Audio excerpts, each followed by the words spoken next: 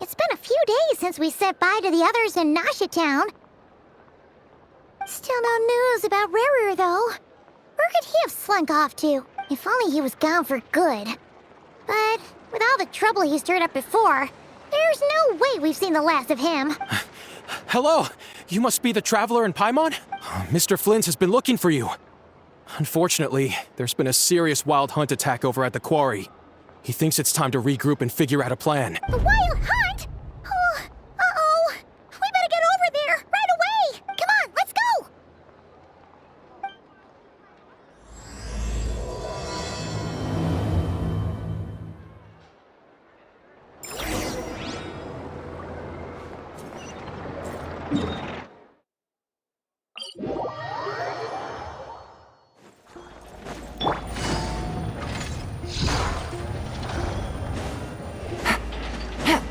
Take it easy.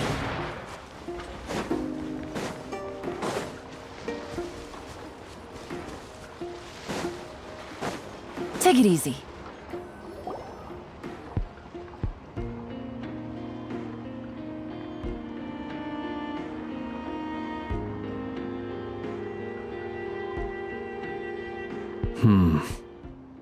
I can barely sense any Kuvaki at all. This whole area feels like a soulless husk. Looks like his appetite truly is insatiable. As if the power of that energy cannon wasn't enough. He's not seriously still getting stronger. What's his endgame here? Everyone's here already. Hey, we made it. So, what's going on? We've all been on high alert since we split up a few days back, expecting Rarir to strike again. But it's like he just vanished into thin air. No one has seen him nor found any trace of his presence. That is, until this morning, when a ratnik found signs of wild hunt activity while out here on patrol. As you can see, the Crystonite itself is physically intact, but the Kuvaki it contained is all but completely diminished. And we're sure that Rarir did this. Who else? He's the only one who could pull off a stunt like this. Kuvaki loss has reached critical levels. Reikir of Solnari set to maximum threat level. Warning, unless de-escalation measures are taken soon, he will pose a threat beyond our ability to contain. The consequences could be catastrophic. Traveler, Do you remember when we encountered Rerir just after regaining his body? There wasn't a shred of sanity left. Nothing but madness and rage. Yeah, didn't he shout out a bunch of names? Then he started raving about how nothing in this world mattered to him. Oh, Paimon gets chills just thinking about it. Oh, but the thought that he's still out there, lurking somewhere in Not Krai, waiting for his chance to strike? Oh, even chillier. Last time we fought, we were already at a disadvantage. If he has such overwhelming strength, why would he suddenly go into hiding? Yeah, if I were him and I wanted more Kuvaki, I'd just take it by force. No point staying in the shadows unless something went wrong. His whole resurrection thing didn't exactly go smoothly. The other thing is, how does someone who's completely lost their mind still have the wherewithal to cover their tracks so perfectly? Beats me. According to certain medical studies, insanity does not always entail a complete loss of rationality. It may be that he is simply living in a world of his own. That actually sounds about right. He was ranting away to himself the whole time, like he had zero interest in talking to us. There are many unanswered questions here. He could be right under our noses, and we'd still be in the dark. Besides his name and title, we know little about him. Certainly nothing about his past, or what he might be hoping to achieve. Exactly. And we wouldn't even know where to begin looking. Even Boss hadn't heard of the Rahir of Solnari before all this. I'd be willing to bet that even if we gathered together every scrap of intel in Nodcry, we still wouldn't find more than, 3 useful facts about him. So, if we do nothing, he'll just keep getting stronger. But if we want to investigate him, we have no idea where to look. Last time we had Marionette and her big robo-buddy to help us, and we still barely held our ground. If we had to face him alone... Oh, Paimon's head hurts just thinking about it. What are we supposed to do against a threat this big? Well, I do have a little hunch about his next move. Given that he attacked the quarry, I'd say it's likely he'll target other places rich in Kuvaki. Somewhere like the Eye of Krati, or the Pillar of Embla. One thing's for sure. If we just sit back and let him keep absorbing Kuvaki, we really won't stand a chance against him. A perfectly reasonable hypothesis. However, it is worth noting that these two locations are quite far apart. To investigate them both, we'll need to split up. I agree, we should split up. Right now, Rerir's goal seems to be gathering Kuvaki, not fighting us directly. Once we're done, let's regroup on Hisi Island. Wait, why Hisi Island? If I recall correctly, your largest goddess statue was carved from Kuvaki-rich ore, was it not? That's right. Yes, it could well be a potential target of his. I should head back and start evacuating the pilgrims.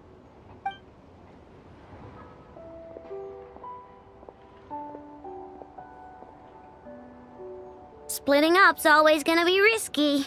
But I guess we don't have much choice, right? We're in a race against time here. And if we do run into Rerir, what then? That's when you follow the third rule of treasure hunting. Run like the wind. Didn't you say the third rule was go with the flow? I don't know. Did I? Anyway, whatever. In this situation, go with the flow means go find backup. Agreed. If anyone finds so much as a trace of Rerir, do not pursue him.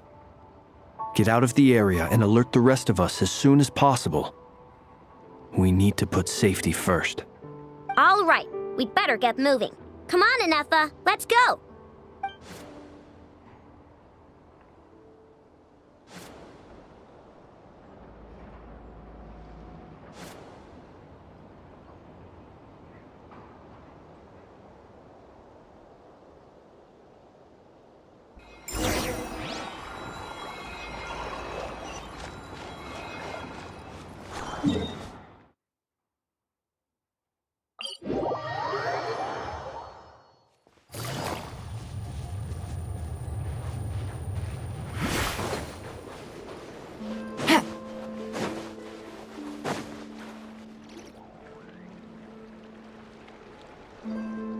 Any leads? Nope. Diddly squat. No clues to where he might be hiding. It's like he's a ghost. It feels like we're sitting on a powder keg that could go off at any second. Ugh, I hate this feeling. I'd rather face him head on than be left hanging like this. So, you guys didn't find anything either? Not loving the word either. How about you, Flints? I questioned a few Ratniki and eventually narrowed my investigation down to one suspicious individual. But by the time I got to his place, he was already gone. Almost as if he knew someone was on to him. Either that or he's just extremely cautious and doesn't stay in one place for long. He's been biding his time for a while now. The question is, where or what is his next target? No idea. Since regaining his body, he seems to have lost all interest in the fragment in my possession. If he did still want it, he's had plenty of chances to take it. All we can do now is hope that Ino and Anefa turn up some leads. Darn it, Rarir. If you've got the guts, come face me one-on-one! Wait, he's actually here? I didn't mean it, I swear! No, it's coming from Silver Moon Hall. The Lady Kutar might be in danger. Let's get over there, quick!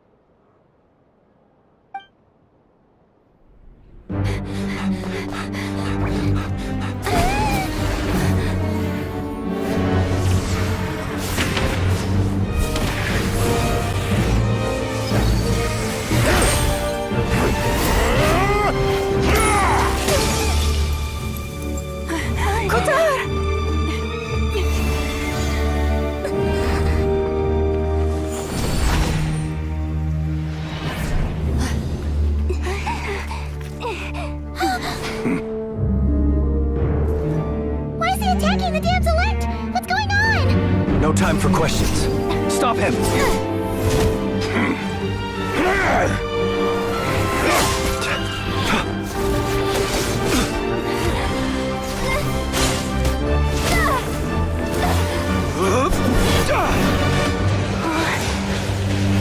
This is insane.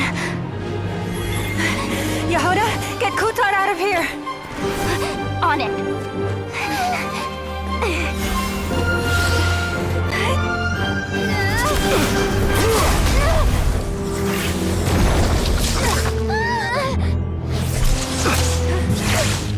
Look where your feeble light has gotten you.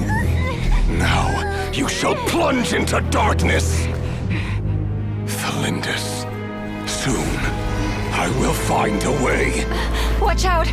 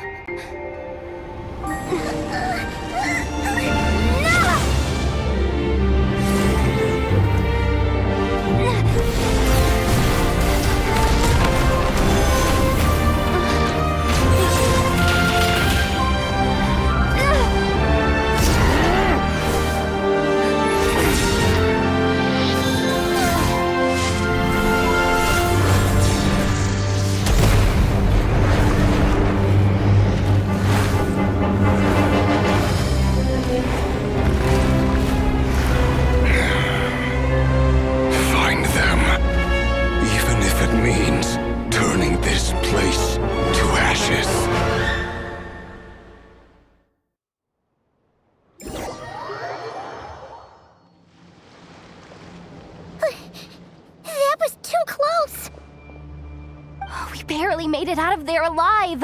What's that guy's deal? How'd he get so crazy strong? He's a threat to this entire nation. I doubt his strength could even be measured by conventional standards. I have a question. When me and Anetha showed up, we saw him chasing after this lady like he wanted her dead. What was that all about? We weren't there for the whole thing either. They were already duking it out by the time we arrived. Yeah, we didn't see how it all started. It all escalated so quickly, we had no choice but to step in. Kutar, can you shed any light on the situation? Kutar. Cross-checking database. I see. So you're the one that the Frost Moon Scions refer to as the Moon Goddess? Wait, she's the moon goddess? Oh, no wonder she looks just like all those statues. There are many reasons why people might worship the moon, and just as many why they might despise it. I've never met that person before, but there was no mistaking his deep-seated hostility towards me. Why he holds me in such contempt, I cannot say. But since he hunts the power of the moon, it's no surprise that I am a target. Kutar. There are many potential motives. For instance, you help the traveler escape his grasp. This could be his way of taking revenge. It is also possible that he covets the Kuvaki inside you and seeks to take it for his own. The list goes on. But right now, devising a counter-strategy should be our #1 priority. The likelihood of this location being discovered is close to 100%. A counter strategy? But we don't stand a chance against an enemy like this. Surely our only option is to run. He's not gonna chase us to the end of the world, right? So as long as we can sneak out of Nodcry undetected. No, I can't say that. Come on, Yehoda, this is serious stuff. You can't suggest we all just chicken out. Running is our only option. Huh? You seem surprised, but what other choice do we have? We are facing an enemy we cannot possibly defeat in battle. Well, I mean, yeah, but still. It's not too late. I can distract him, so you have plenty of time to make your escape. Wait, what? You're gonna act as bait? Doesn't that make sense? I'm the one he's after. There's no need for you to risk your necks on my behalf. A coyote doesn't stop for bypassers while it's howling at the moon. What is it, Loma? The Frost Moon Scions have already grown accustomed to life without their goddess. My presence here is no longer essential, and this is not my home, so you needn't ask me to stay. We can't just roll over and let him get away with this. That's not our style. Yeah, we can't just call it quits after everything we've been through together. Besides, she'd pretty much saved my life back there. If I just ditched her now, I'd never forgive myself. We can't overlook that you have saved our lives multiple times now. To talk of returning the favor would be a little crass for my liking. But suffice to say that we are friends, and friends look out for one another. Rira's true objective remains unclear. Even if we were to sacrifice Miss Kutar, there's no guarantee he would stop. But Kutar, I know why you left the Frost Moon Scions so long ago. It was because people started treating prayer as a form of trade. They would make self-centered wishes, force you to accept meaningless offerings in return, and then expect you to perform miracles for them, as if that were their entitlement. If it were me, I might have walked away too. But I believe that time can change everything, and that sometimes it takes losing something precious to appreciate its true worth. After much reflection, I've realized that this was never about whether the Frost Moon Scions need you. Any relationship based on need is purely transactional, What I truly hope is that you'll choose to stay, not out of obligation, but as part of our family. You were born here, and now you've returned. Who knows?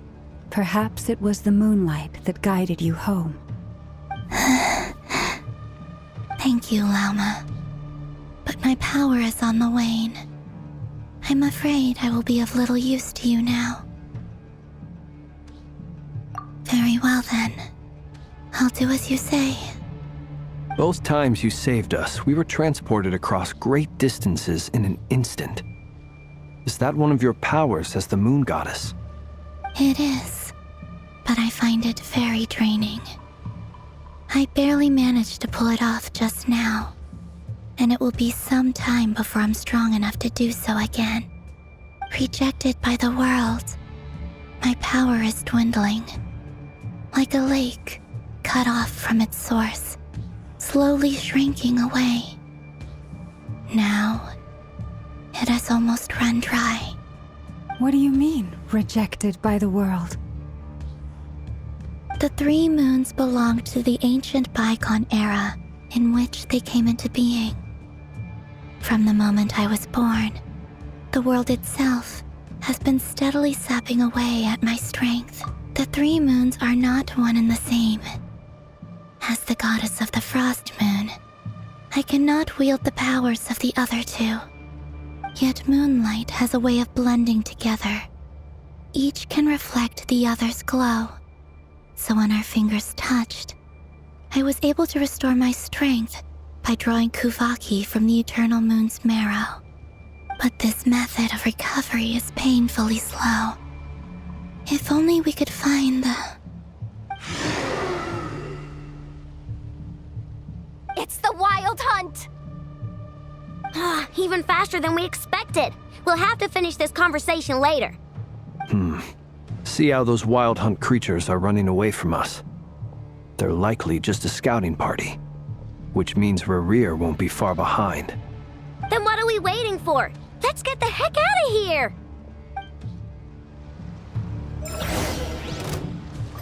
Chew on this! Look, a rainbow! By the frost moon of old, lush as the... They just keep coming! This is driving me nuts! Rerir's closing in on us. We need to pick up the pace.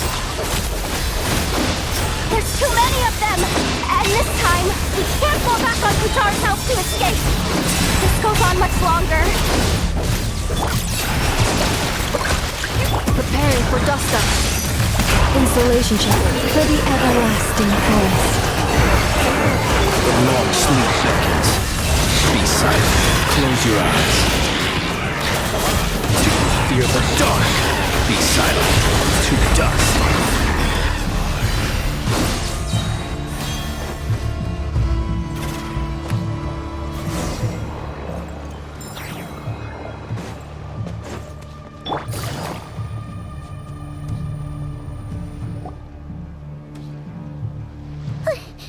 That was too close!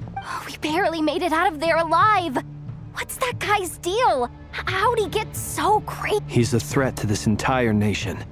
I doubt his strength could even be measured by I have a When me and Anefa showed up, we saw him chasing after this lady like he wanted... We weren't there... Yeah, we didn't see how it all started. Kutar, can you shed any... Kutar.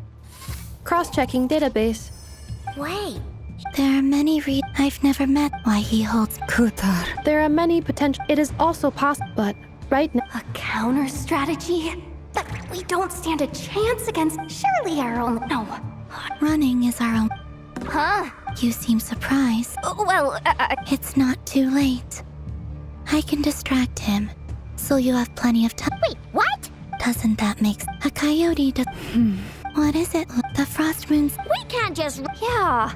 Besides, she'd pretty much saved my life back there. If I just ditched her now, I'd never forget. We can't overlook that you have saved our lives multiple times now. Rerir's true objective remains unclear. Even if we were to sacrifice Miss Kutar, But... Kutar, I know they would make self-centered wishes. If it were me, I might have walked away too.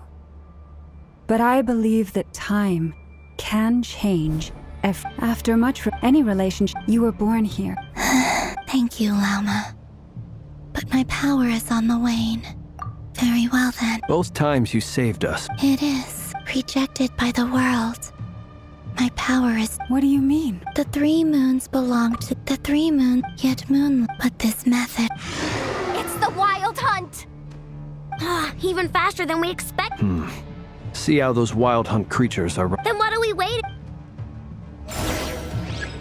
You on this! Look, you ready? With one heart, we pray. Branch and...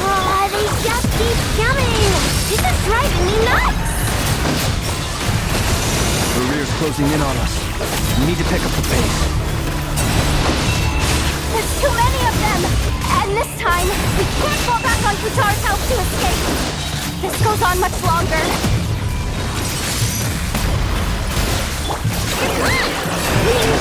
For the everlasting forest, receive my blessing. Beware the creatures of the night. Be silent. Close your eyes. To dust. Be silent. To dust. Observe. By the frost moon of old, branch into song. Cleanup sequence initiated. Annihilation mode. Flash attack! The night cometh. Be silent. Close your eyes. To dust. Observe. To dust. Close your eyes. Night falls. Installation chamber deployed. Ultimatum protocol. With one heart, we pray. Receive my blessing. Beware the creatures of the night. Observe. Close your eyes. Do you fear the dark? Observe. Do you fear the dark? Look, the rainbow! Defensive mode engaged. Preparing for dust up. By the frost moon of old, lush as the moonlight.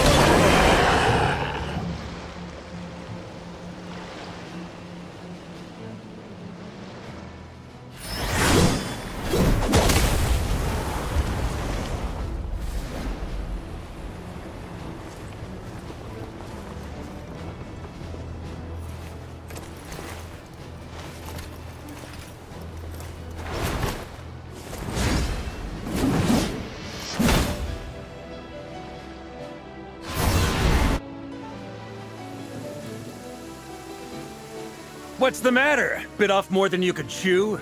How are you? Uncle Varka! You're back from Amsvartnir? Whoa! You're Varka? Grand Master of the Knights of Favonius? We could save the intros for later. Right now, let's get you all out of this hellhole. Follow me. I know somewhere you'll be safe. Oh, is that where I think it is? That's the one. Come on, move! There's no time to waste.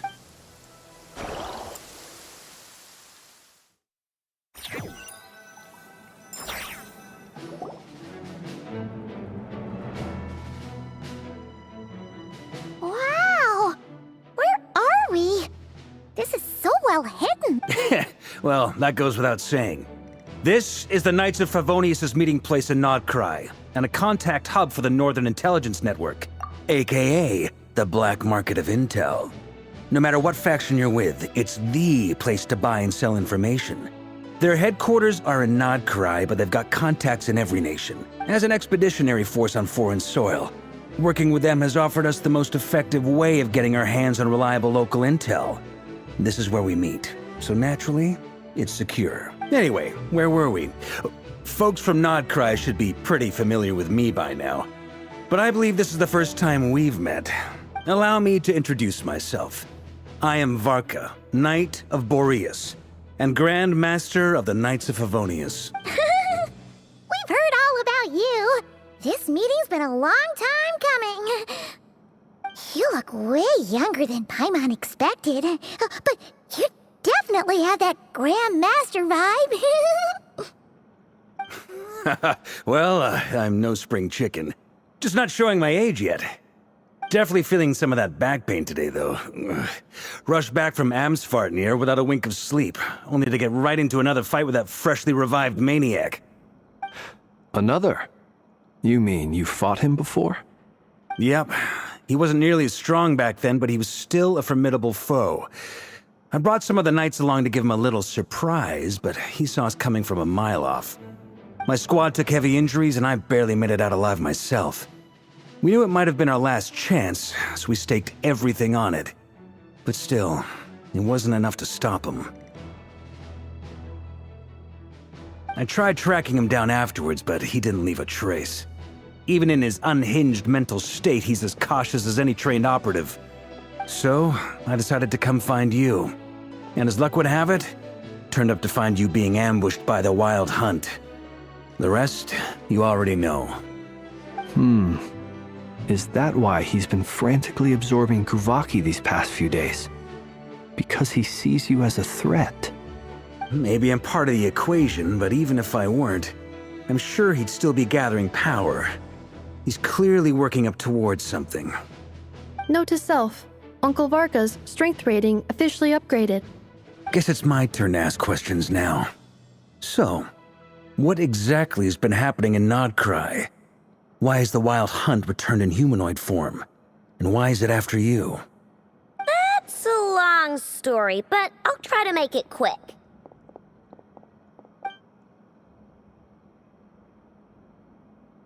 Wow, I had no idea so much had happened. Sounds like you guys have really been through it. So, the Kutar is actually a Fatui Harbinger. And all this Wild Hunt activity in Nodkrai is the work of the Raker of Solnari, one of the 5 sinners. Oh, that's a lot to take in. Need some time to wrap my head around it all. I'm truly sorry, Mr. Varka. You stood with us against the Wild Hunt and did everything you could to stop it from escalating into a full-blown catastrophe. And then, the one time you're away, it all comes to a head and all your hard work gets undone. You've got nothing to apologize for, Miss Moonchanter. You can plan 100 steps ahead and still slip up. That's just life. No one knows what tomorrow holds. You can't predict which way the wind will blow next. And, to be perfectly honest, I can't say I'm surprised. For all the times we've defeated the Wild Hunt in the past, we've never been able to completely wipe it out. Turns out, we were just delaying the inevitable. But now that a new variable has come into play, fate may well take a different course. A new variable? You mean us? Who else? And in a strange way, I think his resurgence might not be an entirely bad thing.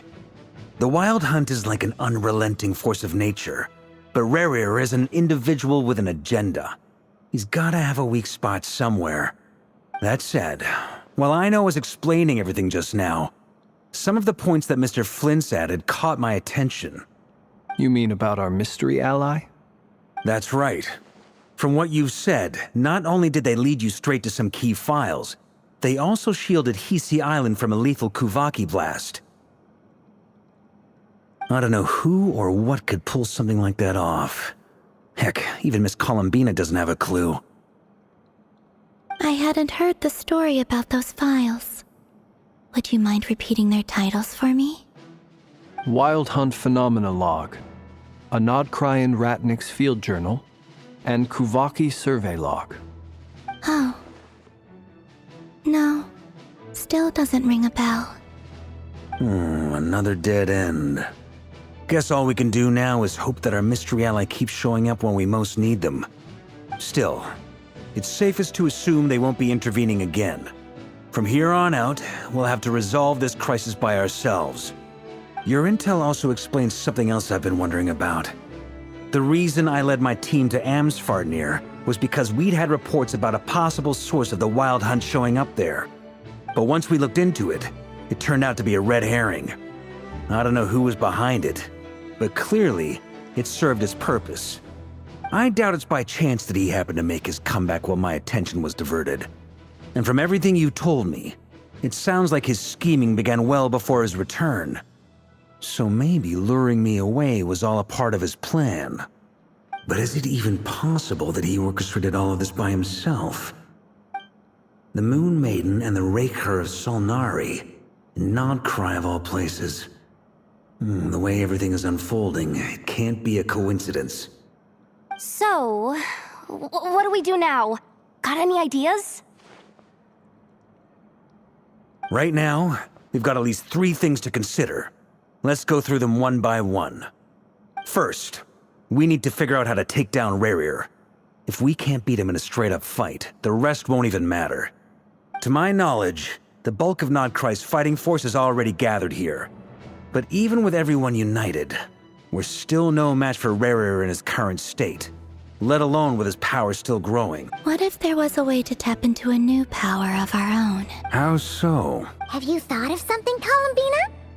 3 moons once watched over this world. The Eternal Moon was the largest. The Frost Moon was the brightest. And the Iridescent Moon was the most mysterious. They say that back then, the 3 moon goddesses wielded immense power, enough to shape the workings of the world itself. I now bear the Frost Moon's power, and the Eternal Moon's marrow resides within the Traveler. Hold on. Are you suggesting? The iridescent moon, the last piece in the puzzle. That's right. If we can find the Iridescent Moon's marrow, I will be able to regain my strength much more quickly. The 3 moons are said to stir the tides and illuminate all things. Perhaps they hold further secrets beyond our understanding. According to my analysis, the solution is feasible. However, it is subject to one major condition. How do we locate the Iridescent Moon's marrow? I know a way, but we will need to visit the Fatui's Experimental Design Bureau. The Experimental Design Bureau? Are you saying we need to involve Marionette? Yes. I must speak with Sandrone. It's a long way from here to the Experimental Design Bureau. There's a high chance you'll be spotted. You shouldn't go alone. Then that's settled. Next up, our second priority. Somehow, we need to figure out Rarier's end goal. As you saw for yourselves, when he was still in his wild hunt form, everything he did was for the sake of recovering his body and resurrecting himself. His first act since then, after laying low for a while, was to try and assassinate this young lady. People's obsessions often reveal their greatest vulnerabilities. There must be a reason why he despises the moon so deeply. Perhaps it sheds some light on his title, the Raker of Solnari. The Wild Hunt has plagued Nodkrai for centuries now. If we want to stop it for good, we have to get to the root cause of what's driving it. It's true. We still know very little about him. If Kuthar hadn't given us that lead, we wouldn't even know his name. But where would we even start? I doubt even the Intel Queen of Nodkrai has a clue, and she has info coming out of her ears. Oh? That's a rather hasty conclusion for someone who's so painstakingly meticulous when it comes to dealing with machines. Ah, she heard me.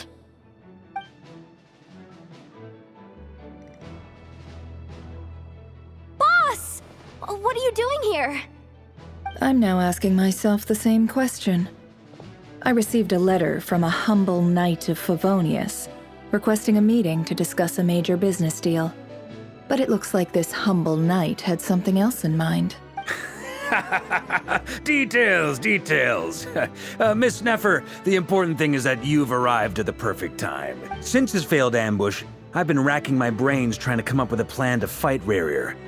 Given the severity of the situation, I think it's fair to say that our only chance lies in uniting as one. And I'm talking all the factions in Nodkrai. We can't do this without the Curatorium. But I knew it'd be a tough job to win you over. So, I took the liberty of reaching out for a little chat. Wait a sec. How did you even hear about this place, Neffer? Didn't you say this is meant to be the Knights of Favonius' meeting spot? And a contact hub for the Northern Intelligence Network? And isn't it supposed to be super hidden? You really think he could have gotten settled in Nodkrai without my help? Besides, I'm the one running this gig.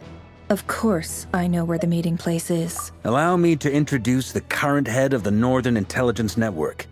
If it's intel you're after, she's your woman. Pretty much seen and heard it all. Please spare me the flattery.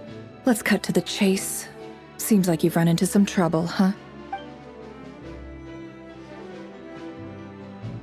Well, this certainly qualifies as an unforeseen crisis. On behalf of the Curatorium of Secrets, I wish you all the best of luck. So you're just going to sit this one out? Why should I get involved? What could possibly be in it for me?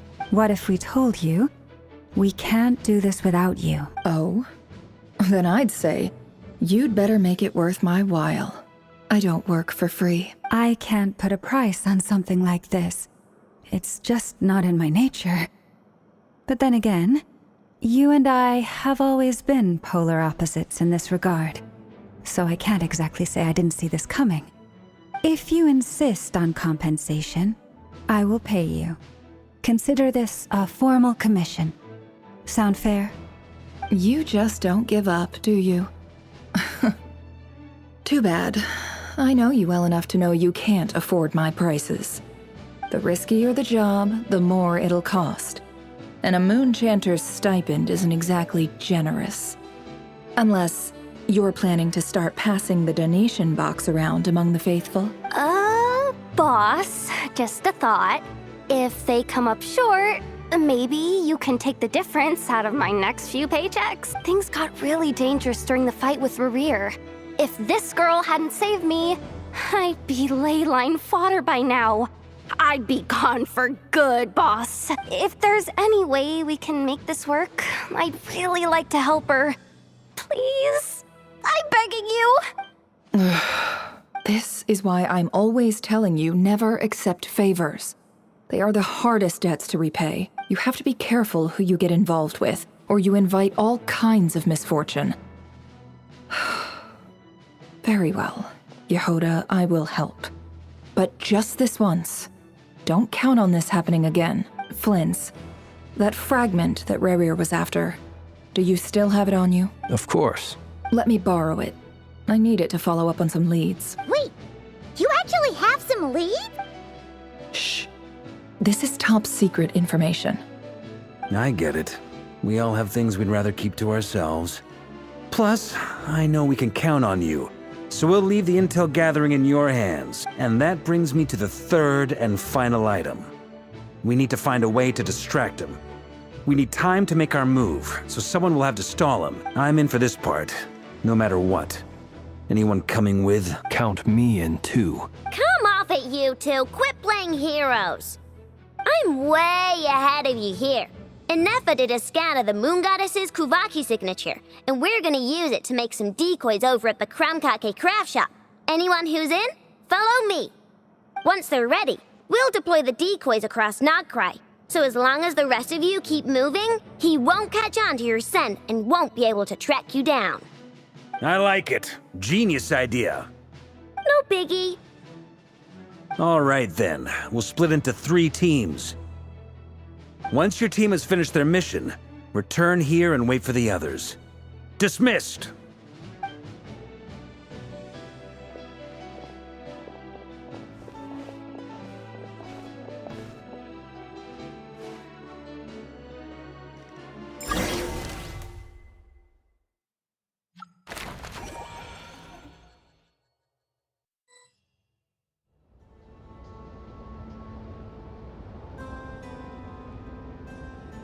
Lady Damselette. Wait, and you two? What are you doing at the Kuvaki Experimental Design Bureau? We've been doing our best to mind our own business lately. But if you're just gonna waltz up here like this, you're seriously pressing your luck. Don't blame us for doing what we have to. You really think that's gonna scare us off? We're not looking for any trouble. I just want to see Zandrone. Do I need to remind you that you're still a wanted fugitive for deserting us, out of consideration for our former ties and the crisis we're all up against? We'll let you leave in one piece. But don't even think about trying to get inside. Let them in. But... Are you going to make me repeat that? No, my lady. Zandrone seems to be in a good mood. Must be maintenance day.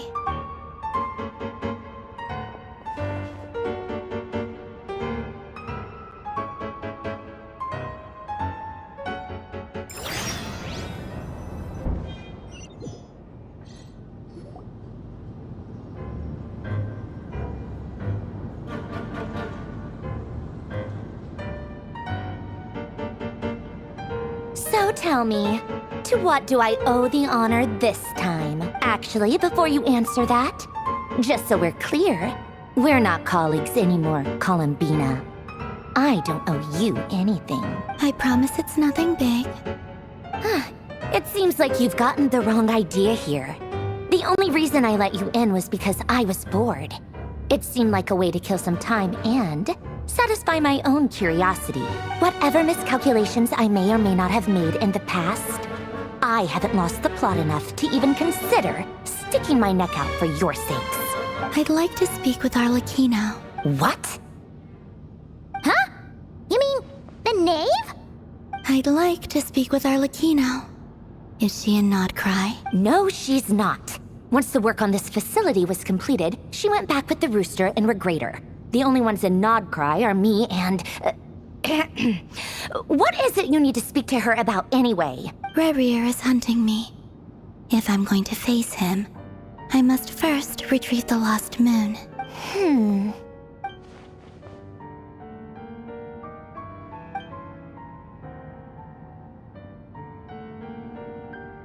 Is that a no, then? As if I need reminding. I was this close to settling things with him before someone decided to whisk me away to their weird little garden. Have you held any tea parties lately? Tea parties? Yeah, obviously. You don't seriously think we'd pack it all in just because you aren't here. If anything, they've been more eventful than ever. Just me, Arlecchino, and a bunch of insolent, insensitive guests who won't stop asking where you've gone. Oh, they've been a real joy. I bet you served them the worst tea you have. Just like you used to do to me when I upset you.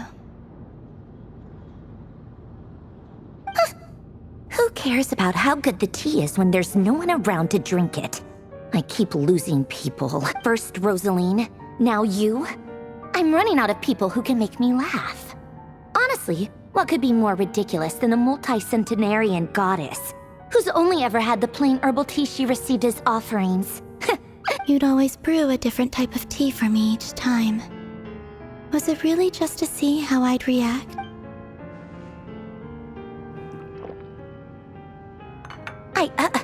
Well, duh. Why else? Watching you squirm was practically my only form of entertainment.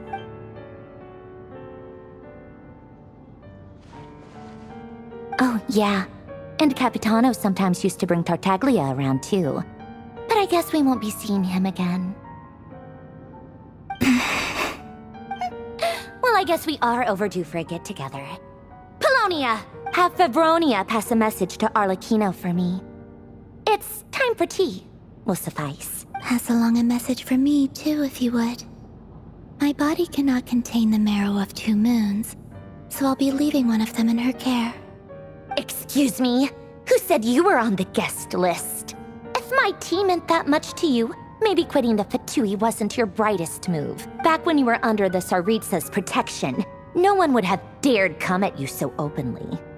But that protection didn't come for free. In fact, I paid dearly for it. At the end of the day, it was just another transaction. I just got tired, that's all. I never wanted any part in their grand ambitions, and I've had enough of being treated like a bottomless supply of power. It brings back memories from the old days, when I was still worshipped as the moon goddess.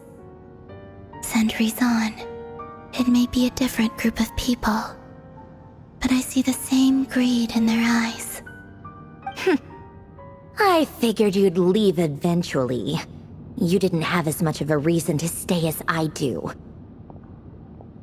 The Tsaritsa gave you shelter and protection, but that was it. Nothing more, nothing less. Meanwhile, the Fatui demanded everything from you in return, until it was more than you could bear. I get why you left. And frankly, I have no interest in dragging you back just because the higher-ups told me to. But if you keep hanging around with this riffraff, the next time we cross paths, we might be enemies for real.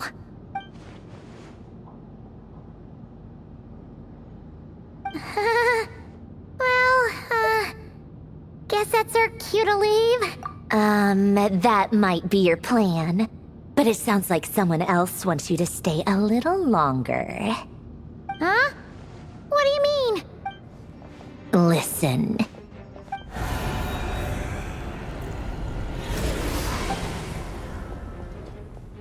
My lady, it's the Wild Hunt. A horde of monsters is headed straight for the facility. Another uninvited guest trying to crash my tea party. Clear the area! I'll handle this. Wait, what? You want us to leave you here by yourself? You'll be lucky to make it out of this alive. You really think you can afford to worry about me? Go on, get out of here! You may have stopped Polonia from crushing him last time, but I've made sure that won't happen again.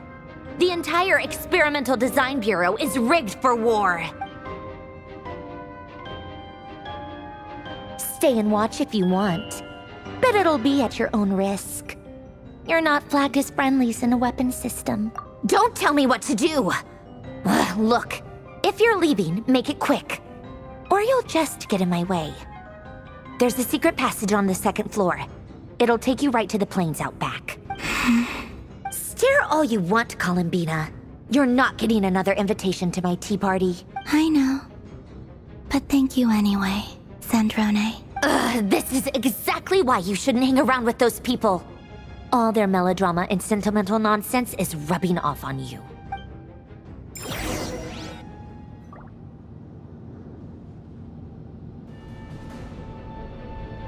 Come on then, Mr. Ray here. Let's pick up where we left off. It's your Wild Hunt monstrosities versus my beautiful creations. Let's see who comes out on top.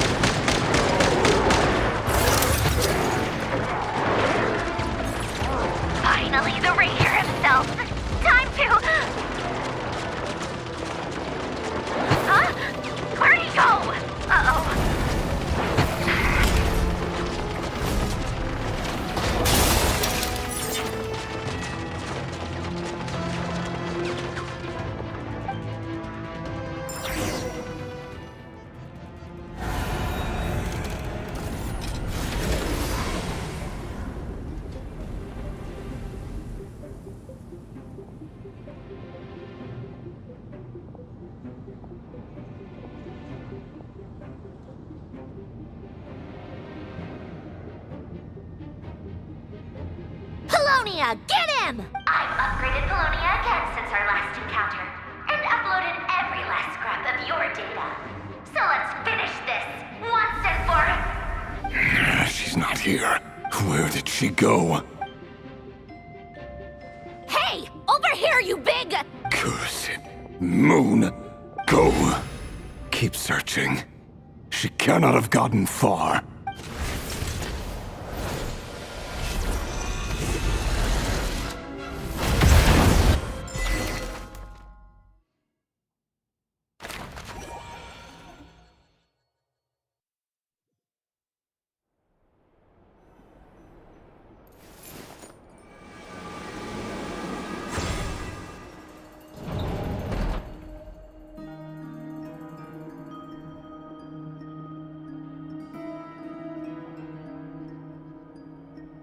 So this is your method for investigating Rarir's past?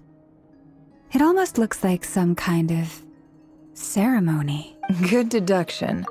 But it's quite a different affair from what you're used to with the Frostmoon Scions. Whoa! First time I've ever been in here. Boss always said it was off limits, so I pictured some kind of creepy dungeon. But it's actually kinda nice. Oh, I guess this must be Sumero decor? That's where Boss is from. And that nice shopkeeper who sold me my treasure compass. I'm not sure exactly what you've got planned, but it looks like you're all set. When do we begin? Whenever we wish. But for some reason, I've got a feeling this isn't going to end well. I've never faced Rarir myself, but from what you've told me, his power is beyond anything I could imagine. I, on the other hand, am just an ordinary businesswoman. Our paths should never have crossed, yet here I am, forced to make an enemy of him. If you ask me, you're about as far from ordinary as it gets. So what are you saying? You're getting cold feet? Once I take a job, there's no backing out. Still, I have to ask myself if the power I'm relying on will even work on an opponent of this caliber.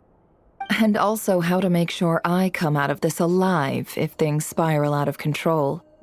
Death is the one thing we can take for granted.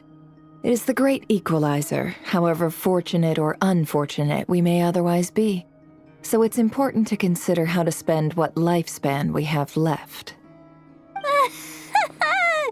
Come on, boss. Lighten up. Quit talking about death. It's bad luck. For once, I agree with you. When you're up against a foe like Rarir, there's no such thing as being too prepared. Is there anything I can do to help? That won't be necessary. I've already made up my mind. Time to cash in a precious favor I've been saving for a rainy day. Yehoda, I need you to find someone for me. The sooner the better. Find who? That shady merchant who sold you an overpriced treasure compass the other day. Come on, boss. You're pulling my leg again. In what way is she shady? She showed up when I was completely lost and sold me a neat little gadget that was exactly what I needed. Trust me, she's a good person. Anyway, I know who you're talking about. Don't go anywhere. I'll be right back.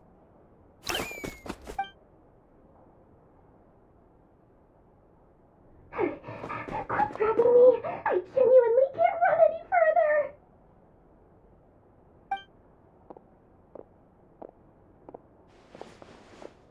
Hey, aren't you? What is it? What's the big rush? You dragged me out of a dream where I was literally swimming in Mora. I'm charging double my usual attendance fee. See, look how easygoing she is. After that rude awakening, she could have completely snapped at us. But instead, she kept it together and just asked for an extra fee. Dori Sangama Bay? I never would have pictured you two doing business together.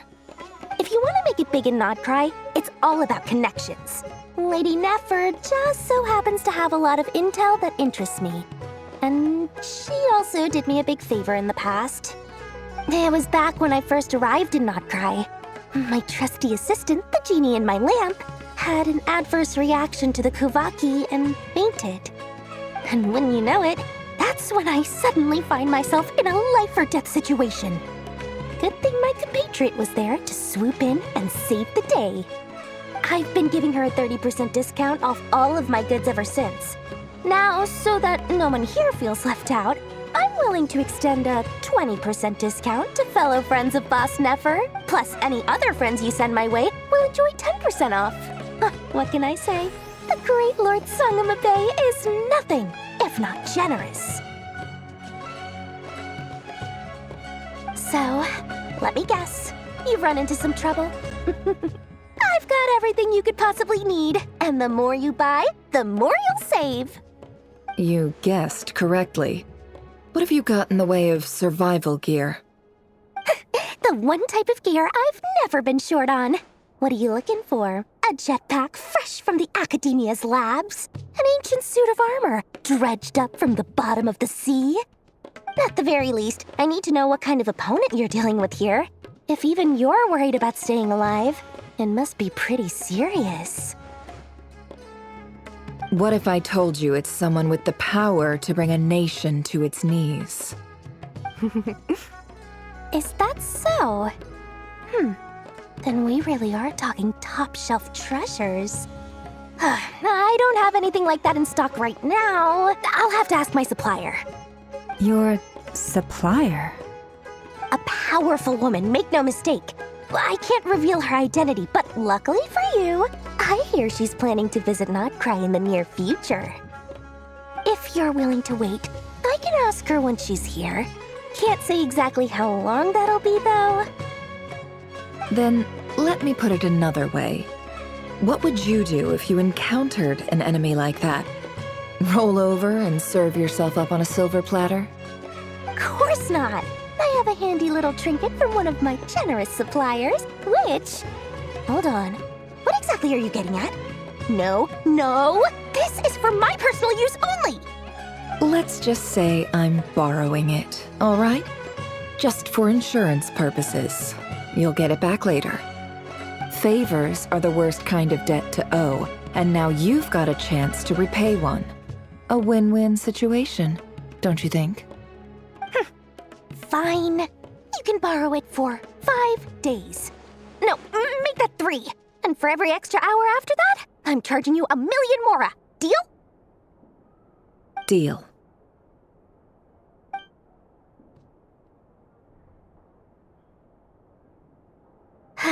What a way to start the day. Now, was there anything else you wanted? Or can I go back to bed now?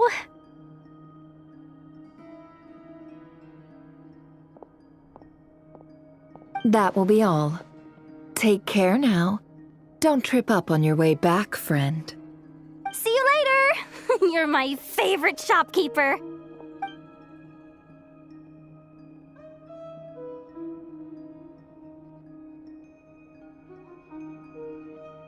Excellent. Everything is well and truly ready. The ceremony can now begin. After initiating the ceremony, your minds will follow me wherever I go.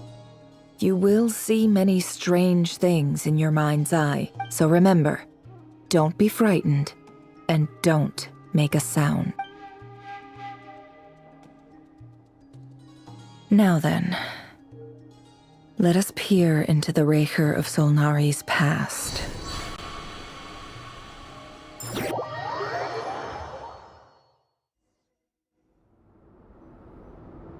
I made it. I don't recognize this style of architecture. Must be Conrian. Simple furnishings, table and chairs. It's a more ordinary house than I might have expected. Looks like the fearsome Raker of Solnari came from surprisingly humble beginnings. Unless this passed for luxury in Conria. Unlikely.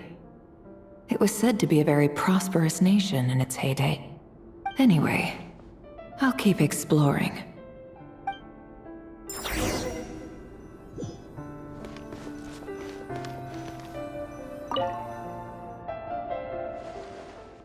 Hi, Rivier.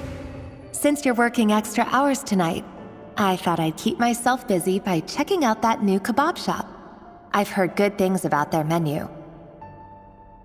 I'll test it out, and if it's as good as everyone's saying, let's go back together sometime. P.S. New stash from the Universitas Magistrorum. I brought some goodies home. A few teacups and a pin rack. Hope you like them. They didn't sign their name, but they must have been close. Sounds like they were living together.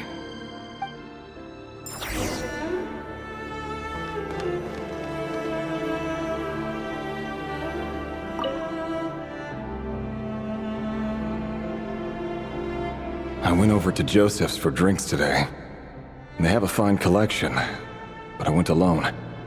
Felindis was tied up with something and couldn't make it. Joseph asked why I came alone, but I didn't really have an answer. He then went on to ask about other things. If you ask me, someone who asks that many personal questions is too nosy for their own good.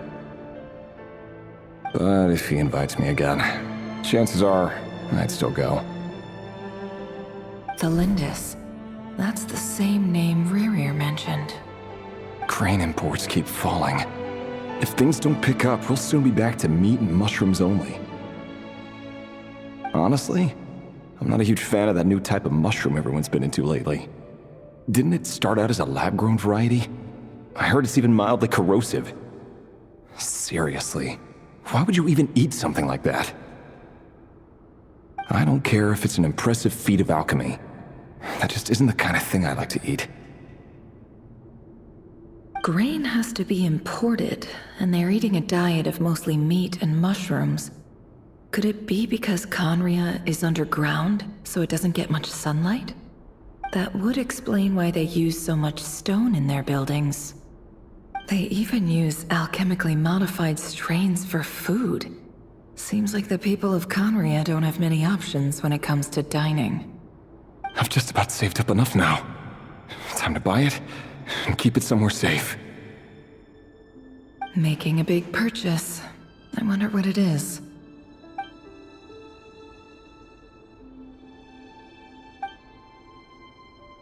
He really is a professional. No wonder he's so good at covering his tracks. Despite what he's become, it seems like he's retained certain habits, at least in this regard.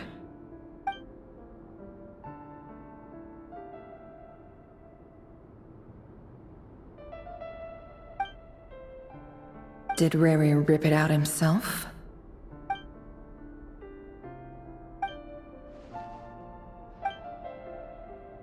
Before I met you, I was convinced that my heart was nothing more than a stagnant pool. The burial place of a fallen moon. A withered, windless grove where the waters rested forever unrippled. It was you who helped me see that my heart hadn't entirely withered away. That it could still beat to the rhythm of love. This is just trivial sentimentality from the looks of it. Why would he go to the trouble of hiding that? The burial place of a fallen moon.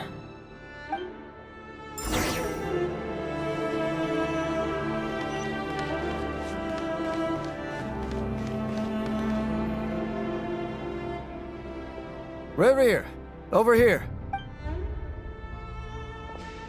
Dane! Oh, and, Vedelfin here? What a surprise to see you here, sir. Hello there, Rerir. You need not address me so formally outside of court. He doesn't get that much free time, so I invited him over for a drink. Even the court prophet deserves a break every now and then, right? Well, I'm flattered. So, what are we discussing today? Hey, don't look at me. As far as I see it, we don't need an excuse to have a few drinks. Come on, don't give us that. Didn't you say you were about to pop the big question? How's that coming along? Who'd have thought the great Twilight Sword was an even greater gossip? I just didn't expect you to be the first one to settle down and get married, that's all. Yeah. If you told me that a few years ago, I wouldn't have believed you either. So, are you planning to come clean about your job then? I'm guessing you still haven't told her. Sure, I'll have to tell her at some point. But I'll need to pick the right time and place. To be honest, I have no idea how she'll take it.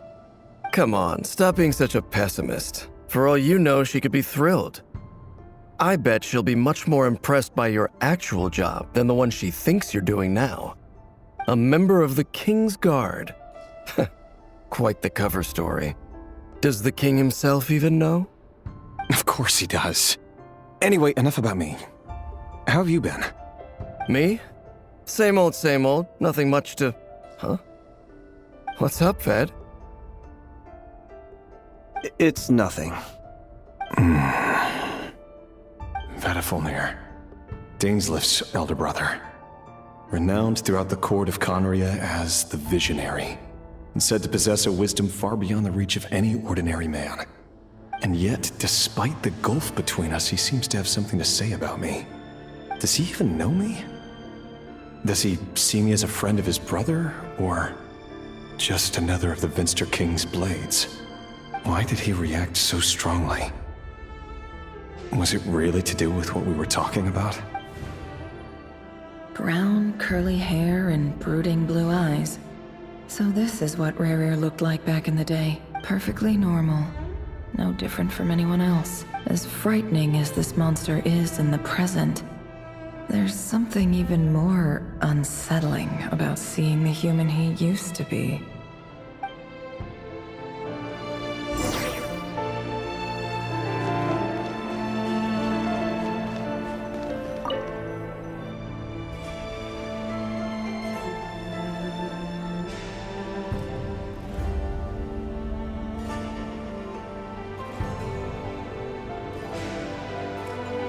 Felindis? You're back early? Our equipment's being serviced today, so I got off earlier than usual. How's your day been?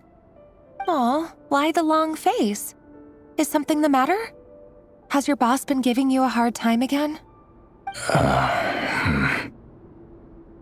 Went for a drink with Dane and the others after work. Isn't that a good thing?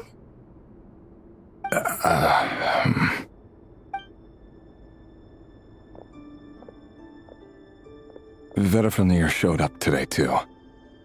You know, Dainsleif's older brother. Ah, Mr. Vedifulnir. Yes, I've heard of him. They say that everything he says ends up coming true. He overheard Dainsleif mention that I'd recently proposed, and seemed to have an issue with it. But when I asked what it was, he kept it to himself. So, you're worried? You can be such a child sometimes, Rerir. We're nobodies. Why would the Visionary be concerned about us? I'm sure someone in his position has much bigger fish to fry. Maybe you're right. You worry too much, Rerir. We've been together for ages now, and everything's been going so well, has it not? You've even proposed to me.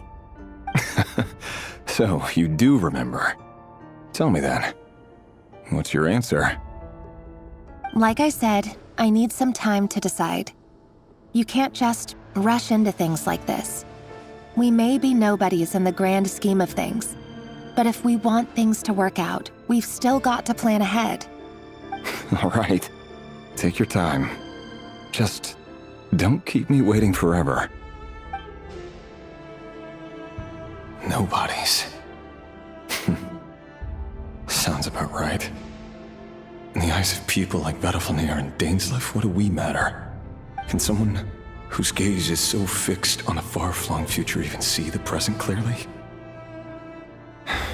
Besides, the dynasty's fate rests with the king and his inner circle. Whatever I do, it won't make much difference. Meanwhile, every idea they come up with and every decision they make, it affects everything. These These days, the king is lost in his research, and the purge of the Crimson Moon bloodline grows ever more intense. The opposition tried to speak out, but nothing came of it. And I'm under no illusions as to why. Because we eliminated them and got rid of their bodies. A man can have 1,000 reasons to carry a sword, but there are few good excuses to use it. Yet the king has never even considered a gentler approach, and he never will. What becomes of someone who kills on another's behalf? Can he ever find true peace?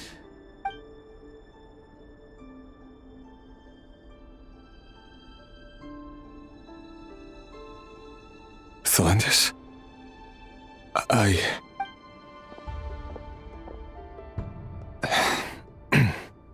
It's nothing. You were right. Fate has never smiled upon nobodies like us. But by the same token, it's unlikely to bear a grudge against us either. There's no reason we can't keep living happily together, cherishing the simple joys of each day as they come. See? You just need to stay positive, Revere. I can feel your warmth, your breath. You're right there, right by my side. Just seeing you makes me happy in a way I can't explain, and that's something that no one could ever take away from me. So smile, my love. Let go of that frown. You're right, Thelindis. I've just been overthinking things. That's better. Getting caught up about things like this will only ruin our evening. Speaking of which, all set for the ball tonight? I need to go get ready. You go ahead. I just have a few things to take care of, then I'll come join you. Even busier than the big shots, huh? Fine, I'll go get started. But don't be late. If you keep me waiting too long, I won't be a happy bunny. Relax. I'll be there. Seriously, though, you drive a hard bargain. You're really gonna leave my proposal hanging and still expect me to take you to the ball? Well, that goes without saying. I already told everyone I'd be coming with a dance partner. Besides, they're two completely different things. Let's take it one thing at a time, all right? All right. White outfit it is. It seems like Rerir was deliberately hiding his ties to the intelligence services by giving the impression that he was just an ordinary member of the Finster King's Guard. He clearly doesn't want his would-be fiancée to know about his other life. Then again, that's hardly surprising. People in the intelligence trade rarely do. Who'd have thought we were in the same line of work? Let's dig a little deeper.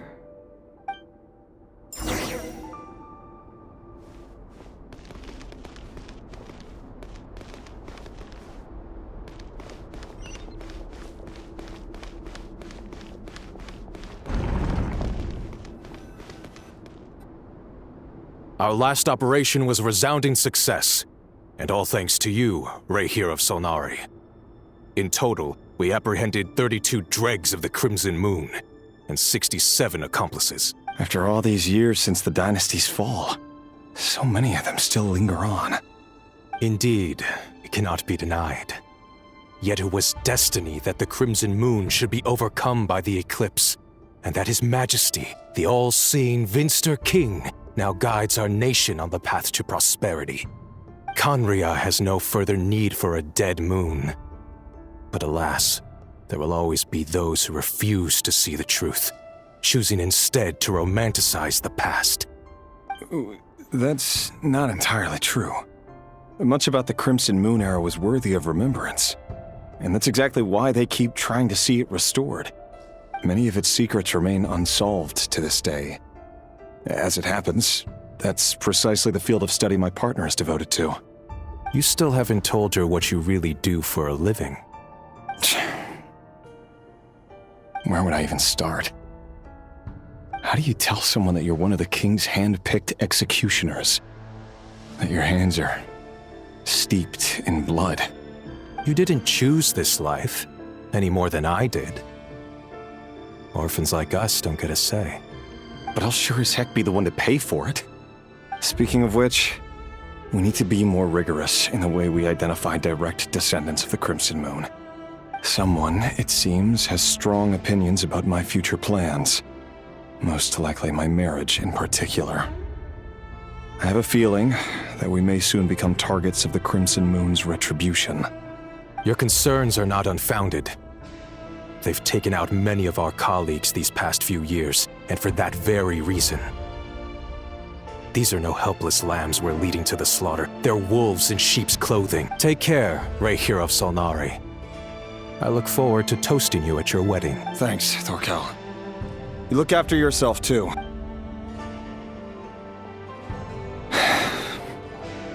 Thelindis, I never wanted to keep this from you.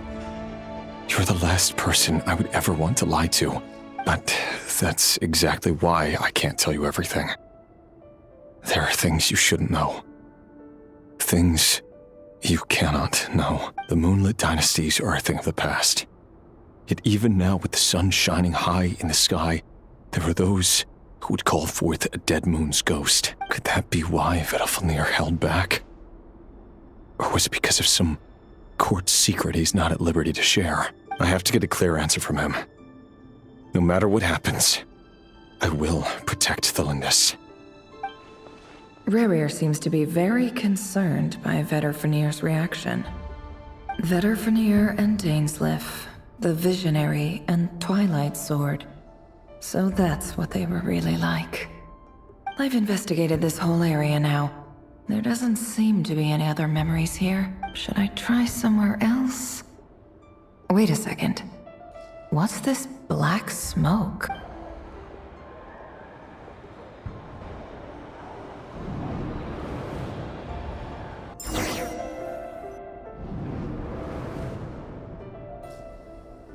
So, he's late after all. Just you wait, Rerir. You're in for it. Big time. Are you waiting for someone, ma'am? Could I tempt you into buying some flowers? Oh, sure. Pick me out a pretty bunch if you would. Thank you. But I'm afraid none of them are as pretty as you. For someone so young, you sure have a way with words, don't you? I'm only telling the truth. Look me in the eyes. You'll see I'm not lying. You're... May we have a word in private? Who are you? And what do you want? It doesn't matter who I am. Too many of our kind have fallen lately, so I decided to take the risk of reaching out. Not long ago, the Ray here of Solnari led an assault on one of our strongholds. We suffered many casualties, and many who came to our aid lost their lives as well. Sorry, I don't know why you're telling me this. And I don't want to get involved. Wait, hear me out. This time we finally got a clear look at his face and learned his true identity. His name is Rerir, and he claims to be one of the King's guards. What did you say? A cruel irony, isn't it? The man you're set to marry leads a double life as a brutal executioner. But surely, you must have caught a whiff of the blood on his hands. Why are you telling me all of this now? Simple. It's because... How strange. Rerir was nowhere to be seen in that memory. It clearly belonged to Thelindis. Rerir couldn't possibly know what happened if he wasn't even there. Why would her memories appear in his fragment? The ceremony won't last much longer. I think it's time to call it a day.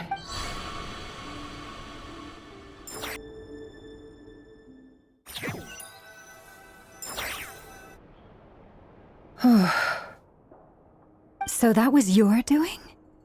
Did you just pull us inside Rerir's fragment to spy directly on his memories? Any more questions, and I'll have to start charging. I had no idea you could do that, boss! Seriously, that was amazing! We're not worthy. We're not worthy! I gotta admit, though, I'm itching to see what happens next. Feels like we barely scratched the surface.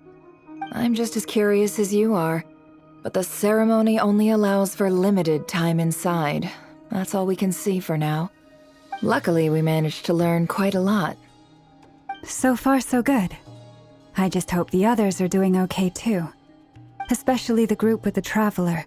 Their mission is a risky one. Let's hope it's all going smoothly. If you're worried about them, go see how they're doing. If I know Boss, she's gonna need some time to write up all the details and make sure it's all coherent. I'll stay behind to lend a hand, but feel free to head back and meet up with the others.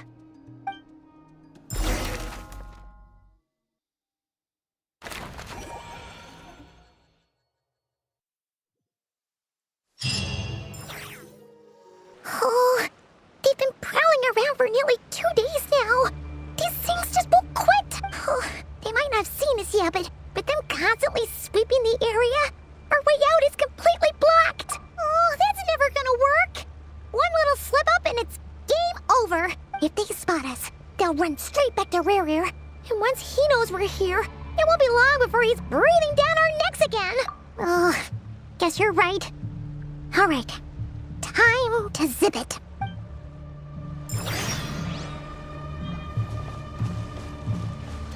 Quick, hide! We almost got spotted! Phew! That was a close call.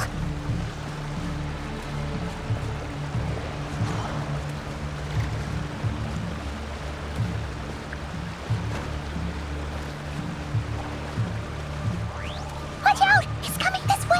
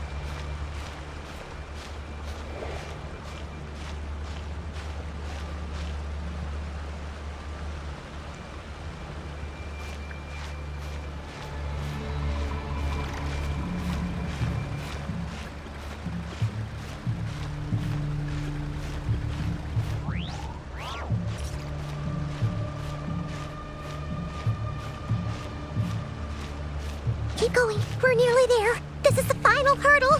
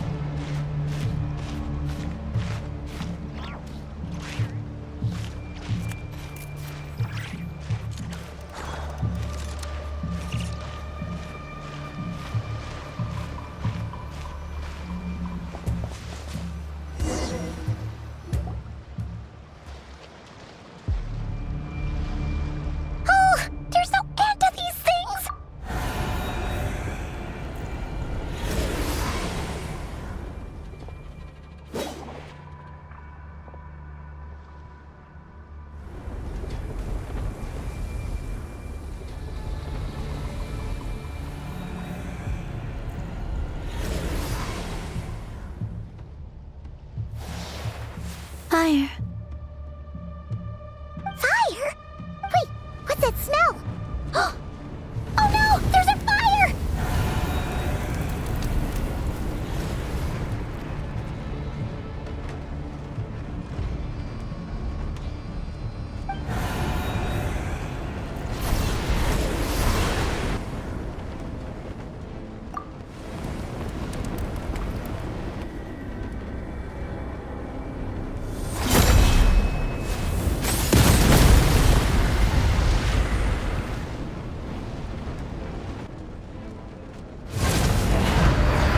Drone was right. You look weak, Columbina. The old you would never have let such lowly creatures bar your way. Word has it that you did something for the Tsaritsa, and that's why you've lost most of your power. Freedom comes at a heavy price, doesn't it? It's Arlecchino! You came! Hello again, Columbina. And greetings, guests of the House of the Hearth. It's been a while, Arlecchino.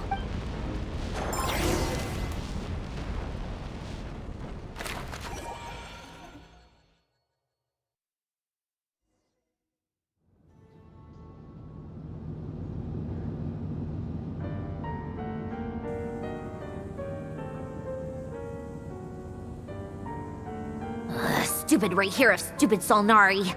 Ugh, whatever. I've got all the data I need. Next time we meet, you're finished.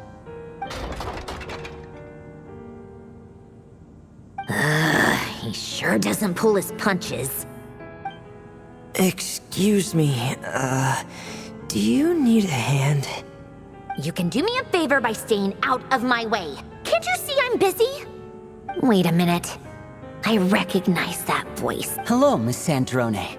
Father sent us over to help.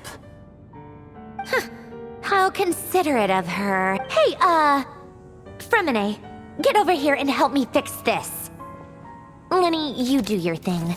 Just keep your sister away from my machines. Nearly every machine that cat girl touches ends up going haywire.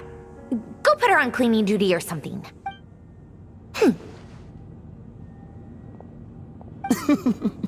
Then let's start downstairs. Fremine, we'll leave this place to you. You've got it. Wait a second. Pretty sure there's still some tea in the cupboard. If you want some, you'll have to make it yourselves.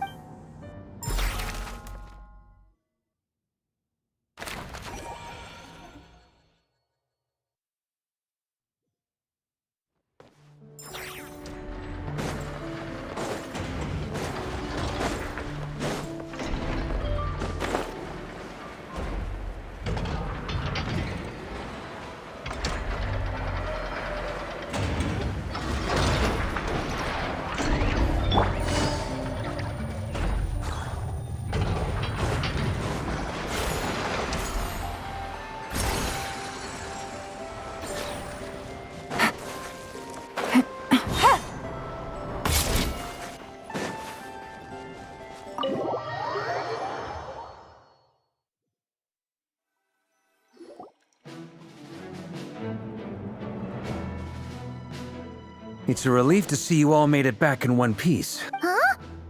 Feels like there's quite a few people missing. Where's Flint's and the others? And what about Nefer? I returned ahead of them. Flint is helping Aino and Anefa to set up the decoys and buy us some time.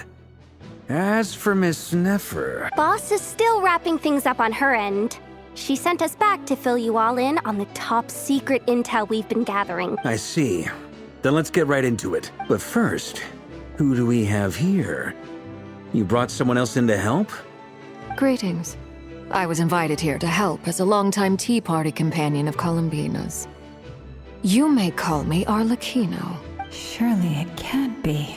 Those eyes. Oh, where have I seen them before? Wait, of course. In those memories we just saw. The only Arlecchino I know is the fourth of the Fatui Harbingers. So either you share a pretty uncommon name, or you're more than just a Tea Party buddy. You're well informed, Grandmaster. A man from Mondstadt living all the way out here in Nodkrai, and yet the people and affairs of Snezhnaya seem to hold a special place in your heart. Oh, the feeling's mutual. Sounds like you know all about who I am, too. A Fatui Harbinger. The atmosphere in here just got really tense. Guess we can't just start trusting Fatui Harbingers, even at a time like this. I must admit, though, I'm a little curious. Seeing as the moon goddess no longer belongs to the Fatui, what makes you so willing to put your neck on the line here? Nor does Nodkrai belong to Mondstadt, Mr. Varka. Yet still, you're fighting for it all the same. Things don't always have to have a tangible payoff. Sometimes, stopping things from spiraling out of control is a higher priority than chasing the spoils of victory. Of course, I can't say there's nothing in it for me at all. But that's between Columbina and myself. Forgive me. I don't mean to doubt you. It's just that the Fatui really have been the source of many of our troubles. We have our own way of doing things here in Krai. But ever since they arrived, the Fatui have treated us with nothing but hostility. I know there's been a lot of bad blood between us in the past. I've done my utmost to avoid friction whenever I could. But sometimes fundamental conflicts of interest simply can't be settled amicably. That's why I'm here solely in a personal capacity. This has nothing to do with the Fatui. As a gesture of good faith, I'll be frank.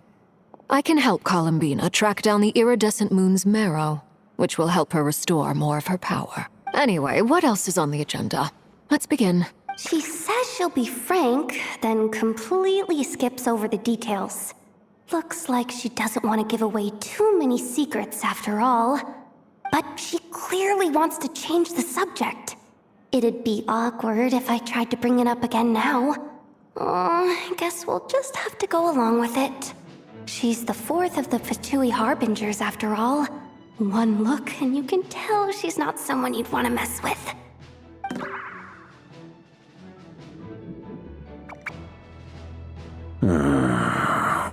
Well, since Miss Arlecchino sounds confident in her ability to handle that, we'll proceed to the next topic. Yehoda, time to share that top-secret intel. Alright, listen up everyone. First, we now know that Rerir was originally a Conrian secret agent whose primary mission was to hunt down and assassinate the so-called Dregs of the Crimson Moon. The Dregs of the Crimson Moon? In the memories, there was a lot of talk about the Crimson Moon and Eclipse, and a whole bunch of other stuff from the time of Conria. To my knowledge, those were the names of two different Conrian dynasties. Long, long ago, it is said that the people of Conria worshipped the Crimson Moon, drawing a mysterious power from its reflection.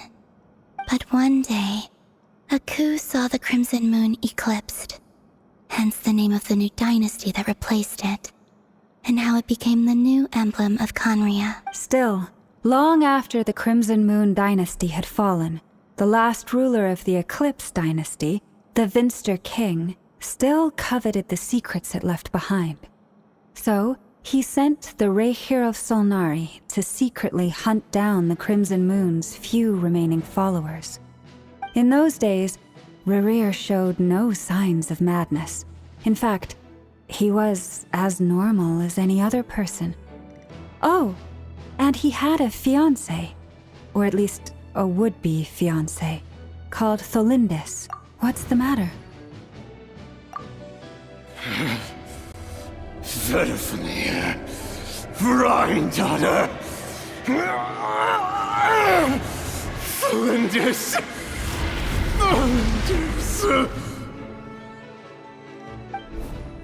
Interesting. Anything else? What about this would-be fiancé of his? Do we know anything about her? Well, she was a researcher at the Universitas Magistrorum, but it felt like she was hiding some kind of secret. Oh, and one more thing.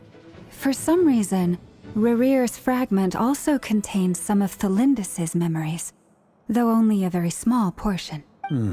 Well, no shortage of potential leads, I'll give you that. In any case, it sounds like we can conclude that while Tholindis was still around, Rerir appeared to be lucid and quite normal.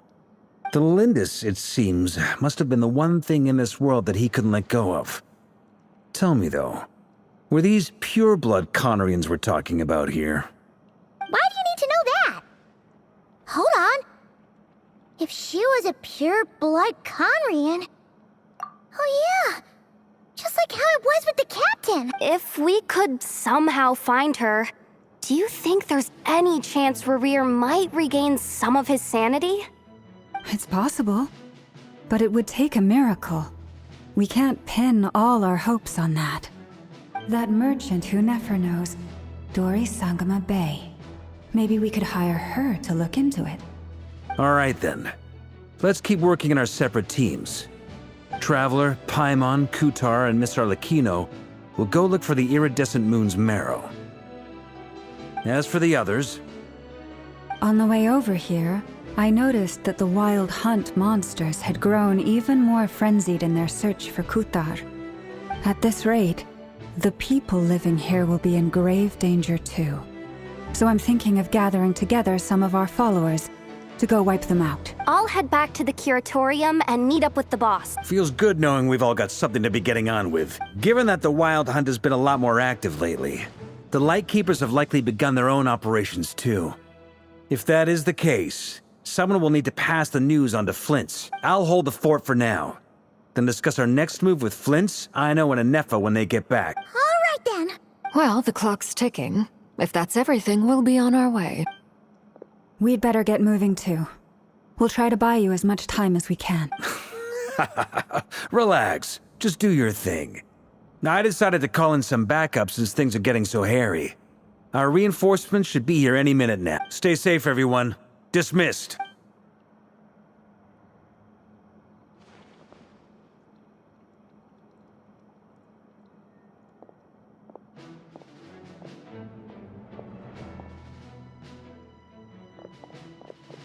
We're back. Did we get here a little early? Or a little late?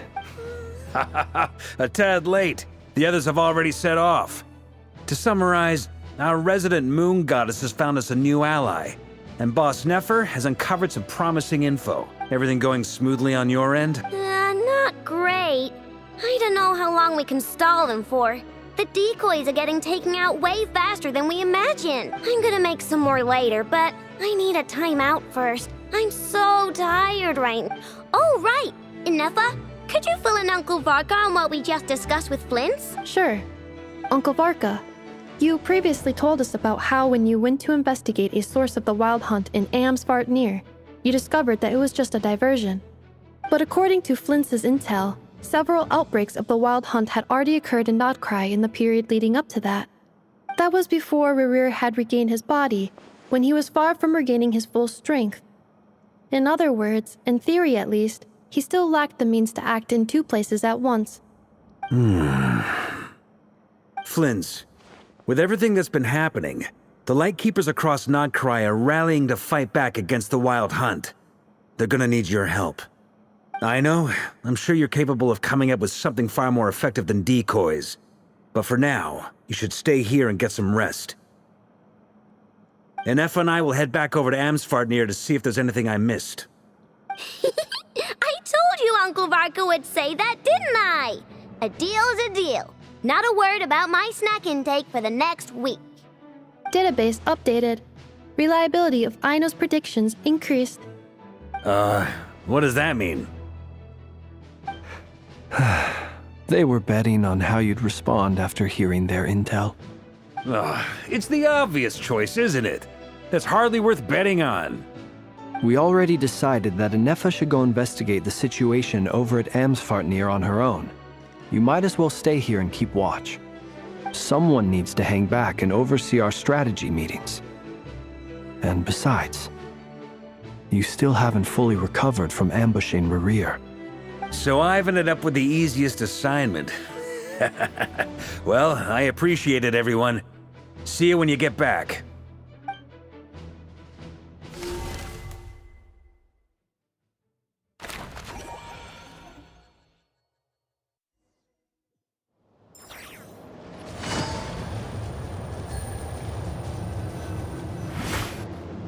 Here, this will serve as a good spot to cross over.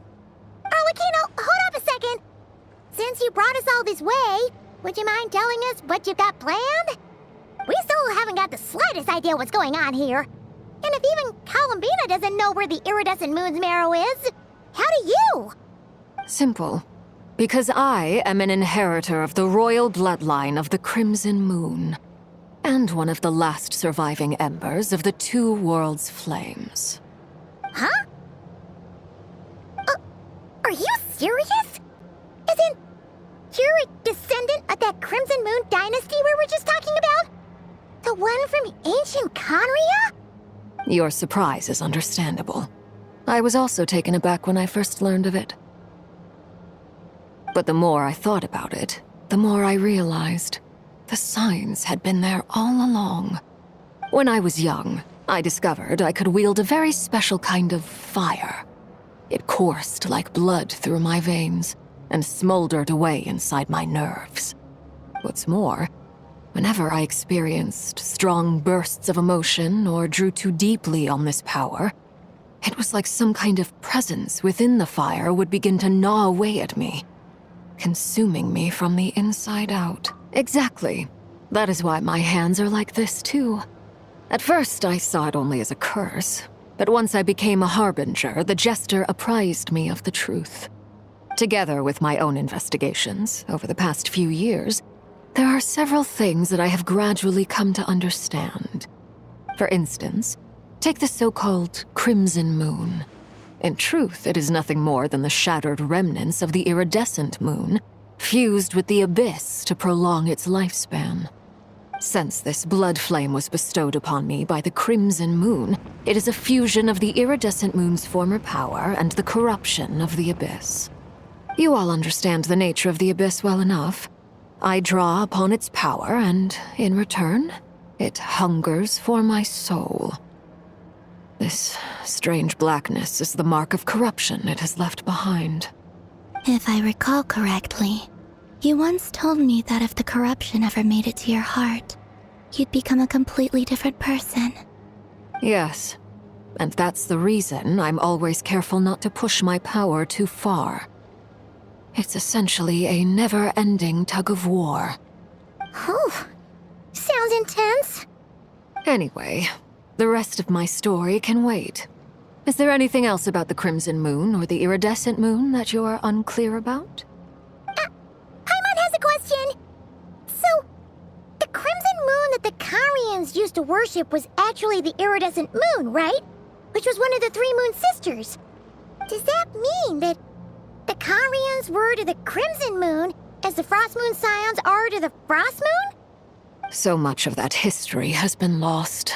We have no way of knowing exactly what they were like. But I would suspect that the Conrians weren't as devout in their moon worship as it might appear. The iridescent moon's remains simply served as their link to the abyss. Later on, perhaps someone discovered a way to make direct contact with the abyss. Or maybe there was some kind of ideological divide. Either way, a dissenting faction staged a coup and drove out the royal heirs of the Crimson Moon dynasty. Still, even with the dark sun looming high overhead, the Crimson Moon's glow never truly faded. If you want living proof, it's standing right before you. The first time we met, I sensed something familiar in your presence. When I looked at you, I felt I could see that mysterious red moon in the corner of my eye. In your flames, I saw its broken image, surrounded by a strange black aura. Well, I appreciate that you kept it to yourself. Much about the Crimson Moon is still a mystery, and I'd prefer not to end up as the object of an insane research project. Anyway, time is against us here, so if there's any other questions, they'll have to wait. I just want to make sure I've got one thing straight. In her letter, Sandrone mentioned that since you are unable to contain the iridescent moon's marrow yourself, you intend to leave it in my custody. Correct? That's right. For now, it's the only way I can pay you back for your help. The iridescent moon is already part of who you are, so with its marrow in your possession, you'll be even more powerful than before. Deal. Then let's get started. Get what started? What does this place have to do with the Crimson Moon? When I first became a harbinger, the jester gave me a book called Parenheri, also known as Leobranto Inamorato. You should be able to buy a copy next time you're in Fontaine. It's a love story set in the Crimson Moon era. But setting aside the tangled romances of its characters, it also records a few interesting details.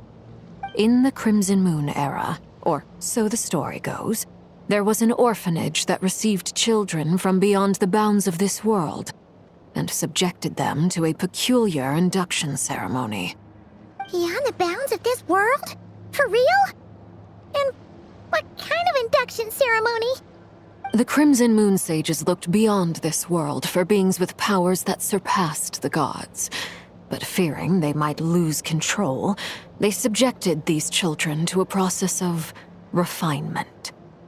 They made these children crawl up a fireplace and kept asking them, "Have you died? Did you see it?" Until they finally admitted to having died and seen a crimson moon. The adults embraced the children who passed the ritual, telling them, "Within the fireplace, you have traversed the flames between two worlds. Here and now, you are born anew." The book leaves much unsaid, but I suspect that this was their way of branding the children they had enrolled, leaving an indelible mark upon them so that they would forever live in the Crimson Moon's light. That explains why I can't sense the Crimson Moon's marrow in this world. It makes sense that it would be sealed in a special space that can only be accessed temporarily through some kind of ritual. But there's no fireplace here. Do you see a chimney anywhere? Oh, are we supposed to build it ourselves? Okay, fine. Paimon will go find some bricks. That won't be necessary. The fireplace is purely symbolic. The key to the ritual is crossing the flames between two worlds. In other words, the flames that burn within me. Those burned away by such flames leave behind a kind of ghostly afterimage in the world. In the days of Conria, people believed they could be used to bridge the gap between the two worlds of life and death. In short, I can open a passage to that space for you. That's the easy part. The catch is I'll need to stay on this side to keep the passage open, so I won't be able to come with you. Once you're inside, you'll have to find your own way. Very well. Then I'll open it up. Traveler, spare me a little more moonlight if you would. I may need it.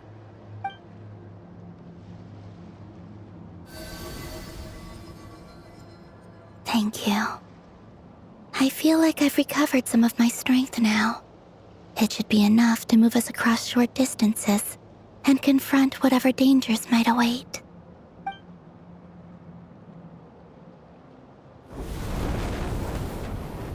Mistress of the seven hues of ages past, great mother of the present, crimson-clad sovereign of the two realms, by fire severed, by fire renewed, I offer myself now and beseech your descent.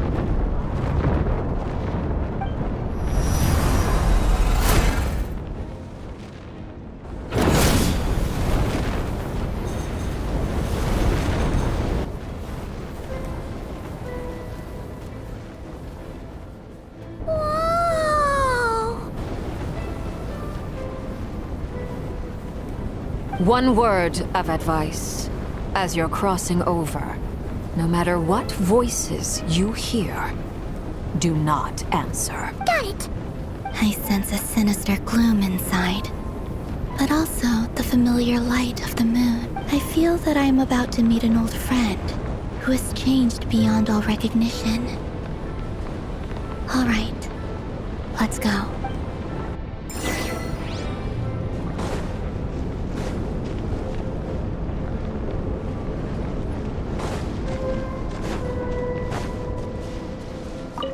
Seismic changes often begin with small windows of opportunity. This could be your window.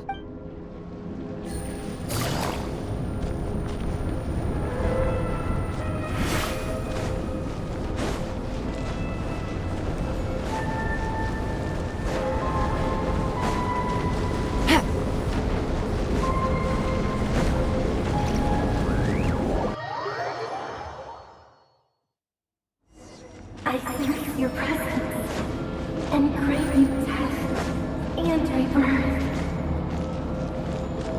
Wait, why are you? You have crossed over from another world, transcending fate itself. I have no right to.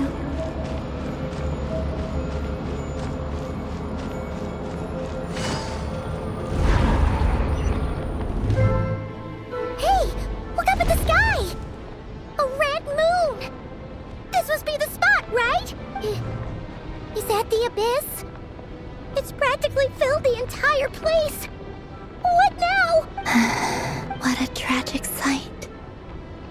Fragments of your broken body, seized by the abyss, and hung up aloft like mummified remains. Iridescent moon. Was this truly what you wished for? Careful! There's something spooky about this place. Feels like something is lurking in the fog. Paimon's right behind you. Whatever you do, don't run off without her.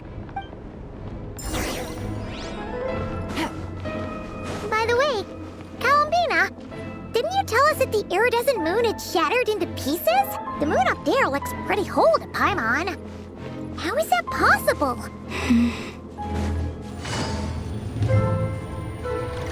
Yeah! Busted. Installation chamber deployed.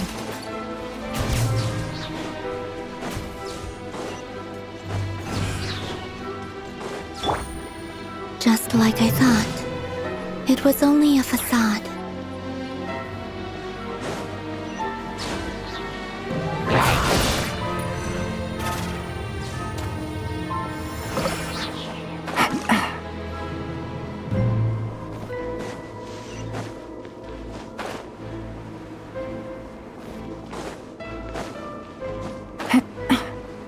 Take it easy. Defensive mode engaged. Game's up. Fun's over. Quietly now. Annihilation mode. Covenant of the Deep! The long sleep beckons.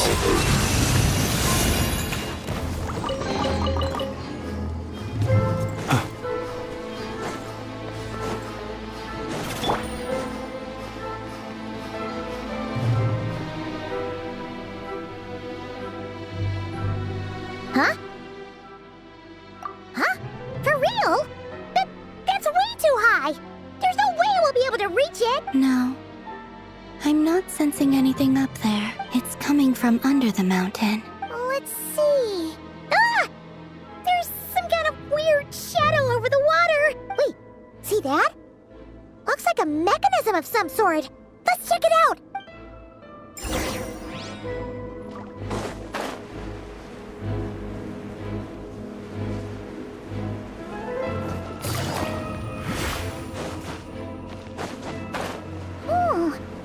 Looks like a device from the time of Kalia.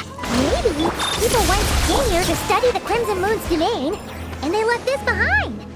Oh, if we can activate it, we might find some clues.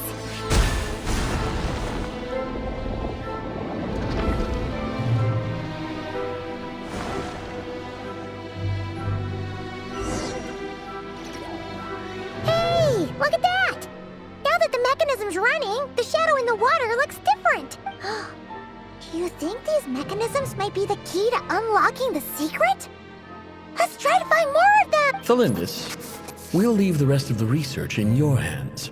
We'll be heading back now. I hope this isn't ruining date night. Ugh. Mind your own business. Just leave me some snacks on the table. Felindis? Is that Rerear's girlfriend? How come we're hearing her voice here? Oh yeah.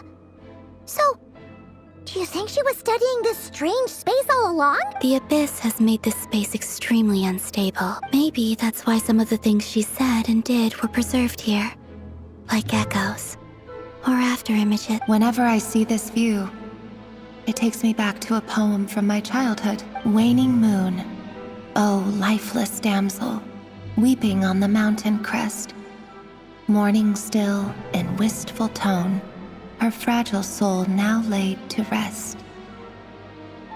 For me, of all people, To be here investigating the mysteries of the Crimson Moon space. Is it a coincidence? Or something more?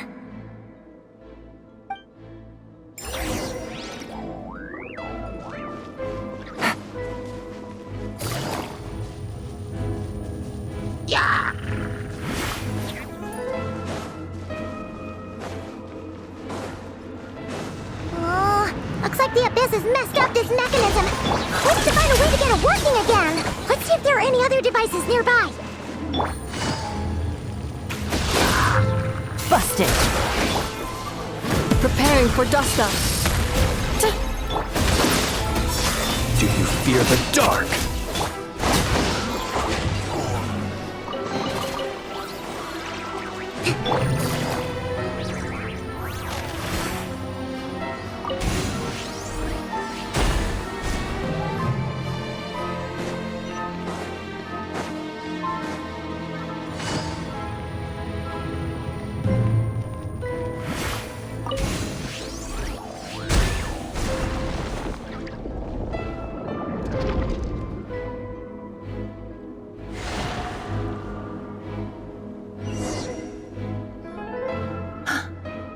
See.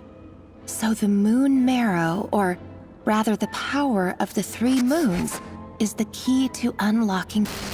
If it really does exist, then maybe this madness can finally be put to an end.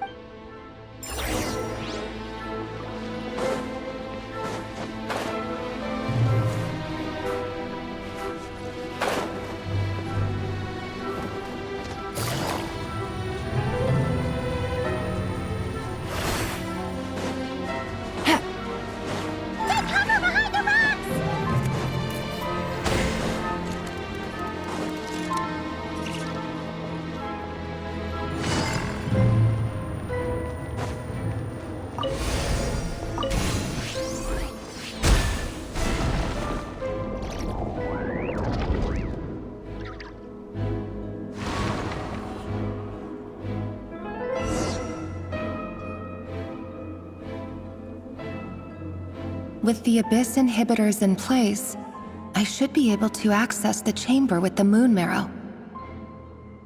Oh, Rerir, with every step you take, you're drifting further from what you truly desire. But you're not the root of the problem. Ever since that outsider set foot in Conria, the Vinster King has sunken deeper into madness. If only I could get my hands on that outsider.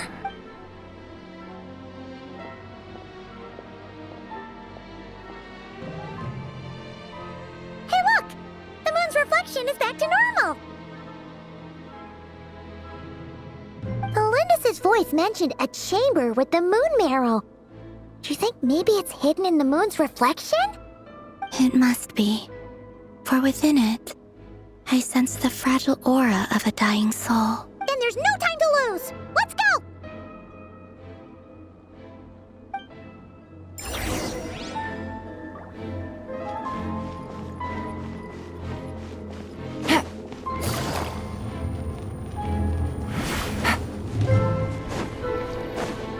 Take it easy.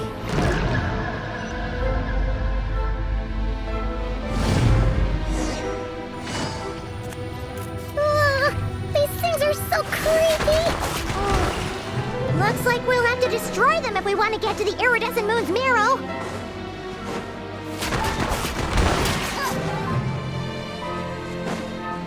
That must be the iridescent moon's marrow. Oh, but we'll need to destroy these things before we can reach it.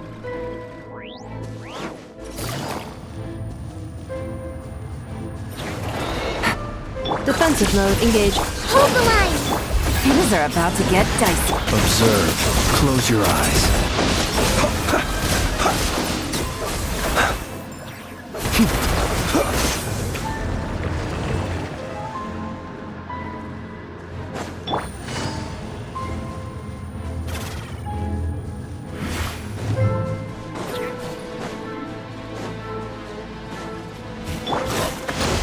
Cleanup sequence initiated.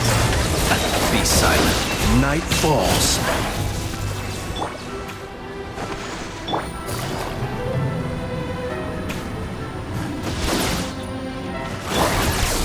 Ultimatum protocol. Insulation chamber. Allow me! Taurus, bring refuge! Let's move it. Hang in there! We're so close!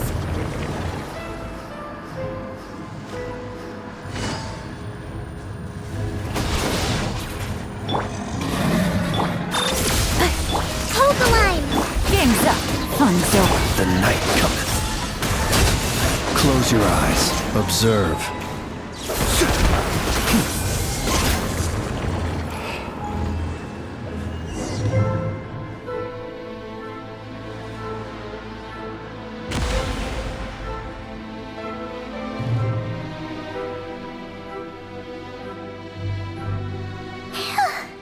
We finally did it! The iridescent moon's marrow, still burning away like an undying flame, yet now contaminated by the abyss. It has taken on a new form entirely. If we can purify the abyssal power within, we should be able to obtain its untainted essence.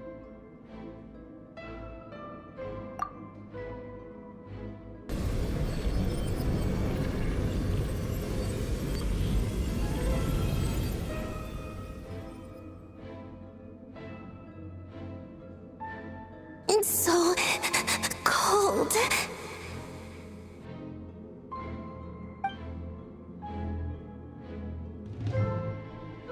Is it you? Are you here? Huh? Are you talking to us? At long last, I can see you once more. Our fates have crossed, and I am finally free. I'm sorry, I lied to you. Even knowing what was to come, I still couldn't let go of the fear in my heart as death drew near. The moment the moon shattered, my body began to split apart piece by piece. Like I was being cut into pieces by 1,000 blunt blades.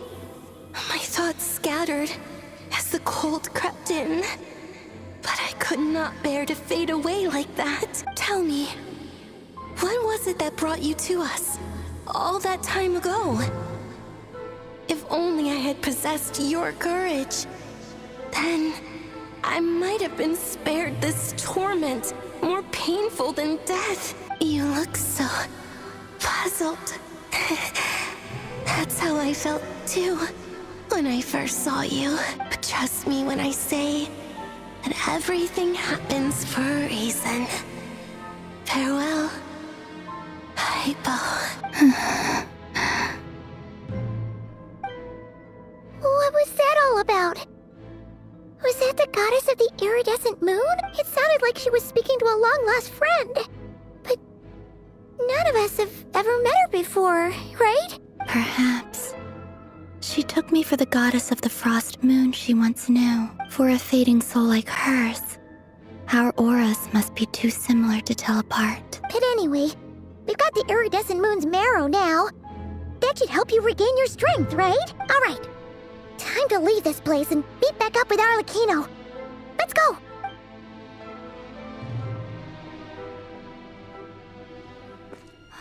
That's odd. This place looks different than when we came in. Waning moon, oh lifeless damsel.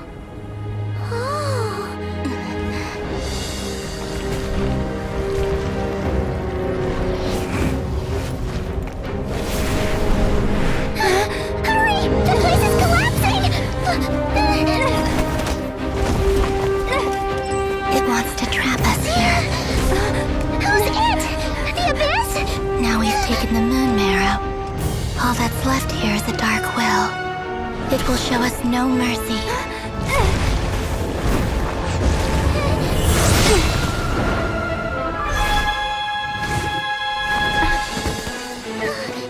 Give it back!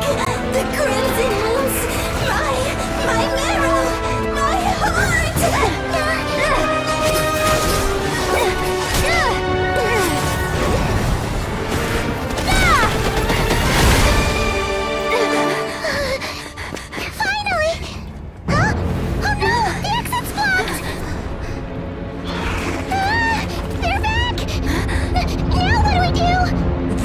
is where you fall.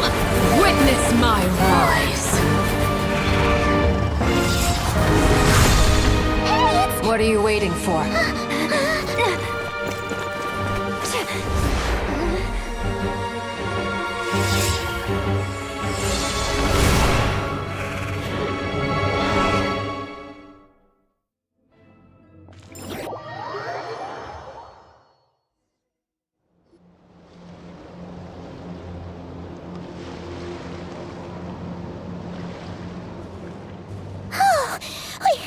We made it! Was that you, Arlecchino? Did you save us? Wait, your hands! They're... Oh, this? Don't worry. It's a small price to pay. The Abyss wanted to trap you inside, and I defied its will by bringing you out. No wonder it's a little angry. No. I have paid the price, albeit a small one, and it cannot be undone. My hands have already fused with the Abyss. Purification would simply destroy whatever's left of them. But surely... Oh... We're so sorry, Arlecchino. Paimon can't believe you'd make a sacrifice like this for us. As much as I'd like to call it a favor, the truth is I was simply holding up my end of the deal. Well, Columbina. Yes, you did your part. And as promised, I will leave the iridescent moon's marrow in your care. From this day forth, may the two worlds' flames burn ever more brightly.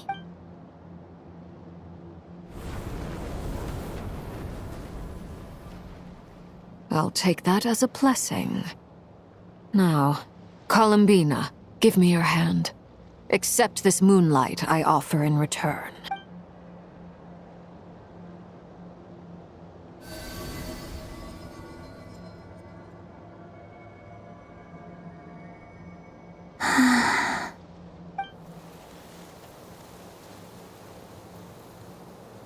Feeling stronger? Hey, Columbina, are you okay? I'm fine. Our powers are a little at odds, that's all. By the Frost Moon's authority alone, wielding the power of the other moons was always going to be a stretch. Still, I think it's fair to say that your strength has returned. At least to the level it was at as Third Harbinger. It's still not enough. There's no way I can hope to challenge Rayrear like this. Just one more ray of moonlight, if you would. It's okay. I can take it.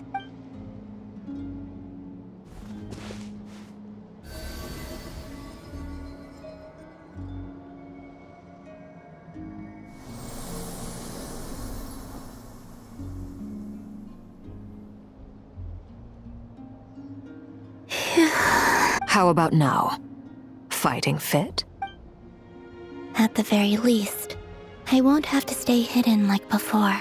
I want to see him gone from Not Krai. The Rayhear of Solnari and his wild hunt must be sent back where they belong. Well, it's good to have something to aim for.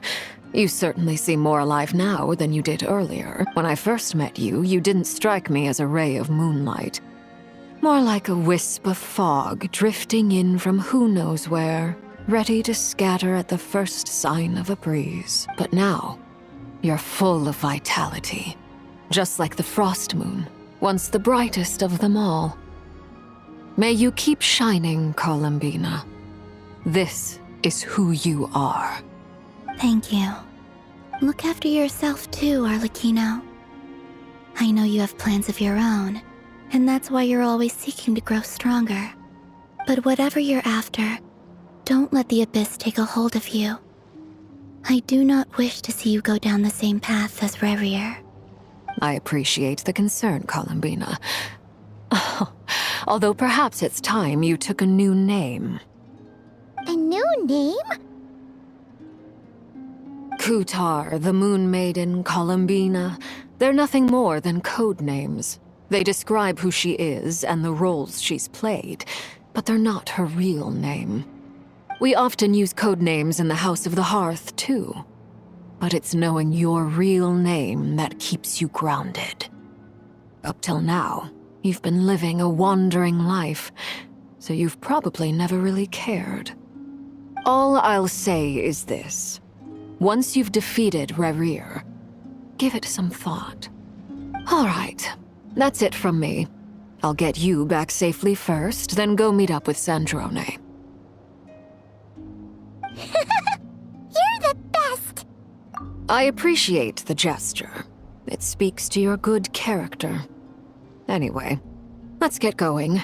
There are more urgent things to do right now than trade compliments.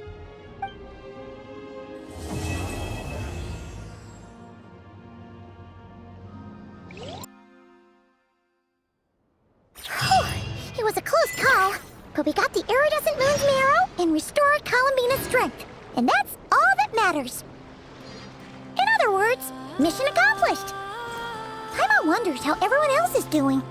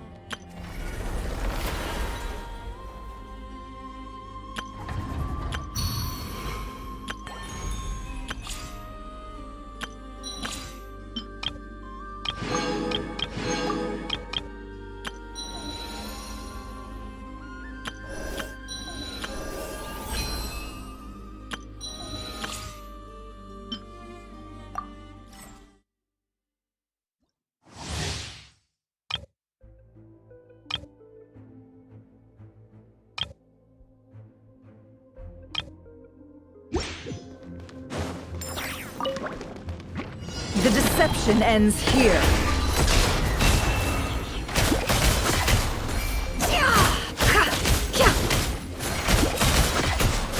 Let's see what you're made of.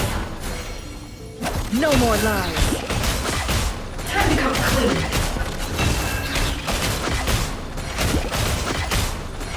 Seek within.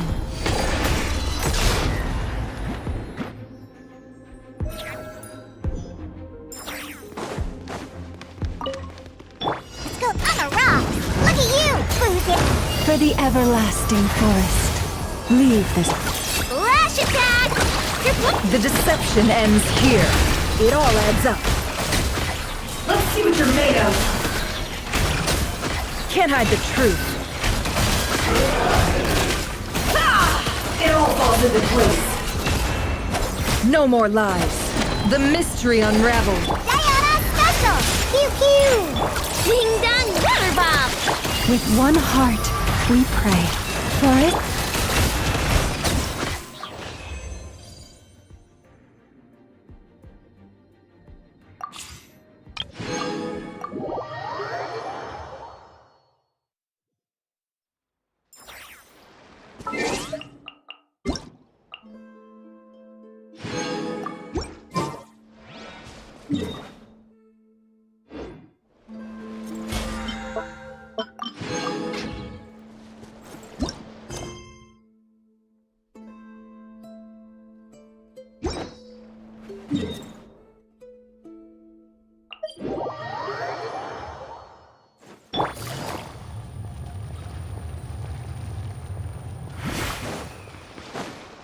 Take it easy. Take it easy.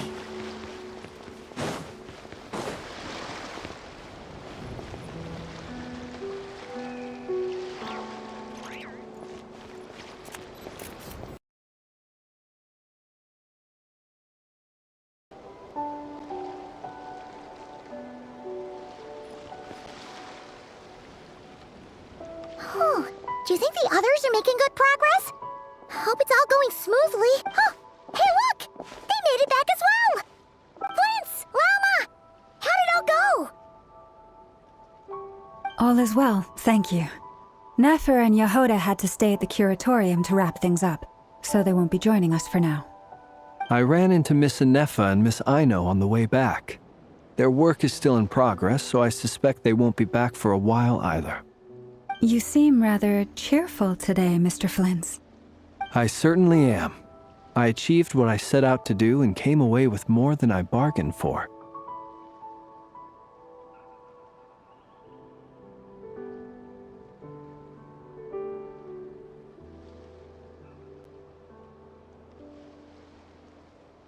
Fighting alone can get quite tedious, but I had the good fortune to run into a pair of brave young warriors. We meet again. How have you been? Albedo! What are you doing here? Thankfully, tracking you down turned out to be a lot simpler than we envisaged. These two courageously lent me a hand while I was fighting the Wild Hunt. When they told me they were Servarka's colleagues, it all made sense. And given how people of outstanding talent tend to cross paths, it's no wonder you're already acquainted. So, who's your travel buddy, Albedo? Why don't you come and introduce yourself?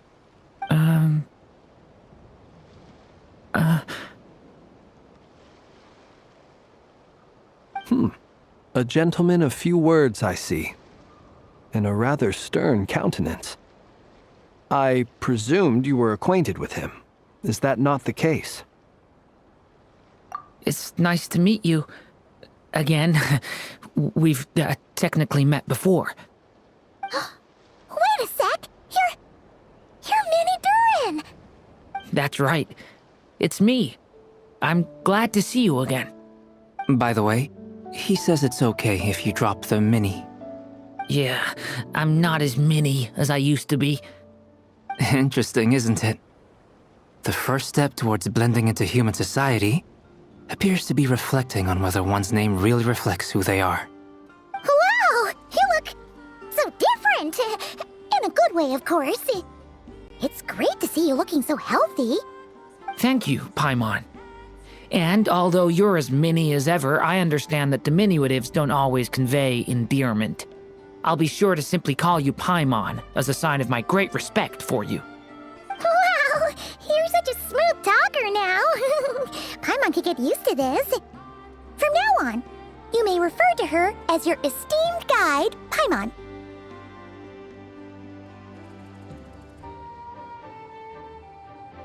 Personally, I think our little Paimon is the perfect size.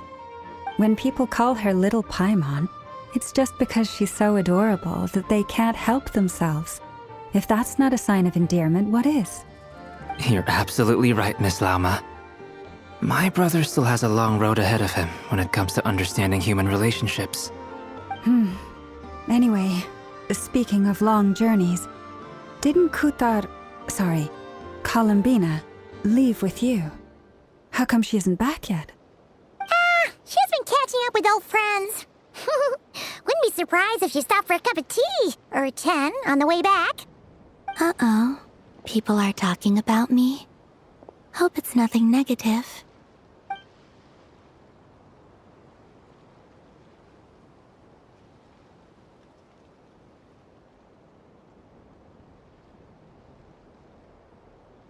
Judging from your expressions, I'm guessing it all went well? It's getting crowded here. I'll go grab some chairs. No need. This is a job for an alchemist. I'll whip some up momentarily. Thank you for your hospitality, ladies and gentlemen, but I was merely escorting my friends back.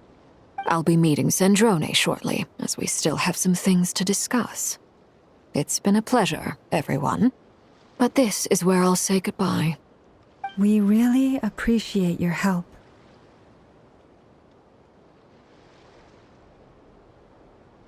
Oh, come on. Spare the formalities. I'm just glad I could help out some true friends.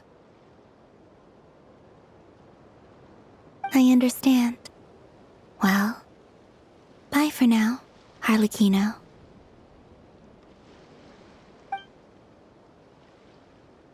Oh, this place is hopping. It's probably a good thing one of us left. Otherwise, we might not fit all these people in. Are you saying we're about to run out of chairs? As a matter of fact, I am. Come on in and see for yourself.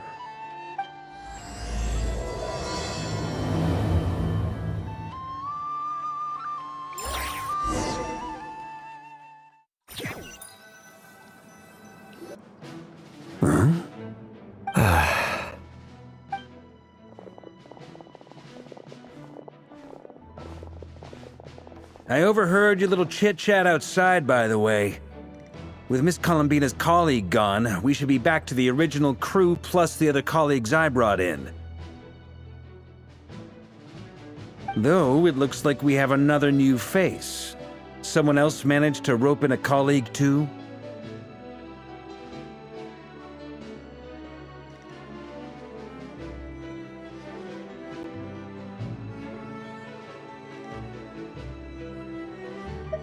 Frankly, you and Paimon are the only people I know here.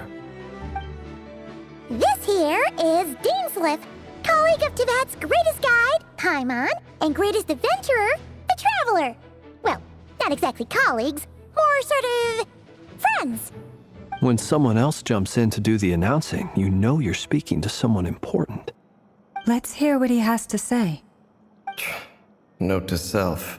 Once Paimon knows your name, the rest of the world will soon follow.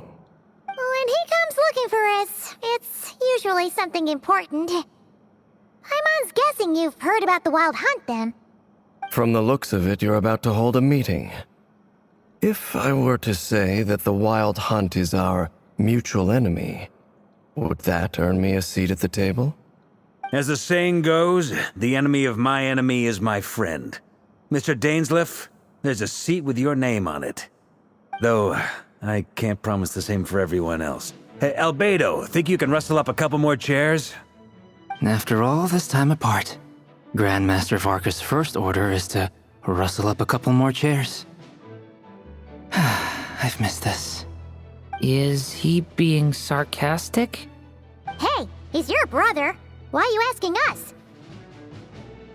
I've still got a lot to learn about the nuances of human conversation. Trying to decipher Albedo's way of speaking has been like jumping in at the deep end.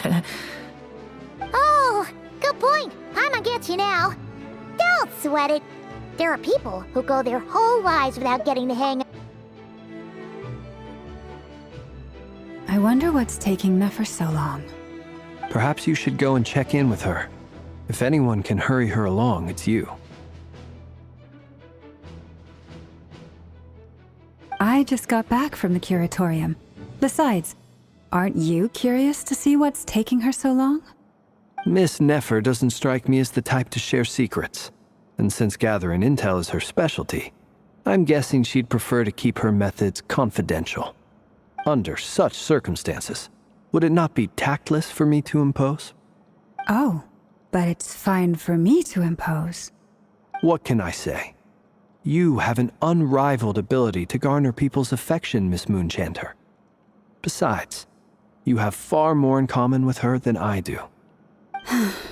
All right, then. Impressive. She barely fought back at all. I admire your powers of persuasion, my friend.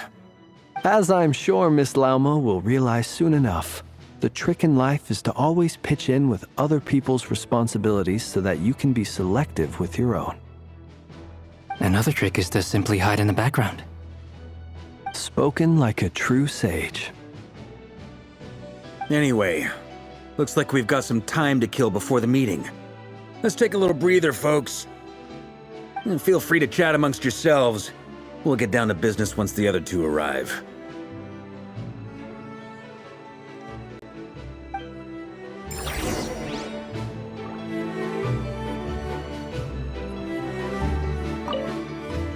You're both awfully quiet. Why don't I start us off with an icebreaker? Much obliged. Have either of you ever had your portrait painted? If not, I'd be glad to help. That sounds like a lovely idea. You know how to paint, then? I dabble occasionally. He's an excellent painter.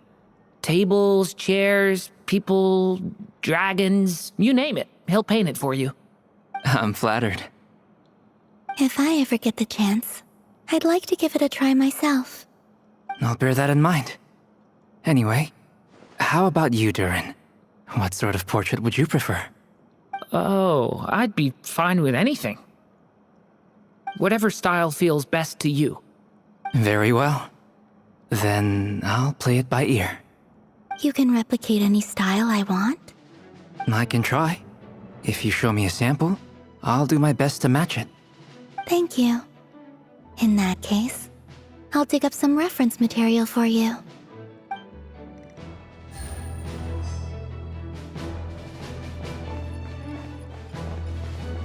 Is there something you'd like to say to me? Yeah!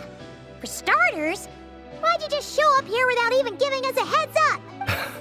If you think back to our previous interactions, you may recall that that's hardly out of character for me. You do have a point there.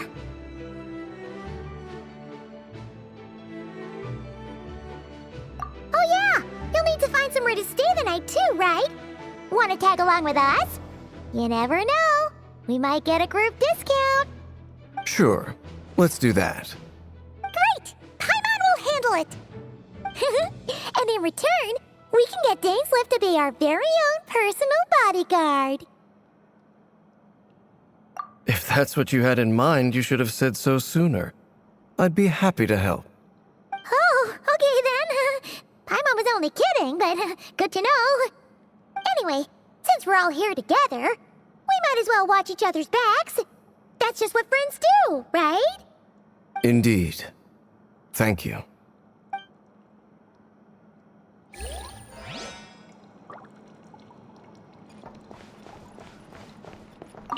Truth be told, I can't remember the last time I was in a meeting with so many people. You're not alone there, my friend.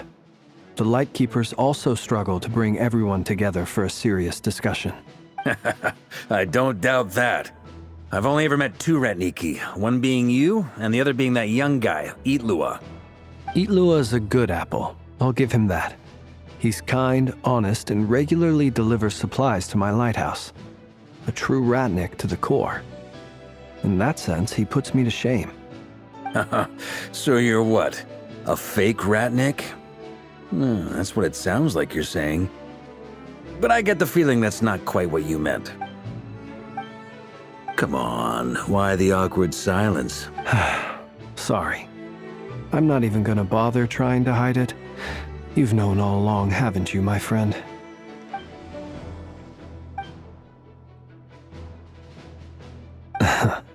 Now that was an awkward silence. Let's just keep this between ourselves. Probably best if Itlua doesn't know, huh? That goes without saying. Gotta be careful what you share with youngsters, after all. Anyone else in the know? Let me guess. The Traveler and Paimon? It's dangerous being too sharp for one's own good, you know. Then, in the name of the Animo Archon Barbados himself, I swear, your secret's safe with me. When we went for drinks, you said that you and Barbados were practically best buds. In the light of that claim, do you really expect me to take your oath seriously? Of course. Just as long as you don't go spreading around the fact that I'm close with Barbados, all right? Fair enough, then. Nothing like a bit of mutual leverage to seal the bonds of friendship.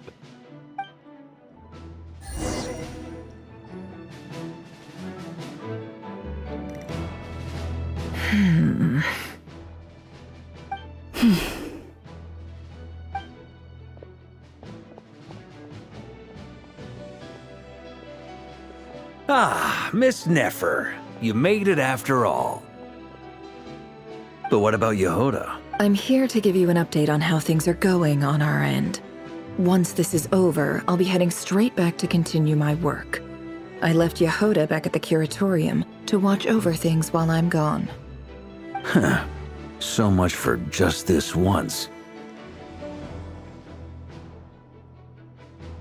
Shh! Not so loud! We're on a roll here. What if she remembers and suddenly decides to back out? Did you say something, Mr. Varka? Huh? I didn't say anything. Right, Flint's? Must have been a frog. They get so noisy around here at nighttime. It's like they're putting on a concert in the background. Anyway, before we begin, there's a few introductions to make. Let me start by saying that it's an honor to be speaking before so many distinguished colleagues and collaborators. First up, we have Miss Lauma. As Moon Chanter, she's the leader of the Frost Moon Scions, a local religious community in Nodkrai. Then there's Miss Nefer, boss of the Curatorium of Secrets, an intel gatherer extraordinaire. Nefer is leading the investigation into Rerer's background, assisted by Yehoda and Lauma. From the little I've heard, they're making some great progress. Over here, we have Mr. Flintz, a Ratnik and guardian of the abandoned lighthouse. In our last operation, he courageously distracted the Wild Hunt to buy time for the rest of us. For those of you who've never met, this is Mr. Albedo, a renowned alchemist and captain of the Knights of Favonius investigation team. By his side is a new face for us all, myself included, Mr. Durin, who has come to lend his aid. Next up, we have the Moon Maiden and former Fatui Harbinger, Miss Columbina. Then we have the Traveler, who's earned more titles than I could possibly hope to list out, so I'll spare you the rundown. And Paimon, the ultimate travel companion and quite possibly the best guide in all of Tevat. Wow! That's a lot of people! Great turnout! Miss Nefer, it looks like you might have another job coming your way, so, congratulations on the booming business, I guess. You think I haven't got enough on my hands as it is? Who's looking for me now? That would be me, Miss Nefer.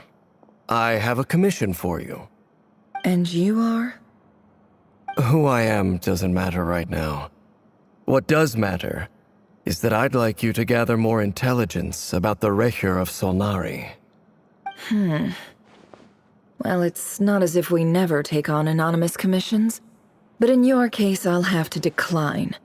I'm gonna take a wild guess and say your job's probably more hassle than it's worth. Something about you seems like bad news. It's my eyes, isn't it? Conrian, I assume. And what's with the mask? Are you trying to hide your identity?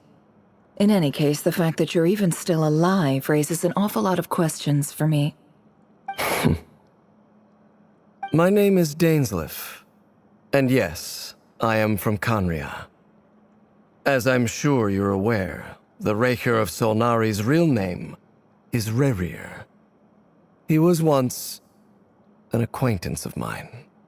Really? Then you must have been quite an influential figure yourself. You flatter me, but none of that matters anymore.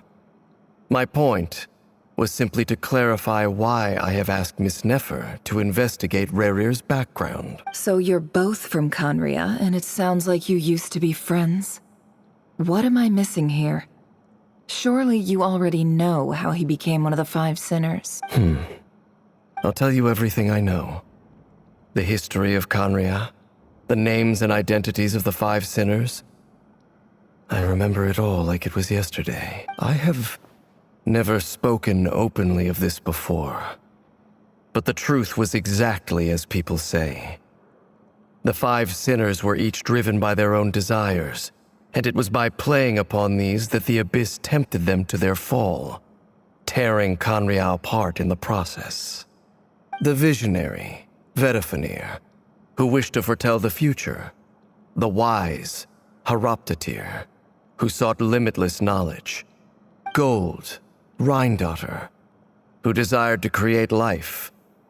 The foul, Surtologi, who pursued supreme strength. And last, but not least, Recher of Solnari, Rerir, Ravager of the Moon. Of the five, Rerir is the only one who remains a mystery to me. He never harbored grand ambitions. So what changed in the space of a single night? How did he come to fall like the others? In other words, you're saying that his change came as a shock to you, and you have no idea what actually happened? That's right. You mentioned how the Abyss tempted them, which led to their fall. But what did that look like in practice? And what other context can you give me about the events of that time? The more detail you can give me, the better. Strangely, now that it comes to it, I hardly know where to begin. The fateful night took place during the era of the Eclipse Dynasty.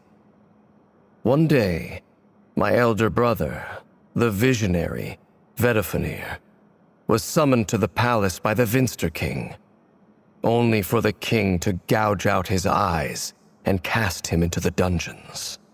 When I came to hear of this, my fury knew no bounds. I gathered together every ally I thought I had, and together, we set a night to storm the palace and free Ved. Centuries on, the memories of that night still haunt me like a never-ending nightmare.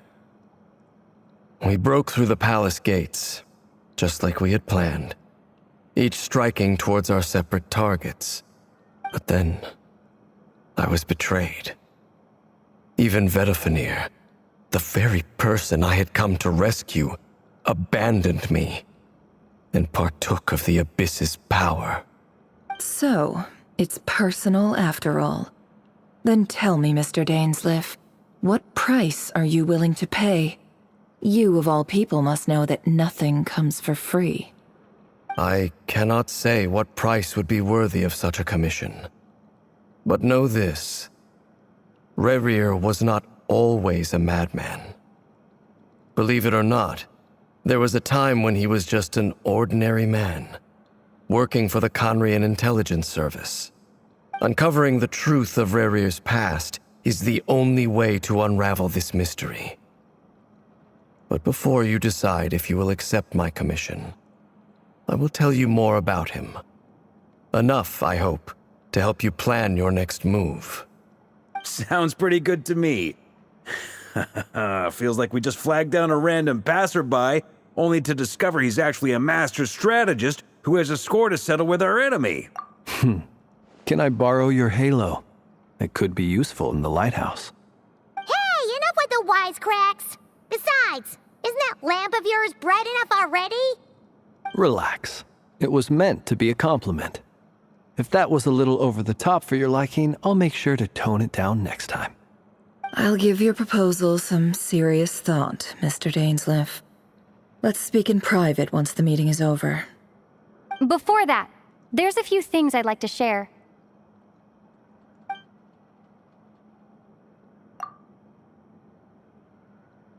Now that we've united the hearts of the three moons, your power should be greatly enhanced. But it seems like that hasn't happened yet? I believe it will take a little longer. You've done so much for me, so I want to be completely honest with you all. Even though I'm doing a lot better now, the truth is, my recovery will likely be an ongoing process. From the moment I was born, my power has been slowly ebbing away. And that is because Tevat has never accepted me. Even with the moons united as one, it seems my rejection cannot be undone. So far, I have yet to find a solution. It may turn out to be a problem that will plague me until the day I finally leave this place behind. Even so, I will do everything in my power to help you drive out the Reihir of Solnari. As Arlecchino put it, this is not about chasing the spoils of victory. It's just a gesture of heartfelt gratitude. Kutar.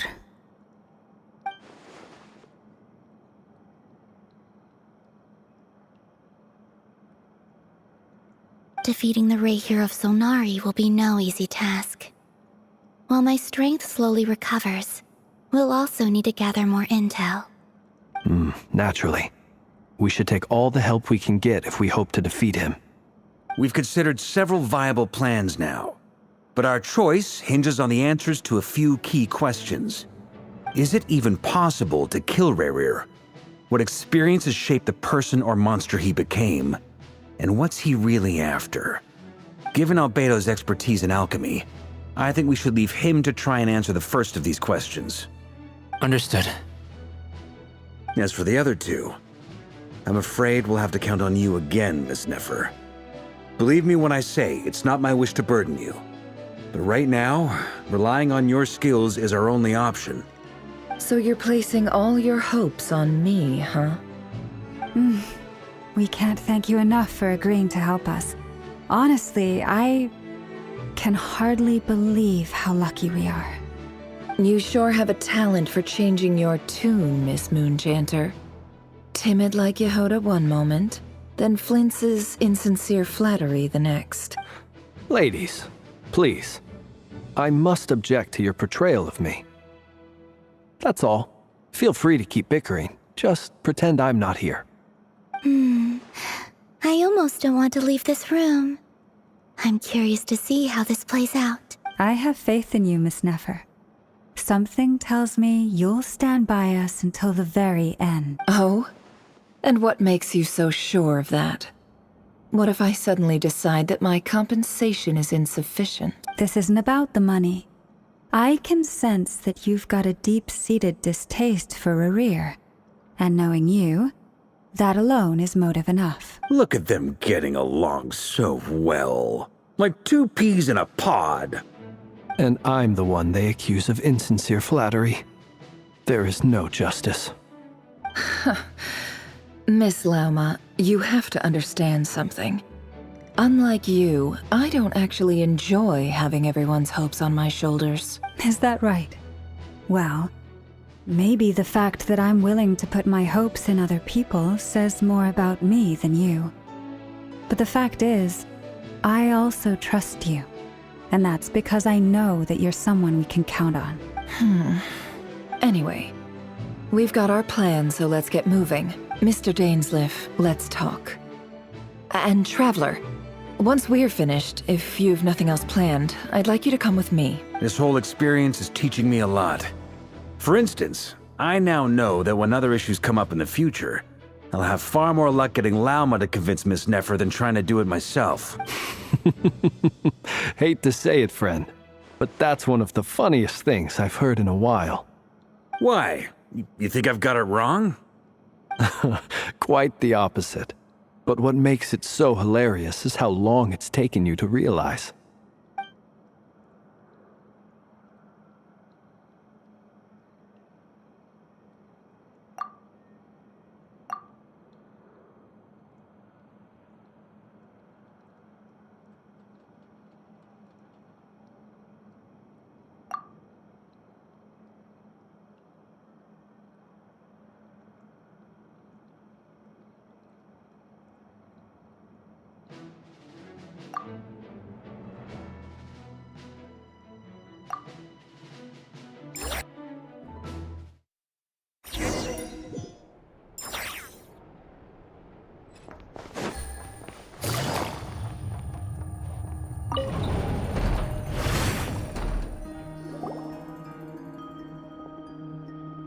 Thank you for waiting. It's okay. We actually used the time to help Dainsleif get a room at the hotel. That's very considerate of you. Now, I trust you share my curiosity about Rerir's past, and you seem fairly familiar with Mr. Dainsleif already. We spoke at some length after the meeting. He was the one who suggested I should invite you to join this operation. He feels confident that these secrets will be safe with you. Dane has a lot of faith in us, that's for sure. Likewise. I appreciate that you got right on board without interrogating me about why I invited you. It shows that you trust me to explain everything in due course. That's because we know what you're capable of. We appreciate you too, Nefer. You might have been forced to help in the beginning, but this time, it was your choice. That's one way to put it. Another is this, that once a decision's been made, it's set in stone. After that, my only goal is to see it through. Alright, so here's how it is. I'm going to access Rerir's thoughts again using my confidential method. Now, I'm sure you've seen things like this before on your travels, so you're surely well aware of how dangerous it can be. The reason I've gathered you all here is to ensure my safety during the proceedings. I plan for us to enter the fragment of his consciousness together, and once inside, I will focus on searching for information. Think of this as a diving expedition into someone's brain. If I'm the diver, you are my safety equipment, tasked with keeping me alive while I'm under the surface. Once the ceremony begins, we will all be spying on privileged information. But in the interests of safety, you must remain absolutely silent at all times. We will discuss our observations after the ceremony has concluded. Lastly, any individuals of a weaker constitution are advised not to partake in the ceremony. In any case, Paimon has her own job to do, which requires staying in the room but not joining the ceremony.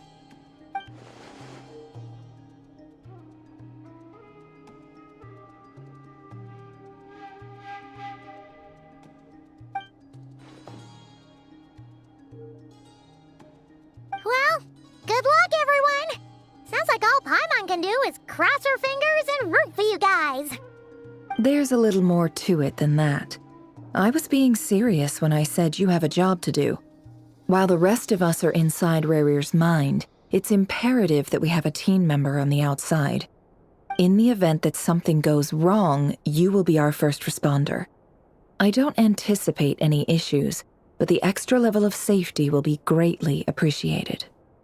I second that. This is a dangerous operation here, and you're our whole rescue team. That's pretty much the most important job in the crew. So, Paimon's like the lifeguard? Yeah, that makes sense. All right, got it. Good. Please, take a seat. We'll get started momentarily.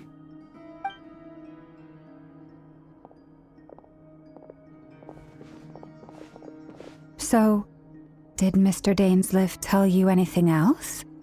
He told me that he believes Rarir kept some big secrets in his life. He's not sure that they were the cause of his eventual downfall, but he's asked me to uncover what those secrets were all the same. But surely you're not planning to go through with this, no matter the cost. If you think that, you'd be overestimating me. I'm a businesswoman, not a mercenary. But I do have my own professional reasons for taking this job.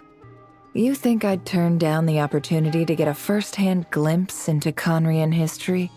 No chance. Well, as long as you don't let morbid curiosity get in the way of safety concerns, we're good. We'll do whatever we can to help you. You're such a killjoy.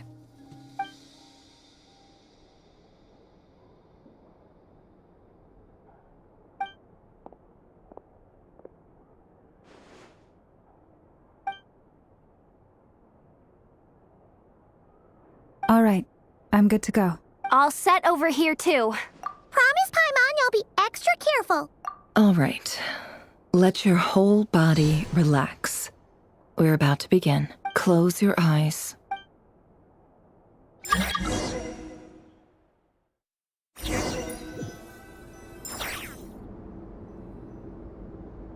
Phew. Could this be his office? Pretty standard setup. Bookshelves, paperwork, files. According to Dainsliff, Rarir used to be an intelligence operative.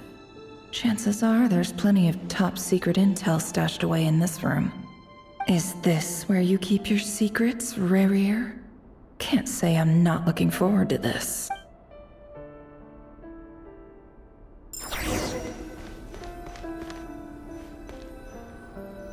He looks even gloomier than last time. I wonder what's changed.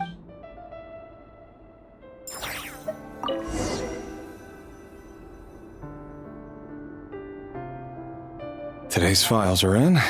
Time to wade through them, just like usual. Male, 51. Occupation, cook. Confirmed Crimson Moon descendant. Has maintained frequent contact with other descendants over the past year. Poses a threat to the dynasty. Neutralized. This one should be archived under purged targets.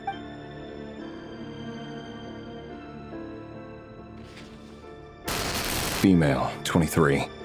Occupation, office clerk. Confirmed Crimson Moon descendant. Has maintained frequent contact with other descendants over the past year. Poses a threat to the dynasty. Neutralized on... Another one for purged targets. Sounds like she was that other man's daughter. Never mind. What's it got to do with me? Male, 40. Occupation, teacher. Confirmed Crimson Moon descendant. Has been observed making contact with other descendants during the past year. Poses a threat to the dynasty. Neutralized on...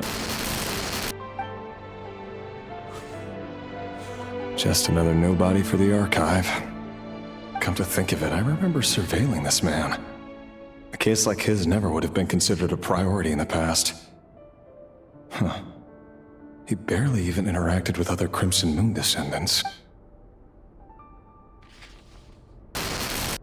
Female, 16. Occupation, none. Orphan and confirmed Crimson Moon descendant. Has been observed making contact with other descendants during the past year. Poses a threat to the dynasty. Neutralized on... Filed. I have no recollection of this girl. None whatsoever.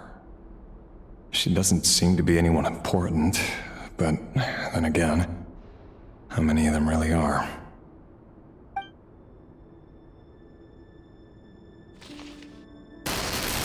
Female, 13. Occupation, none. Orphan and confirmed Crimson Moon descendant. Has been observed making contact with other descendants during the past year. Poses a threat to the dynasty. Neutralized on... Filed.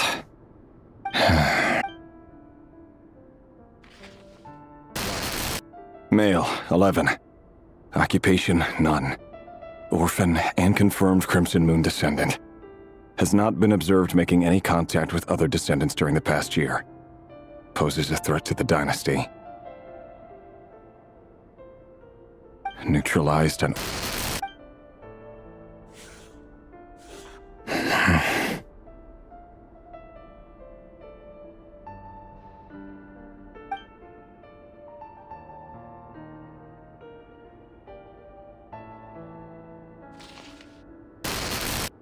Male. 6. Occupation, none. Orphan and confirmed Crimson Moon descendant. Poses a threat to the dynasty.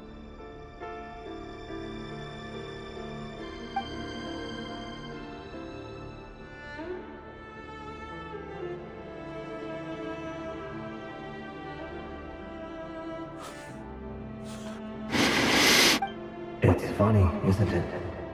Your job is becoming both harder and easier at the same time, depending on how you look at it. Sooner or later, the Crimson Moon descendants will be completely wiped out.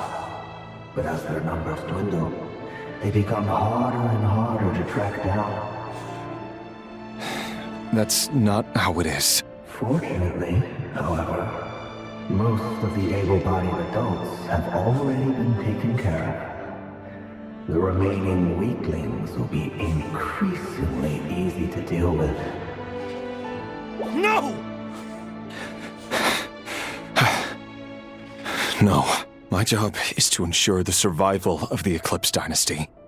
And the only way to do that is by eliminating any and all potential threats. It's a perfectly... Every single one of my colleagues can attest to my fairness. And if my friends were aware of the facts, I know they'd back me up too. Assuming, of course, that they were aware of all the facts.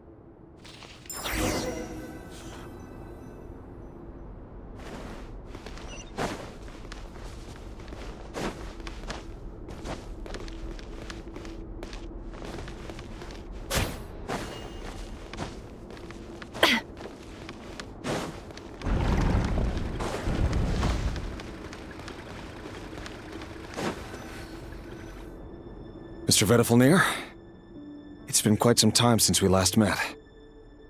Revier, I trust you're here because you have something important to discuss. Forgive me. I wasn't tuning out, it's just, I noticed you didn't even phrase that as a question. As if you knew I was coming. Tell me, does someone in your position ever feel the need to ask questions at all? It is indeed within my power to foresee certain things. Things like your arrival. I was just thinking, it won't be long before I'll be inviting both you and Dane to my wedding. That isn't a lie, but nor is it a fact as such. It's a wish, isn't it? No fooling a prophet, is there? Ever since that day we met for drinks, I knew it was only a matter of time before you came looking for me. Does it feel good? Knowing how the future will unfold. I'm afraid the notions of good and bad fail to capture the complexity of what such a power entails. Once you've seen what will come to pass, it can be all too easy to succumb to fear and melancholy. Unless, of course, you learn to abandon these feelings. You fear my silence, and long to hear the words I left unspoken that day. That's right. You must have noticed my reluctance to broach the subject, and the reason is simple. Because the truth could never have lived up to your hopes. For both our sakes, such words are better left unsaid. The burden of prophecy was never meant for your shoulders. So who exactly do you deem worthy to hear your prophecies? None but our exalted king? Or rather, our king as he once was. You're closer to his majesty than I am. You must know better than anyone how much he's changed. You say that as though it is to my benefit. Yet precisely because of that, I dare not speak rashly. A king can turn out to be the most virtuous of rulers, or a tyrant more terrible than the most vicious of dragons. You are so wise and far-sighted, yet still you would have me live in fear of the unknown? You make a fair point. Especially given my silence alone was all it took to send you spiraling downwards. Very well then. Let me offer you some advice. And I say this not as a prophet or a visionary, but simply as the brother of your friend. For many reasons, there is very little chance of your marriage ending in happiness. If happiness is what you seek, you should find another fiancé.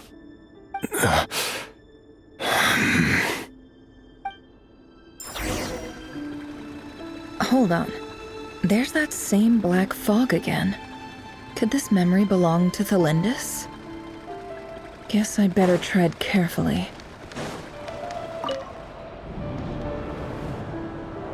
Wait. Hear me out. This time we finally got a clear look at his face and learned his true identity. His name is Rayrir, and he claims to be one of the king's guards. What did you say? A cruel irony, isn't it? The man you're set to marry leads a double life as a brutal executioner. Why are you telling me all of this now? Simple. It's because I want you to kill him. You are the only person he would never suspect. No, absolutely not. I would never dream of doing such a despicable thing. So you'll just stand by and watch him slaughter us to the last? Do not forget that the blood of the Crimson Moon flows in your veins too. The blood of the Crimson Moon? What does that matter now? The dynasty has long been dead and gone. You think that alone is reason enough for me to throw away everything I have? Why wouldn't it be? You too were once a child of the Crimson Moon, just like me. Don't tell me you've never felt so much as a flicker of fury for the way we were trampled into the dust. As long as you promise to abandon this pipe dream of restoring your dynasty, I can try to persuade him. Or have him persuade the Vinster King. Persuade the Vinster King? Do you even know why he's so obsessed with hunting us down? Why he keeps trying to force us to hand over our secrets? Over and over again? Or why we refuse to give up on restoring the dynasty? The Vinster King. A blind fool. His eyes clouded by powers from beyond this world. A petty little man with a miser's heart. And he dares to sit upon the throne? Mark my words. Sooner or later, Conria will fall. And it will be his doing. If you can't bring yourself to do it, so be it. Just you watch. It won't be long before calamity descends upon us all. The Rehir of Solnari. That really is quite a secret you've been keeping from me, Rerir. But who am I to talk? Am I really any better? I've kept my own past a secret this whole time, too. Love should be built on honesty. But ours was born from lies. And yet, is it really so wrong to hide things that would only make life harder? If we don't cover up the parts that no one else should see, how can we go on pretending to be normal? Vedifulnir must have known all this. And that's why he made his prophecy. In the end, nothing stays hidden forever. But I won't just sit by and watch this disaster unfold. I'll do everything in my power to protect what I cannot afford to lose, no matter who I have to face.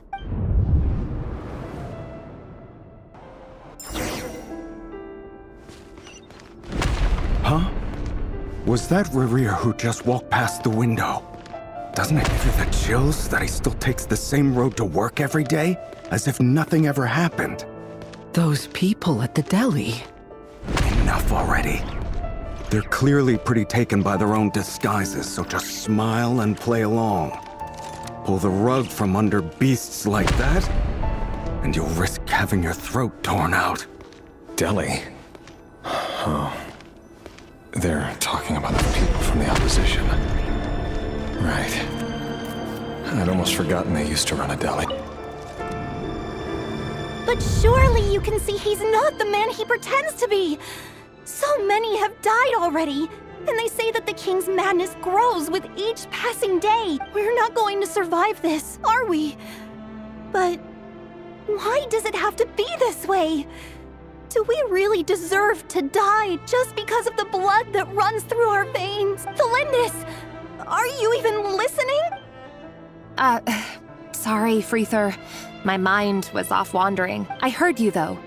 You're talking about what Rerir said. He's just following the king's orders.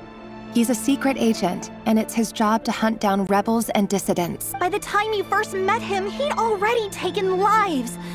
Maybe he was using you from the very beginning. No. Rerir has no idea I have anything to do with the Crimson Moon. My family are only distant relatives of the main lineage, and besides, my eyes are perfectly ordinary. Truth be told, apart from my teacher, pretty much no one knows I have any connection to any of it. It's been a long time since my family severed ties. But as Orlog said, who could possibly talk sense into that raving lunatic of a king? No one. I'll work something out. Trust me, I'm with you all. But for now, you need to keep yourselves hidden. Don't let anyone find you, anyone at all. Don't forget that Rerir is an Eclipse operative. You need to be extra careful when he's around. And when I am too. For now, don't come looking for me. And if anything happens to me, just act like we've never met. If even you can't escape this, what hope do the rest of us have? But after all this time together, surely he wouldn't lay a hand on you. I won't speak in his defense, nor can I give you a clear answer to that question. But I'll do everything I can to put an end to this. Here, hold on to this. If an opportunity to escape presents itself, take it. You'll be glad you took some spare change. You call that change? But what about you? I've got a job, and there's still money coming in. But you can't go anywhere right now. Please think about yourself for once.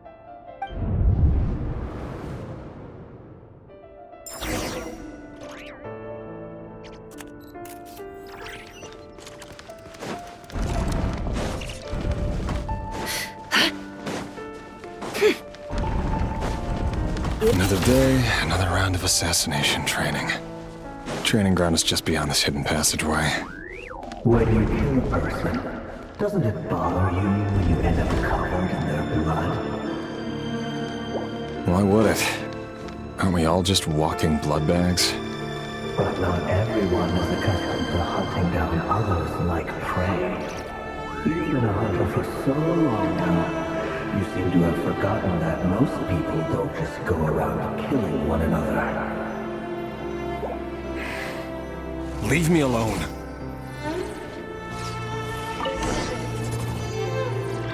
Make sure you have a firm grip on the handle, and choose your angle well. Keep your movements light and brisk, and the prey won't sense a thing. I love that. I'll bet no one's ever died a quiet death at your hands. I work clean. No traces.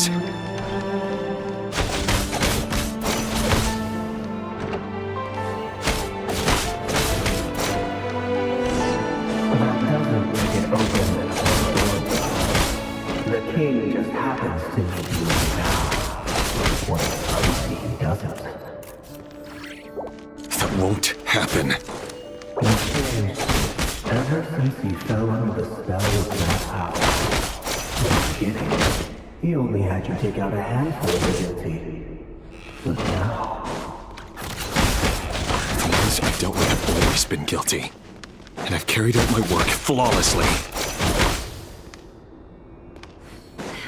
It all adds up.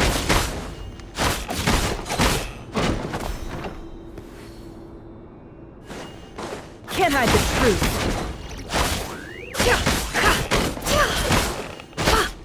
It all adds up. You know why Fernandez was such a fool, don't you? Was it because he didn't trust you? Or something else? Enough!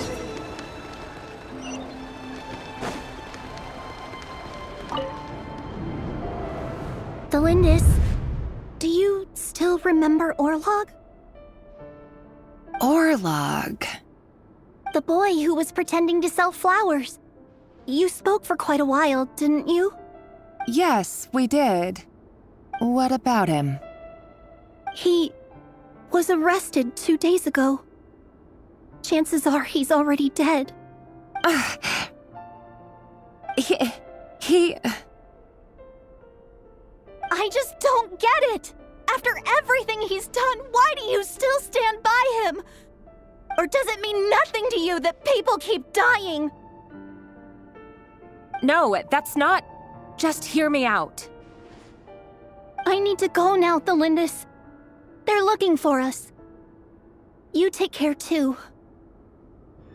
If you ever need a place to hide, come find us.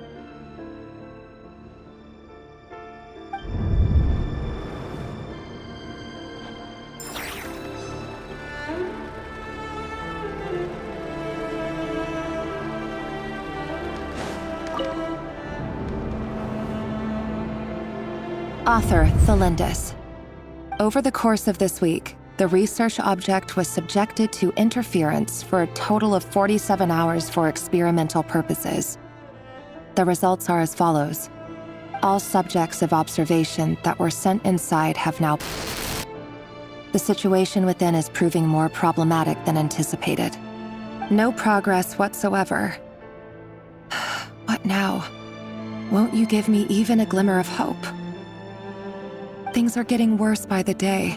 I have to find a way or we'll all be in danger.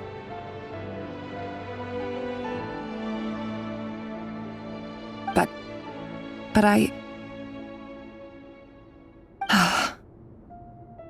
If all this research comes to nothing, what then? Sooner or later, it'll be my neck on the line. But could he really bring himself to kill me? No. Surely he wouldn't have the heart.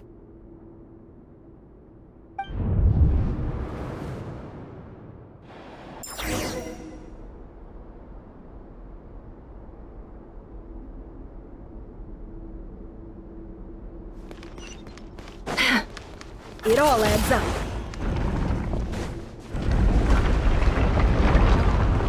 Why won't you just let us go? We don't even know each other. All we want is to live ordinary, peaceful lives. You want to live?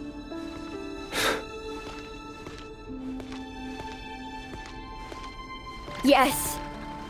I just want to go on living. Is that really such an unforgivable crime?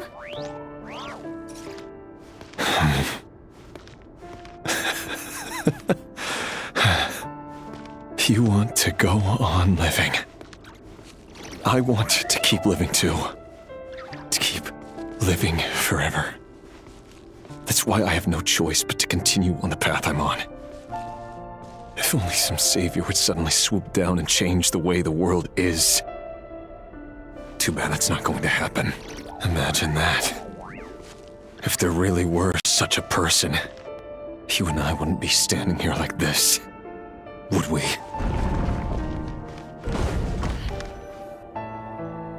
Today's files are in. Time to wade through them just like usual. No, I don't get tired of it. It's my job. And not only am I lucky to have it, I'm good at it too.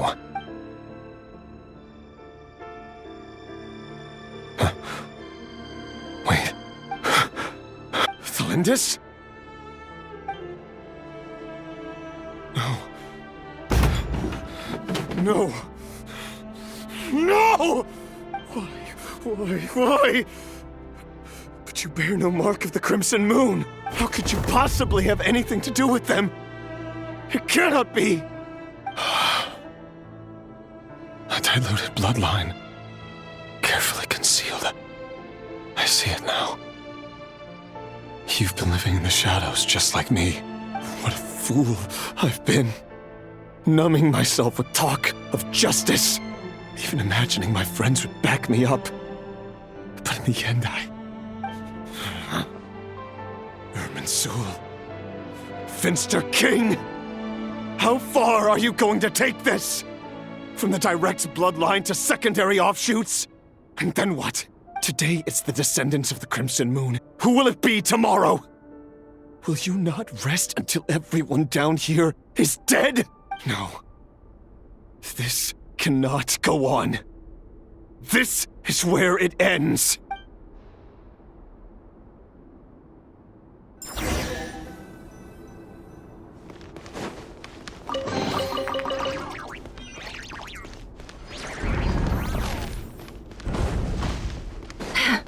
Can't hide the truth. You're really letting me go? I am. As long as you can guarantee that no one will find you. Don't worry, I'll be extra careful. No one will know I was here. But what about you? Me? If you let me go, you won't be able to complete your mission, will you? Good point. In that case, maybe you should stay. No, please! I just want to see the outside world again. To... Go on living? Yes. I know you're a man of your word. So please, just let me go. If I let you leave, what will become of me? Just kidding. Go, now. But remember, don't let anyone know you were caught. We'll be seeing each other again very soon if you do.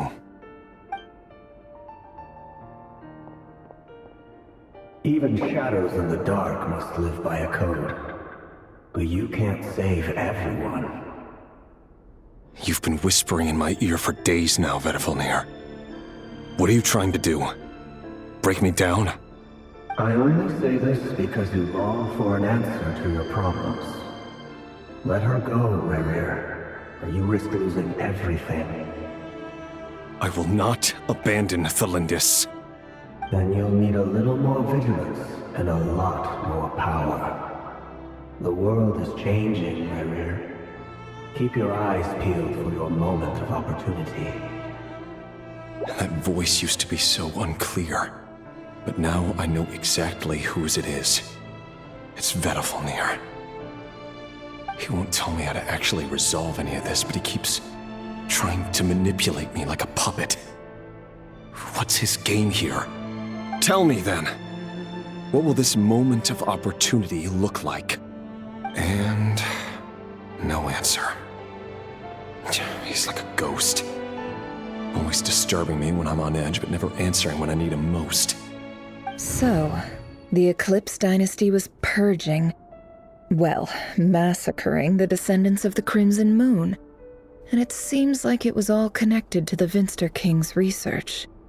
The King's obsession with abyssal power left the future of Conria hanging in the balance. No wonder every aspect of Rarir's life was so unstable. And it looks like this Thelindis, Rarir's would-be fiancée, herself belonged to a sub-branch of the Crimson Moon Dynasty's descendants. It almost defies belief that a couple like them could hide the truth from each other for so long. If the Vinster King hadn't intervened in such a drastic way, they might have gone on deceiving each other for the rest of their lives. And why does Vedderfanir, Daneslif's older brother, keep talking in Rarir's head? This guy kept more secrets than I ever imagined. The human mind is like a vast desert of shifting sands. When you follow the flow of someone's memories, you only ever see the parts they're willing to let surface. Time for something a bit more creative. We've been inside Rarir's mind this whole time, building up a picture of his psyche. There's already enough clues on the board to start reading between the lines and mapping out the rest. Now, we can finally begin to put the pieces together. Sure, it'll only be a reconstruction, part simulation, part reasoning, but it's usually pretty accurate. Once we've built up a cognitive profile, we just need to cross-check the logic behind his actions. And then we'll be able to take a sneak peek at whatever it is that Rarir has really been hiding.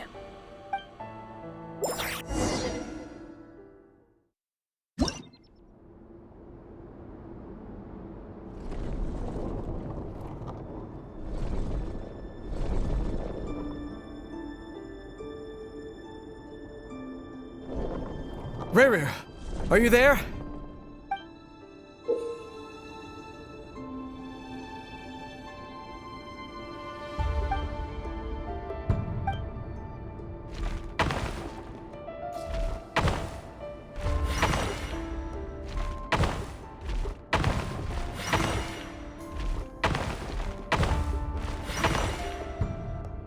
Hey, Rarir! Come out, it's urgent! Dane? What's wrong? Quick, come with me. I'll explain everything once we've met up with the others. Okay. I'll come. But the Lindis is still over at the Universitas. I'll need to leave her a note. All right then, but make it quick. I've never seen Dane so worked up before. Whatever this is, it must be big trouble.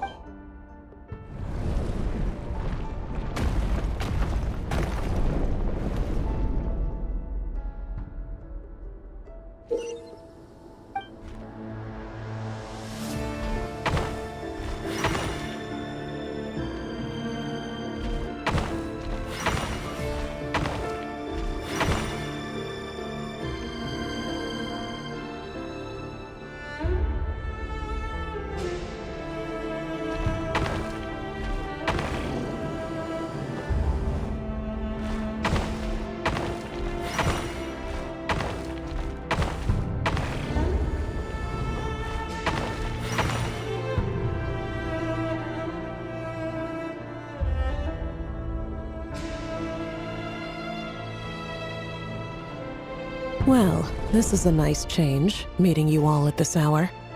When men and women of ambition can speak face to face in broad daylight, I say that's a big step forward for our dear Conria. Don't be ridiculous. We do not fear the day. Why would we seek refuge in the night? You might ask your blade that same question. I'm told it prefers the cover of darkness. The word on the street is that Sir Deloge only strikes when he has an unfair advantage. but that is patently false. I see you're missing an arm and a leg. Surely only a fair fight could explain that. If this is your way of offering me replacement limbs, believe me, I'll take them. Oh, we can certainly discuss that. With bioalchemy, anything is possible. Assuming I have your full support in my research. Lunatic. Roptatir, what brings you here? Why, Dainsleif, of course. He invited me. Please, cast aside your apprehensions, Miss Rhindaughter. Whatever the rumors may say, I am but a humble servant of the king, and I can assure you he affords me no greater convenience than he does you. Well, the Universitas Magistrorum won't stop fawning over you, so at least some of the rumors must be true. You're clearly doing well for yourself, so drop the humble servant act.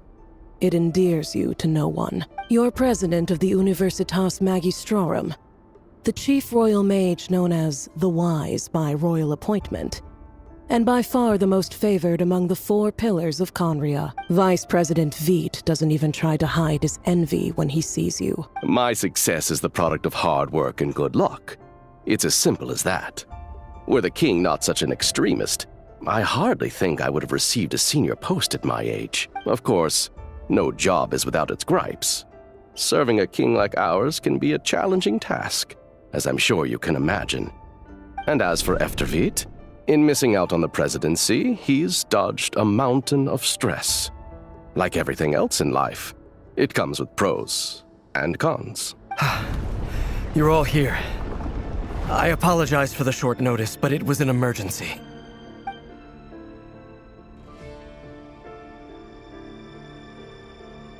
You must be Rarir.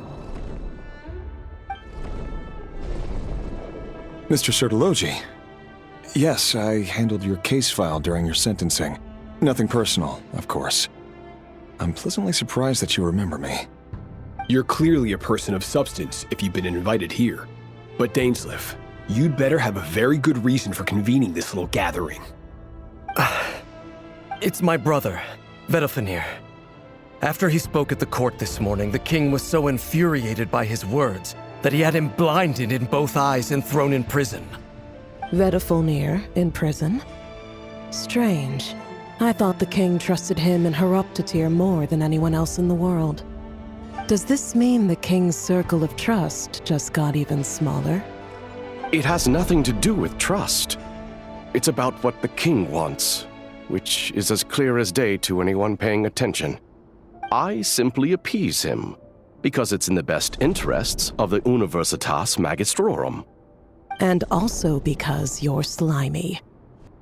Vedofenir, perhaps less so. But still, a visionless visionary? It rather inclines me to think that qualifications are not what get you ahead in Conria. Do you honestly think this is an important discussion to be having right now? Dane, what are you planning to do? Rescue Vedofenir, I assume. Correct. It will mean storming the palace by force. Tonight. I need all of you on my side. That's far too dangerous. And don't forget, Dainsleif, you're captain of the Royal Guard. You swore an oath to the throne. You've been planning this for a while, haven't you? I have no desire to commit treason.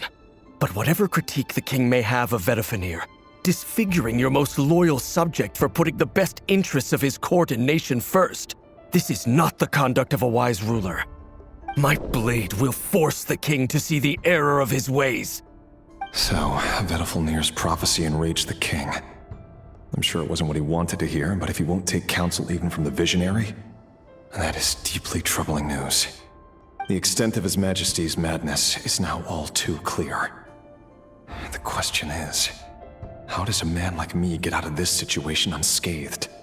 You have noble ambitions, Dane, but I'm afraid they don't do much for a guy like me. I'm not interested in saving the world. All I want is a letter of pardon. A letter of pardon?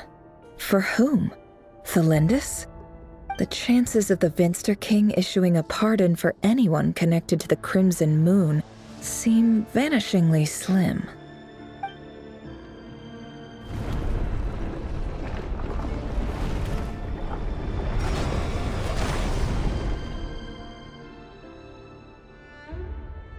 This black fog over the board must have some connection to Thelindis. But why is it taking this form?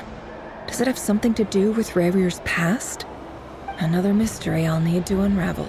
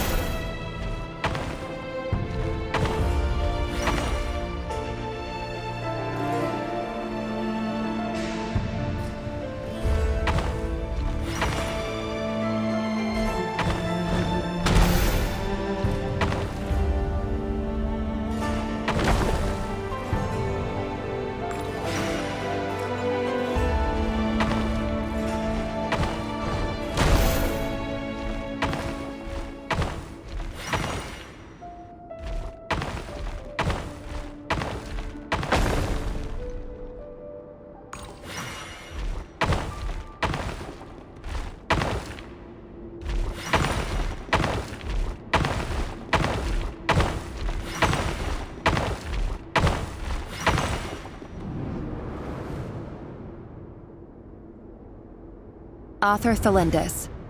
Over the course of this week, the research object was subjected to interference for a total of 60 hours for experimental purposes. The results are as follows. Research dating back to the Crimson Moon Dynasty has established 2 points regarding moon marrow. Firstly, its origins have something to do with a god's power. Secondly, it serves as a portal to an as-yet indeterminate location. Moon marrow can thus be defined as a spatial gateway. However, there are a number of hurdles to overcome before we can answer the question of where it leads to. To start with, opening the gateway requires a specific power source, which the relevant literature indicates. An enormous amount of power is then required to keep the gate open. Currently, the total power output of our instruments remains in the single digits. To make matters worse, I am now the only staff member remaining in the Moon Marrow lab. The Universitas Magistrorum recently decided to move most of its personnel into abyssal energy research, which has stymied all Crimson Moon-related projects. This is not a wise move. I have always maintained that placing all our hopes in a single source of power is risky, especially one as poorly understood as this. As well as making ourselves overly reliant on a single resource, we are neglecting other promising technologies. I apologize if this comes across as disrespectful. But as a Moon Marrow researcher, I desperately want to see the world beyond the gateway. If we really made it there one day, what would we find? And how would we go about taming the unknown? My imagination is endlessly fueled by questions such as these.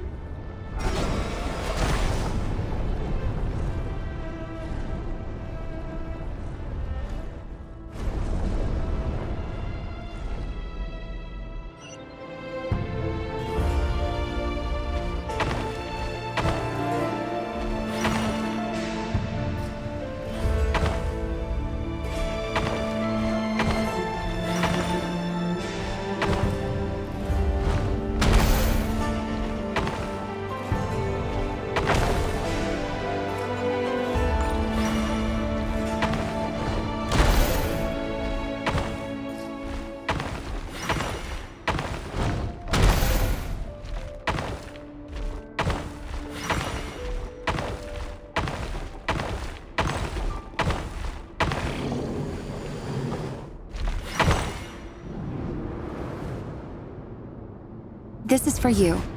I heard you're gonna leave the city with your parents.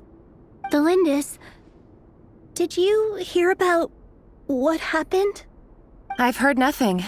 Rarir got back very late last Friday, and he was acting a little unusual, but he slept pretty well, so I'm guessing whatever he did was a good deed.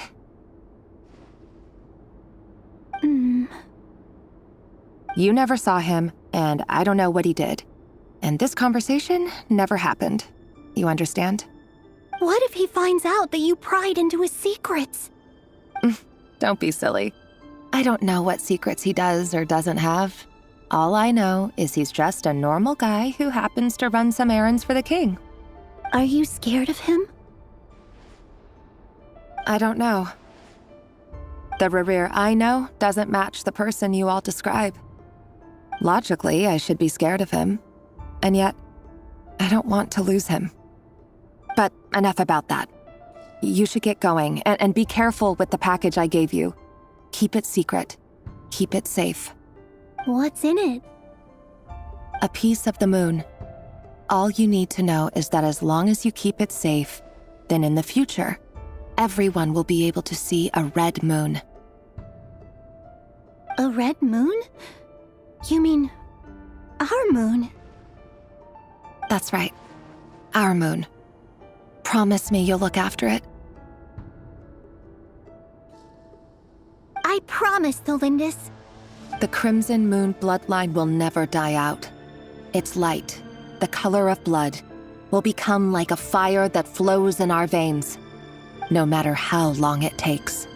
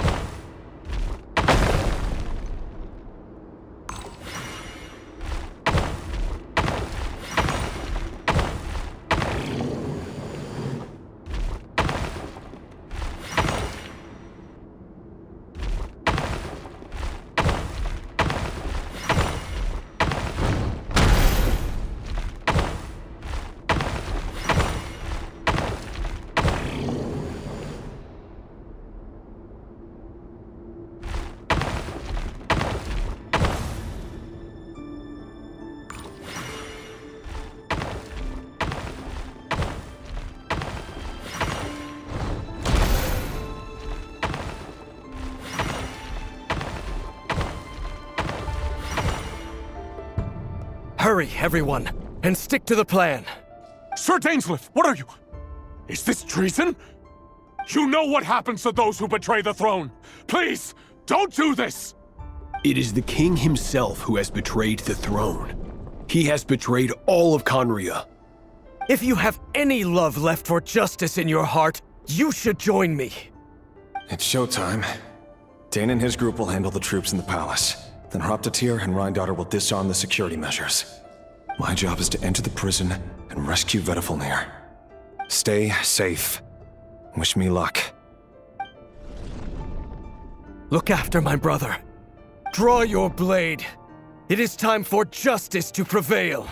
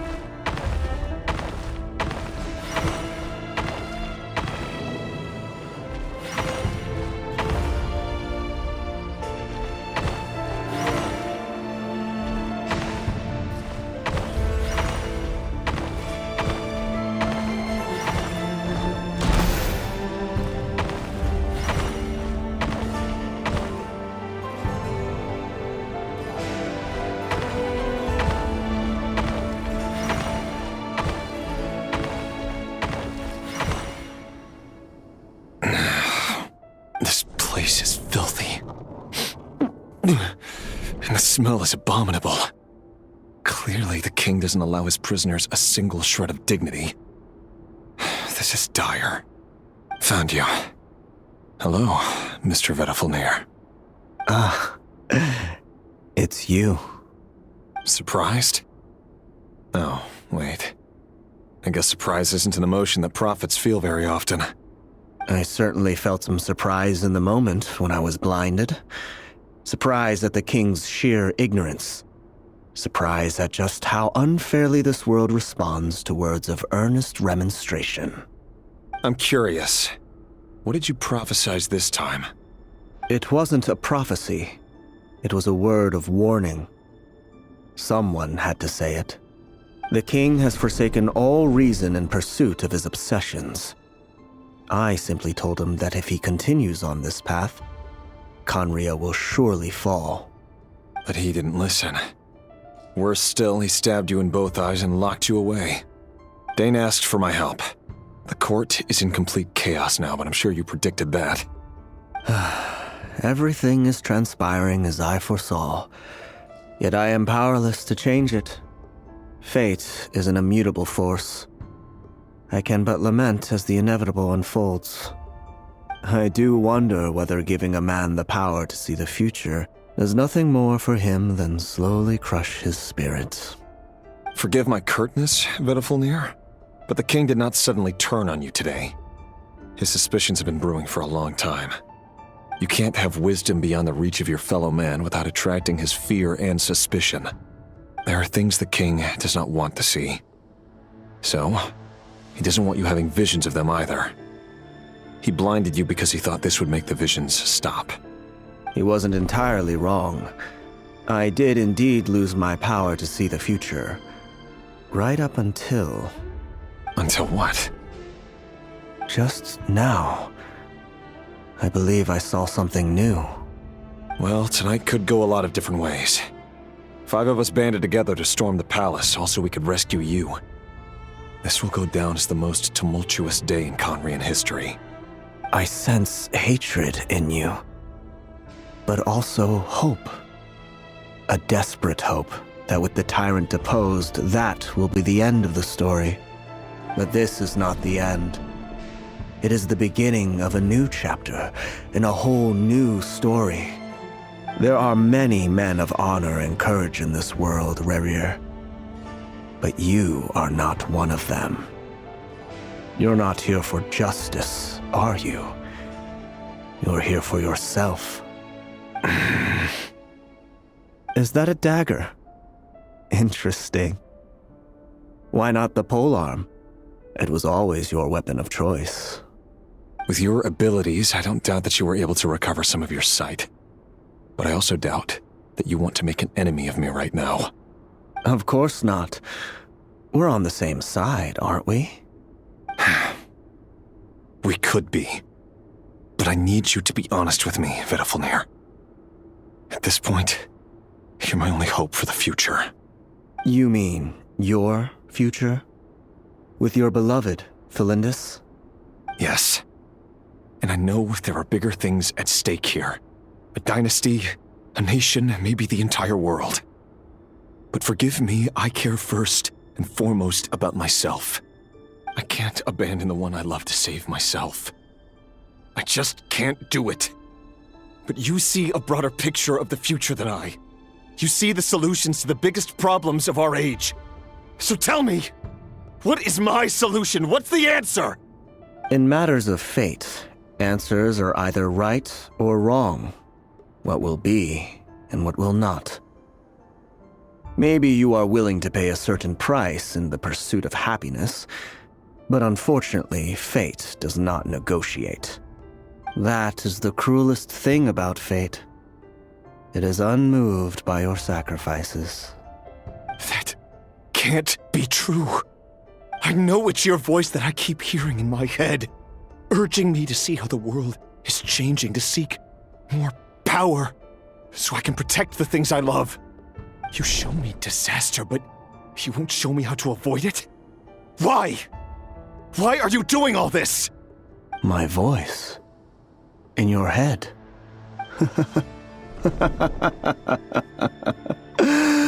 So, you hear it too? The voice that steals your mind, gains your trust, and drives you crazy. It turns out that we are not so different, you and I.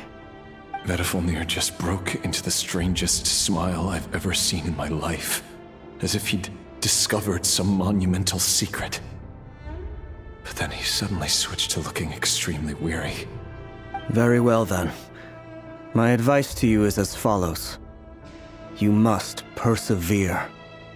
Whatever trials and tribulations you may face, be steadfast in the belief that they are your path to the future.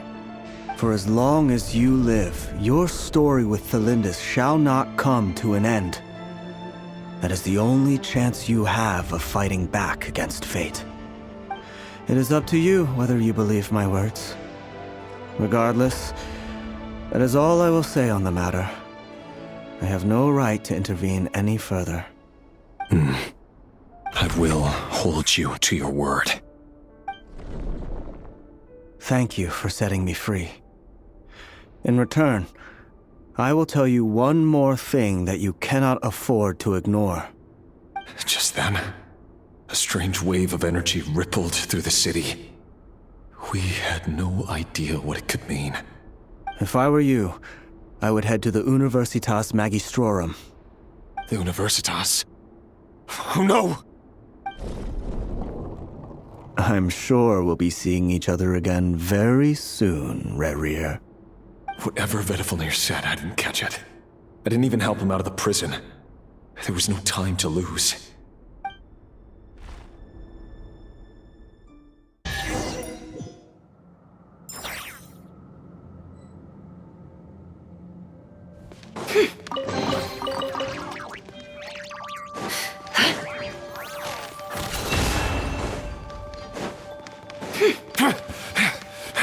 Monsters? Is this Rhine Daughter's doing? The Universitas Magistrorum! Out of my way!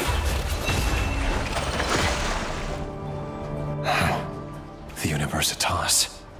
That reminds me of a rumor I once heard. Allegedly, the king installed secret mechanisms in the palace and around the city. No one knows where they are or what kind of power they hold. But if they were ever going to activate, it would probably be on a night like tonight. Help! Help! Hold on! Don't let them anywhere near you! Save me! I can't! Ah! That sounded like an explosion. So, the rumor is true? The king really went through with it. What other means does the king have at his disposal? They must run on power from the Abyss. And given it's a major center of Abyss research, anyone over at the Universitas will be in grave danger. I have to hurry!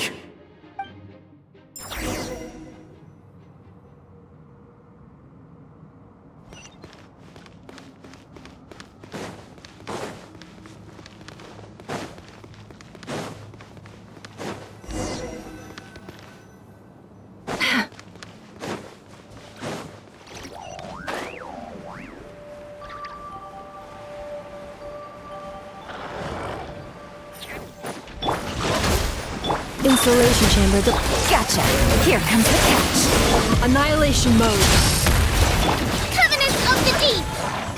Seek within. No more lies. Can't hide the truth.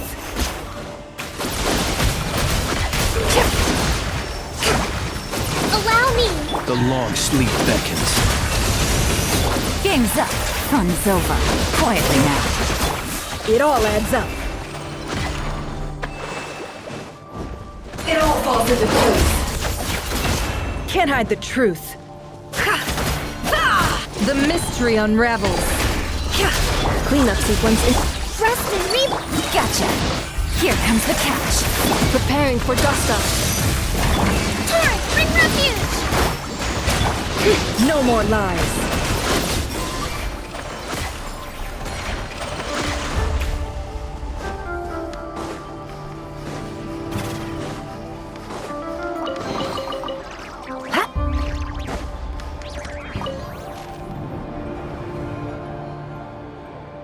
Monsters. At the Universitas Magistrorum? Why now? Oh no! They're coming! It's no use. The table won't hold out much longer. The weapons. Where are the weapons? Of course. All the lab equipment was upgraded after the inspection last week, but the new weapons haven't been allocated yet. I'm done for. Is anyone there? I need help! Ah! Stay back! Please stay back! Please!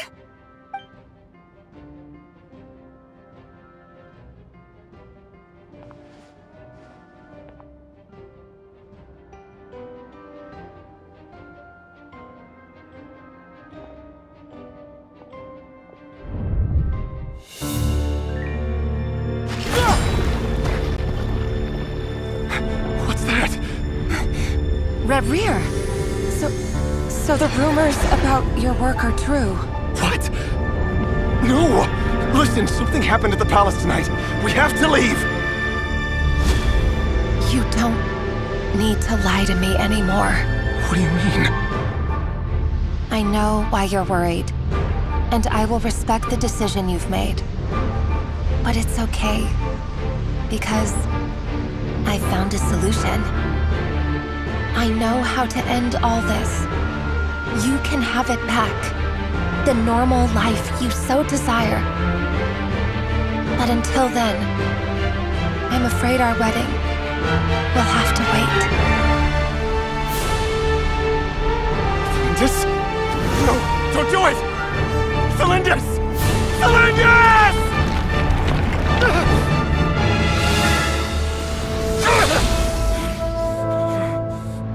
I told you, Reverie. Let her go. You will find someone better. No! No, I won't do it! I have to save her! By what means exactly?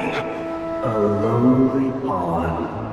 You lack the power and the strength of will. Do you know why? Tell me! Come to the palace. Join us.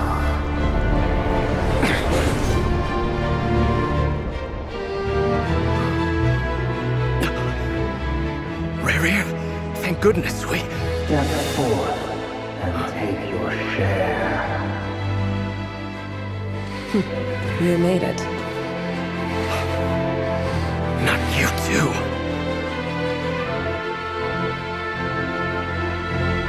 Hatred or grief, despair or desire. We all have our own.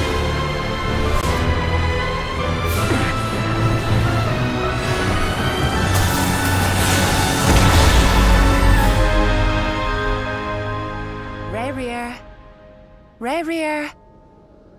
Celindus? Were you daydreaming?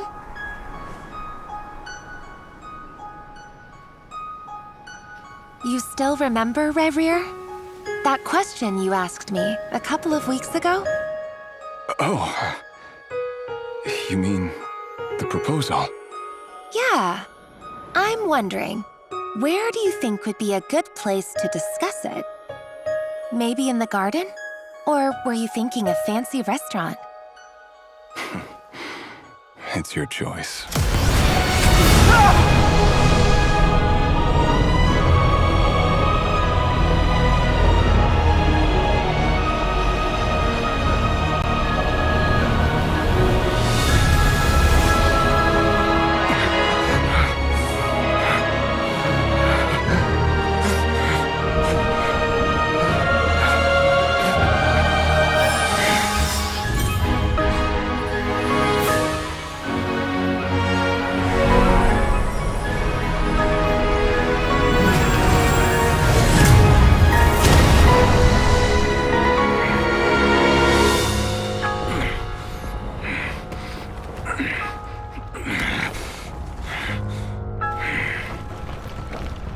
I will find you.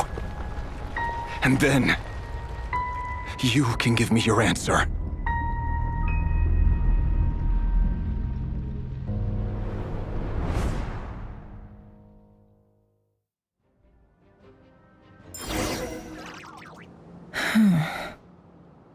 So that's how the Raker of Solnari was born. A monster created by circumstance is a monster all the same. Viewing other people's thoughts for too long can get uncomfortable. Right now, I'm feeling a strong sense of loathing. In a nutshell, the story of Conria is what happens when the truth falls by the wayside. Everyone tells little white lies, and before long, you have a huge pack of lies that destroys everything. Phew. Time to get back. His past is filled with sorrow, but the tale of any fallen civilization is one of endless tragedy. Cruel as it may be, that was Conria's fate.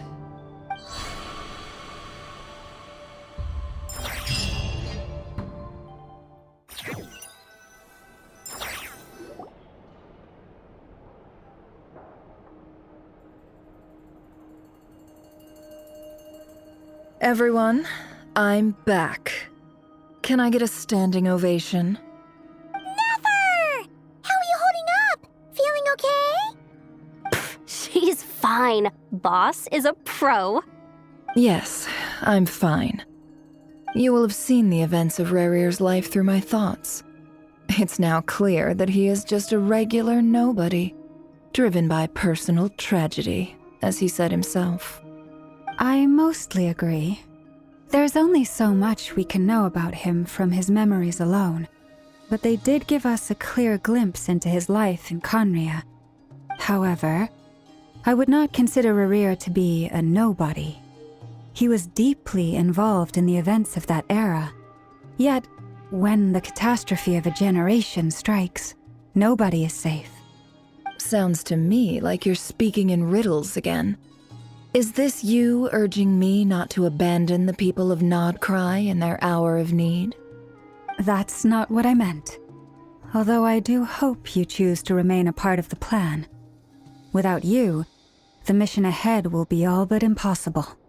Then try to remember that I respond better to the carrot than the stick. And I don't appreciate being bossed around. Now, as for you, Missy, you were excellent. You stuck to the rules of the ceremony and kept your mouth shut the entire time. Bravo. Cool. So, can you fill me in on the deets now? Most of what I saw went right over my head. Patience. You'll hear the whole story, don't you worry. But let's meet up with the others first. It will save me narrating it twice. Yehoda? Yes, boss. Let me get that door for ya. That's more like it. For a moment there, I was worried you'd forgotten about the first clause of your employment contract. Forgive my curiosity, but what does the first clause say? It says I gotta do the annoying stuff that boss is too lazy to do for herself. Like opening the door, pouring the tea, yada yada. Is that right? If something is in the contract, it's because she willingly agreed to it. Rest assured that the Curatorium abides by the very strictest of labor policies. You don't seriously think I'm cruel enough to treat her like my slave. In any case, I've hardly shied away from my share of the work today. Hope I don't catch Flintz and Varka lounging about in their chairs, enjoying a leisurely cup of tea. There's nothing I dislike more than other people enjoying themselves while I'm hard at work.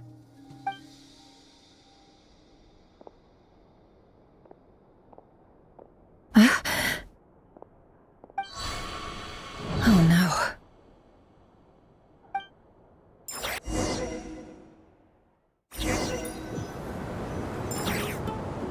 Sorry to disturb you, but we seem to have run into some trouble.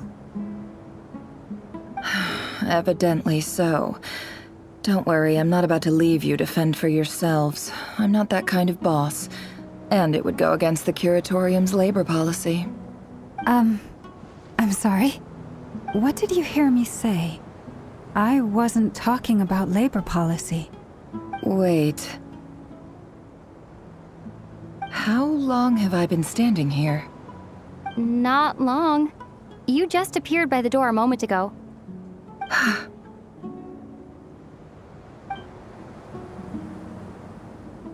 Boss, what's wrong? You look like you've seen a ghost. We've been tricked. We never left at all. Somehow I hallucinated that whole scene back inside the office. Hallucinated? But how? How indeed. This place should heed my will alone. All thoughts and actions that occur in here are just a result of pawns moving across the chessboard in a carefully calculated manner. And nobody has access to this chess set but me. So you control everything in here? More or less. But yes, it's a special technique of mine.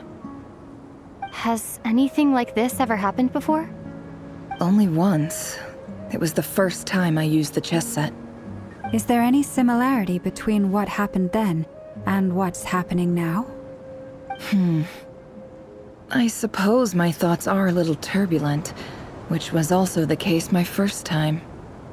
Is there anything I can do to help? The first clause of your contract clearly states that I only need your help with things that I'm too lazy to do myself. Meaning, you're not feeling lazy right now? Meaning, this is not something Yehoda can help with. The chess set is a personal treasure that I alone understand. I must be the one to find our way out of here. Boss, it's fine. Really. Let me do something useful. Oh, listen to you. Whatever would I do without you, Yehoda? What? Really? Yes, really. Where would I ever find another employee as obedient and servile as you? God forbid anything ever happens to you. Oh, okay. Well, anyway, I was thinking of fetching some water. There's gotta be a source around here somewhere. I suggest everyone finds someplace comfortable to take a rest. We gotta conserve our energy. Even though all this chess malarkey doesn't exist in a physical sense, mentally speaking, it's all real. And so is our tiredness and fatigue. You don't want to dismiss mental fatigue. Just because it isn't physical doesn't mean it's any less serious. But anyway, I got your backs, so don't worry about a thing. Don't I have the best employees? Jealous much? If we can find a suitable time, I'd love to borrow Yehoda for a day to help out at the Frostmoon Scions. Would you be amenable to that, Boss Nefer? Oh, Lauma. Have I ever told you just how pretty you are? Beauty runs from the tips of your antlers to the depths of your imagination. Time to rally, everyone. Follow me. As we continue our journey, the same rules will apply. That means stay focused and no talking no matter what we encounter. And don't disturb the chess pieces. You have my word that I will get us all out of here.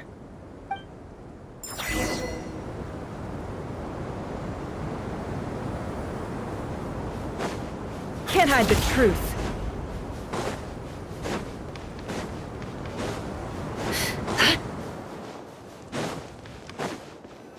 This place looks familiar. That's not a good sign. I wasn't expecting visitors at this hour. Wait, is that? Oh, it's him. There you are! Sinue's been looking for you all day. I think he has some news for you. Oh yeah? What were you doing just now, Uncle Retinue? Hiding away some more loose change? I know I saw some Mora. What do you mean, loose change? Oh, come on, I'm too old for this. Just pretend you saw nothing.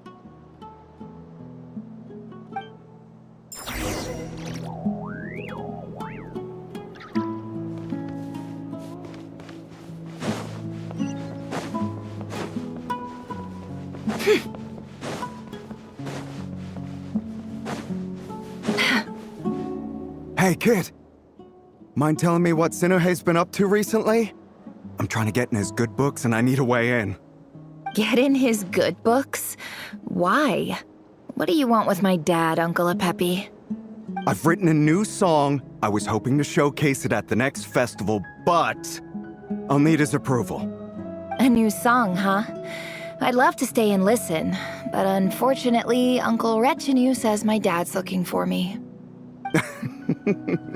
Well, there's plenty of time and I'm not going anywhere. See that pile of stones? I'll be sitting there warming up my vocal cords. Come find me when you're done. Pile of stones. Got it.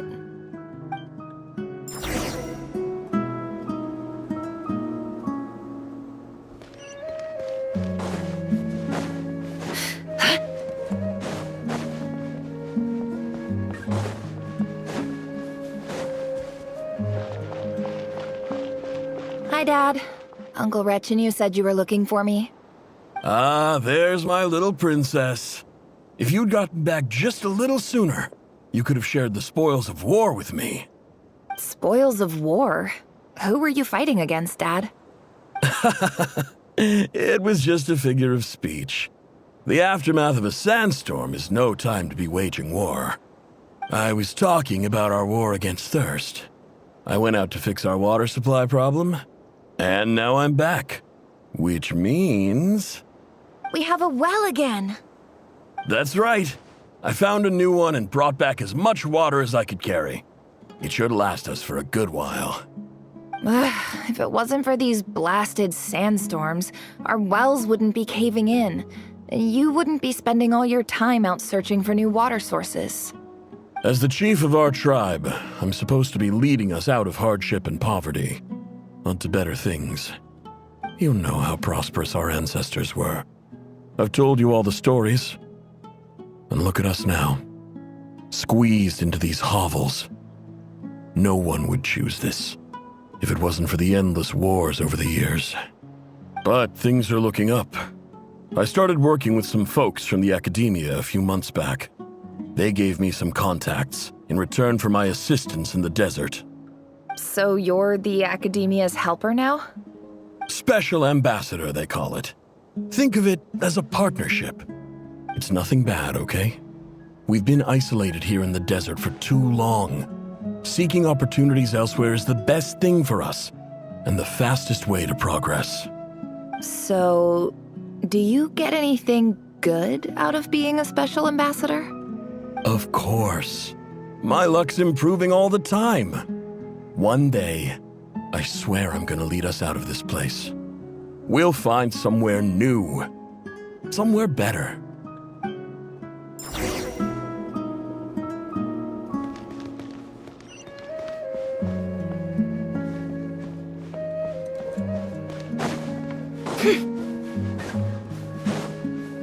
It all adds up.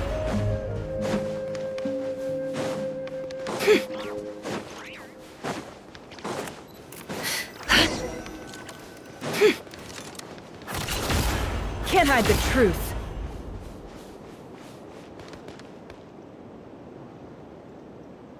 That's our well, and you know it. You stole from us. Well, you've gone from chief to thief, and now you have to face the consequences. Did you really think you could take our water without permission and get away with it? You're either brave, stupid, or both. And that Special Ambassador Act? Yeah, nice try! We spoke to the academia. They said it was all news to them. You're a liar and a cheat!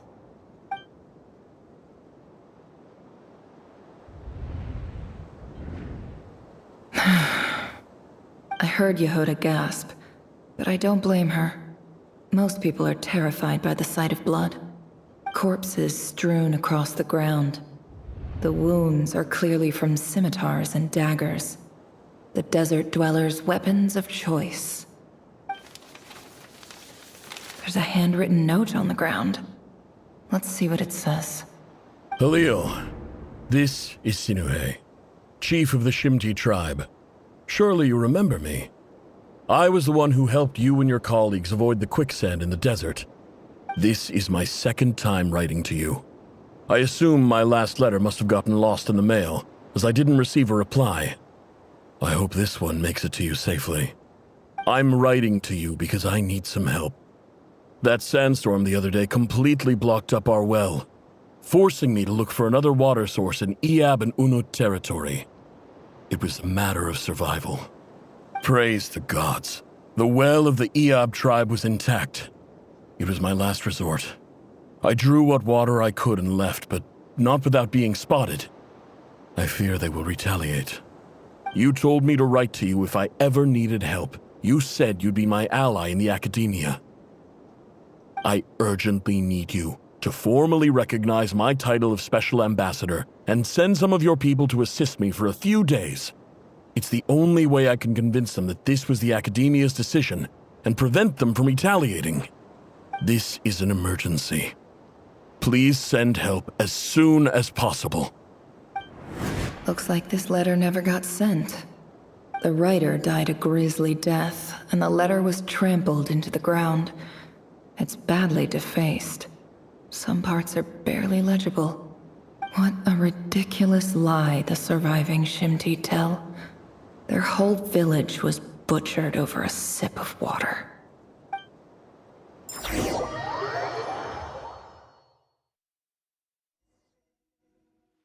Ah, officer.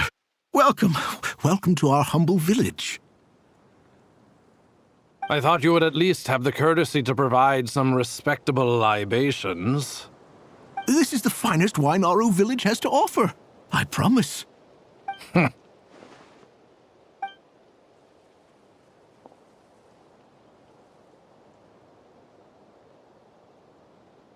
The Academia has agreed to reserve a single space for a candidate from your village. But I remain skeptical of this entire endeavor. I highly doubt anyone in this desert possesses serious academic potential. Please, have faith. If not in us, then in our god. The child we found shows great promise. I beg you, take her away from this place. Give her a chance. Don't let her talent go to waste. I don't recognize her. New arrival? She showed up here a few days ago and we took her in. She's a really bright kid. Please help. I'm begging you. So, where are you from? Nowhere special. Just a sand dune. What about the rest of your family? How many of you are there? Just the one. It's only you? Correct. So, no brothers, no sisters, no mother or father? Any who have slept on a bed of sand, I call my brothers and my sisters. Apart from that, I have no family. All right. Get over here. Sign your name on the form.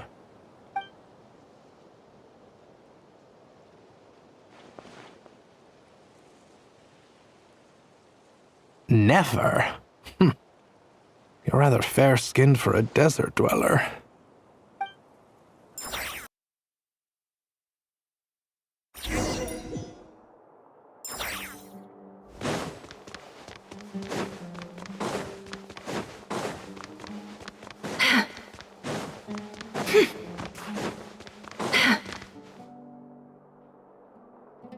Nefer, this term's assignments have been issued already. Please read through the materials thoroughly, conduct your own additional research, and then write an essay on the topic. Yes, Professor, I'm aware. I just had a couple more questions I wanted to get your perspective on. Oh? Please ask away. Well, I saw the other students' problem sheets, and I couldn't help but notice that my assignment is much easier than theirs. Do you really think I'm a weak student? A weak student? Goodness, no. Quite the opposite. You have a sharp mind, almost too sharp. I think what you're saying is, a weak student wouldn't have noticed the discrepancy. And if they did, they certainly wouldn't complain about the lighter workload. You see, sharp as they come. You see things the way they are, and I'm sure you know why they're like that. Because of where I come from. Because I'm different. I'm sorry, Nefer. I don't like it any more than you do. It's just... Anyway, you said you had a couple of questions. What's the other one? I wanted to check. If someone sent me a letter to the academia, where do I go to collect it? Ah, your family wrote to you. Well, as long as they put your name on the envelope, someone should hand it right to you. Not exactly. It's not even a recent letter. I was just curious where the mail would end up if no one collects it. The House of Dana, I expect. I know there's a box for unclaimed mail somewhere in there, probably sitting on a shelf. Whatever you're looking for, that'd be the place to start. Okay, got it. Thank you, Professor. Oh, don't mention it. Honestly, I feel like I failed you. I'm supposed to be your teacher, but I haven't taught you anything. Hey, don't say that. You're a great teacher, and you do your best for all your students. But the rules are the rules. You're not allowed to teach students like me. It's not just the academia either. The whole world bends over backwards for the successful and leaves the losers to suffer and die. Oh, my dear child. Don't tell me you've given up on life already. I haven't. I just think that if you want to make it in this world, you have to find a way to become successful.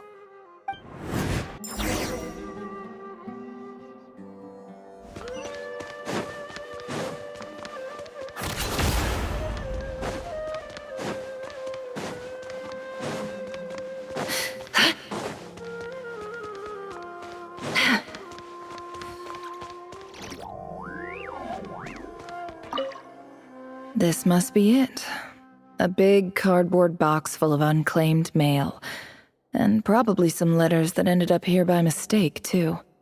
Let's take a look.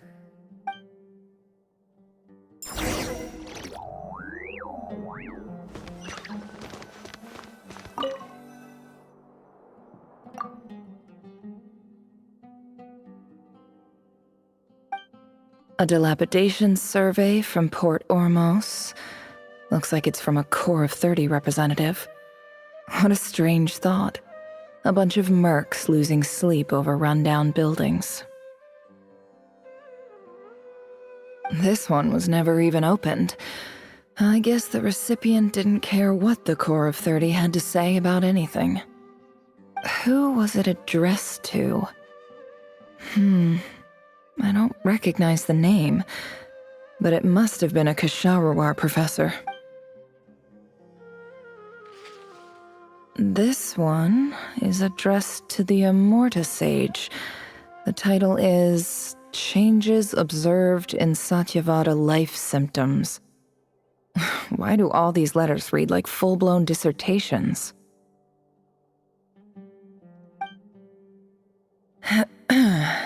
Guided by the incense, we became lost somewhere in the forest. All the barriers between levels of consciousness disappeared as our minds soared around in circles, looking for a branch to seek refuge on. In clinical terms, these symptoms fit the description of incense poisoning. The Immorta Darshan strictly prohibits the use of hallucinogenic substances, but I believe there are still people getting away with it. For example, my neighbor who always breaks out into song and dance after using incense. This seems like something the academia would want to know about. Why wasn't it collected? Wait, what's this written on the back? It's so small. The note says, "The sender authored this letter while under the influence of mushrooms. I would send it back, but no return address was provided. Stamped by the Grand Conservator of the House of Dana."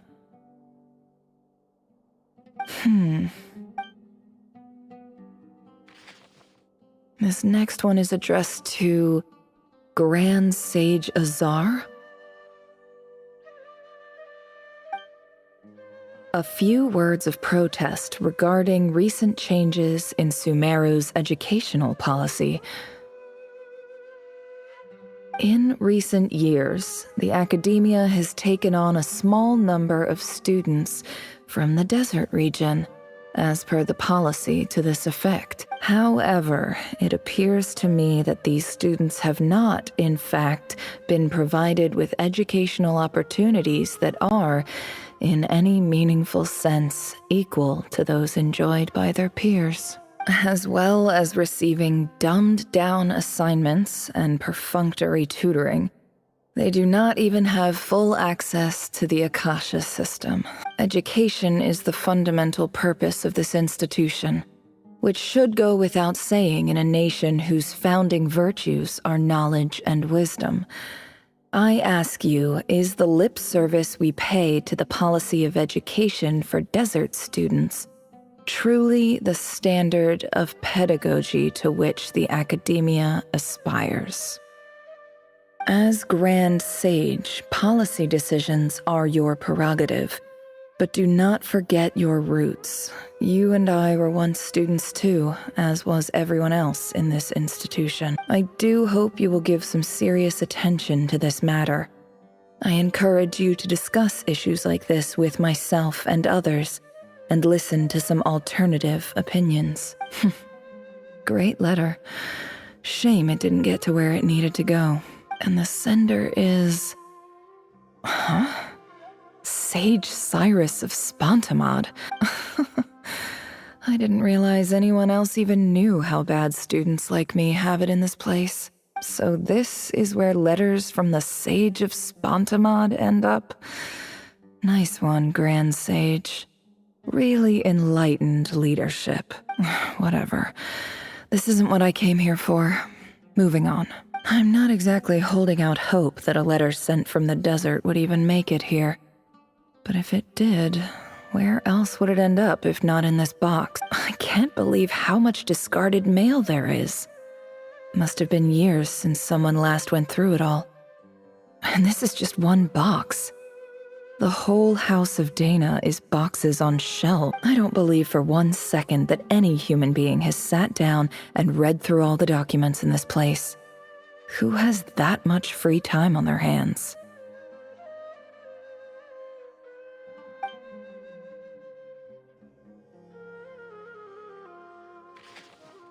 Wait, could this be it?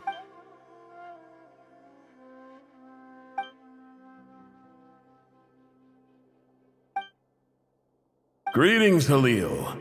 My name is Sinuhe, chief of the Shimti tribe. I was the one who came to you and your colleague Zaid when you ran into trouble in the Great Red Sand. I don't know how well you remember it now, but I brought you to safety and gave you some water and other supplies. You seemed very pleased and told me your name. In my tribe, learning a person's true name is serious business. And I therefore see you all as friends. You were kind enough to leave your contact details, so we could stay in touch. The Shimti tribe lives a harsh, nomadic existence in the desert. You were sympathetic towards my plight, promising to make me a special ambassador of the academia and help us find a way to make a better living. This brings me to my reason for writing. Our tribe has fallen on particularly hard times, and I would like to ask for your assistance. There was a terrible sandstorm a few days ago, which blocked up the well in our land. To ensure my people's survival, I had no choice but to venture into Eob and Unut territory in search of an alternate water source. The Eob and Unut are descended from the Thamudians, while we trace our ancestry to Tulatala. We worship the Lord of Flowers and have had relatively good relations with our fellow tribes up until now. I found a well belonging to the Eob tribe.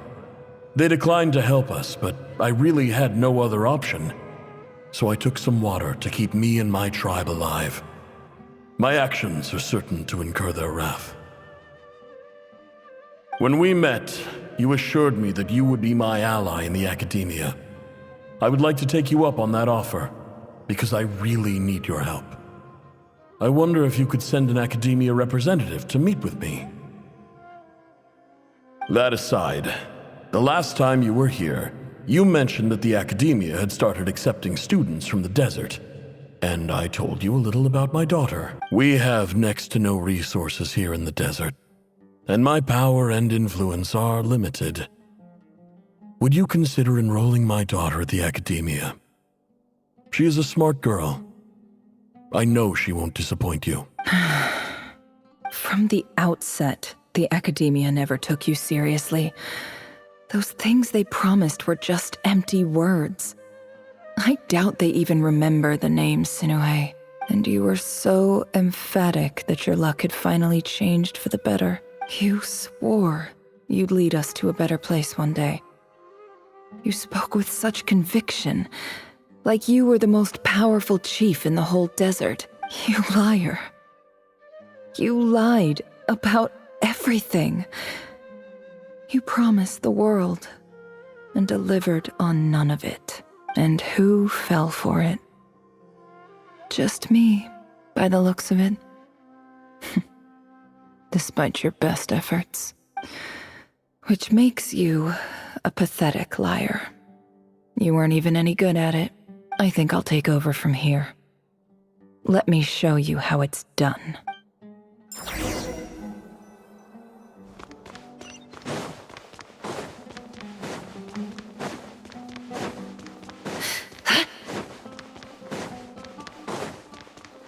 It all adds up. No more lies. I just came to say goodbye. Thanks for everything you've done for me in my time here. Nefer? You packed your bags. Where are you going? I'm quitting. Something's come up in my hometown. Gonna head back and deal with it. Huh? But this was a hard-won opportunity for you. You know that better than I do. It was, but it doesn't matter. I have more important things to deal with and they can't wait.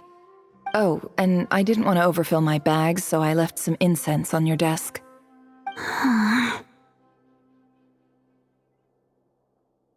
What's wrong? I thought you liked incense.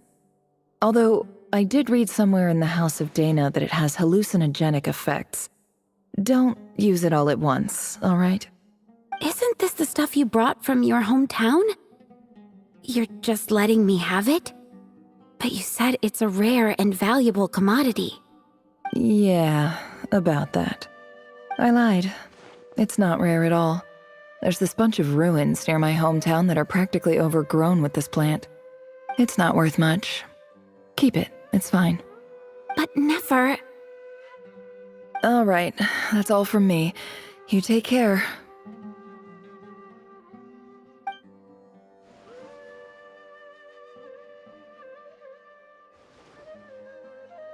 Don't forget me, okay? I mean, we're more than just classmates, right? We're friends.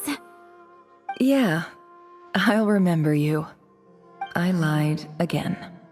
That incense is worth a fortune, and it's a rare find even in those ruins. And as for remembering her, I have far too much to do when I get back. No time to reminisce. I'll be lucky if I even make it through this alive. But either way, I expect I'll forget you pretty quickly.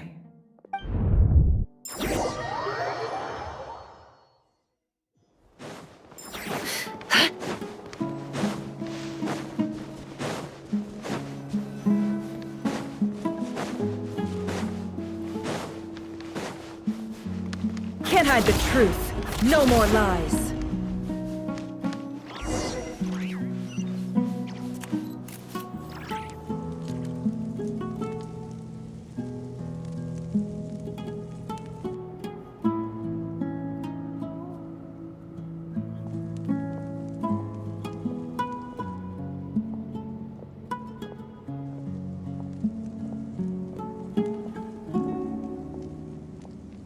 It's a pleasure to meet you, Mr. Arif. So, what does the Academia want? Since they've sent their special ambassador, I assume there's a big business deal to be made. If not, I'd be very disappointed. Please, sir, Lower your blade. You're lucky I'm the one they sent. Not all special ambassadors share my admiration for the Eab people. The ever-shifting balance of power in the desert reduced the once great civilizations of this region to rubble and sand. But the story of the Eab has a very different trajectory. Others grew weak, but you grew strong, beginning in obscurity and moving to prosperity. You're the only ones who defied the trend. Huh. So, you do know who you're dealing with? This well is the perfect symbol of your strength, is it not?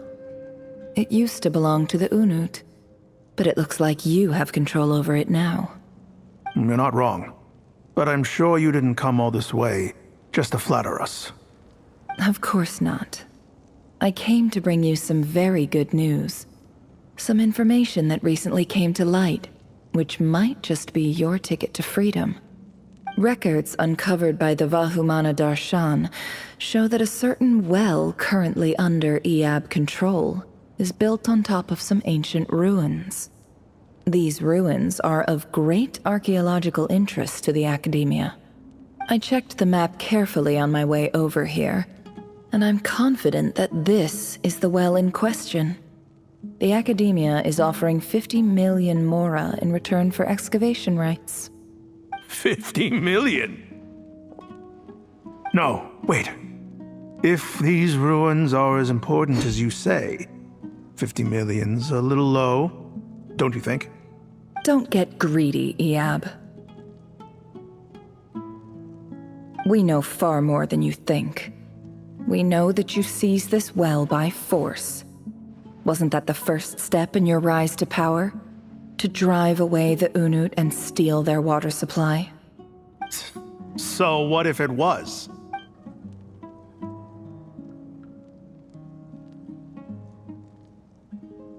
Don't worry. As unscrupulous as it was, it's something we're willing to overlook. The Academia is only interested in dealing with the de facto power holders in the region. I hope I am making myself clear. And I hope your words are the truth. If I find out the Academia is trying to play me, I'll hunt down every one of your people and make you watch as I cut their heads off one by one. I assure you, Chief, that would not be in your long-term interests. You don't want to make an enemy of the Academia. You see how I'm dressed, don't you? I appreciate that you've never been to the rainforest, but surely even you recognize an ambassador's attire when you see it. And what does a barbarian like you have to lose anyway? You really think the Sumeru Academia would bother to come all this way just to lie to you? We have more important things to worry about. All right, I take your point. The Academia is the highest authority in the land. I'm sure you're trustworthy people. In that case, we have a deal. We will sell you the excavation rights. I'd like to thank you, Ambassador. This is good news indeed. Excellent news. In fact, it calls for a celebration. Would you do us the honor of staying a while and enjoying some Eab hospitality? Gladly. I am partial to wine myself, and I trust you are as well. So let's indulge in a few drinks together, in celebration of this momentous occasion.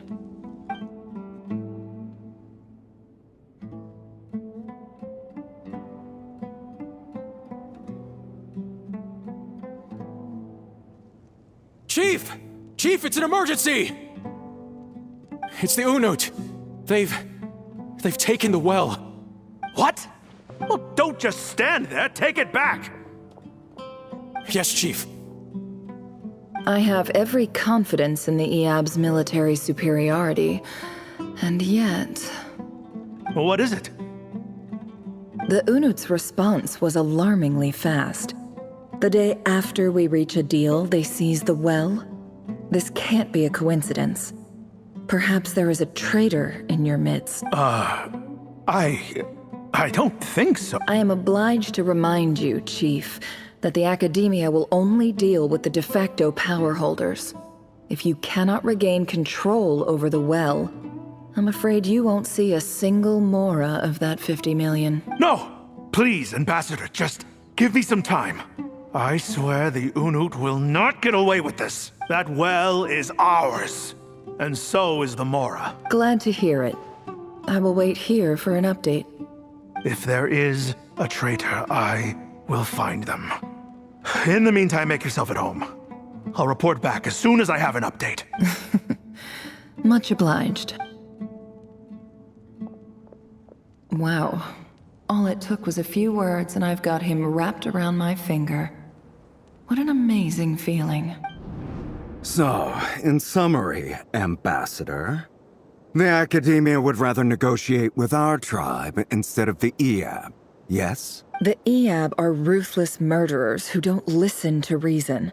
And now they have the gall to interfere in our research projects in the desert region. So let me ask you, Chief.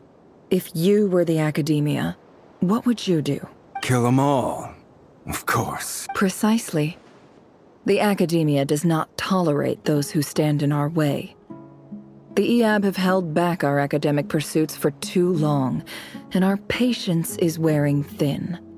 At the same time, there is simply no way that the Academia can be seen to be intervening in desert affairs. I'm sure you understand where I'm coming from. We have our own rules out here. If the rainforest dwellers raised arms against a desert tribe, it'd start a bloody war. Right. We can't confront them ourselves, but we can support their enemies. The Unut have always had strained relations with the Eab, which makes you our natural allies. Natural allies. Weren't the Eab your allies once? You were quick to send them after us to protect your interests back when we stole that water. And now look at you. You're at each other's throats. Let me be clear. The Academia wishes to collaborate with the legally recognized rulers of the desert in this matter. We are asking for excavation rights to that well, and our offer is 50 million mora. Say no more. I believe we have an understanding. Good. Then I suggest you get to work. Get us access to that well, and the mora's yours. You see, Dad? Lying is easy when you know how. People will...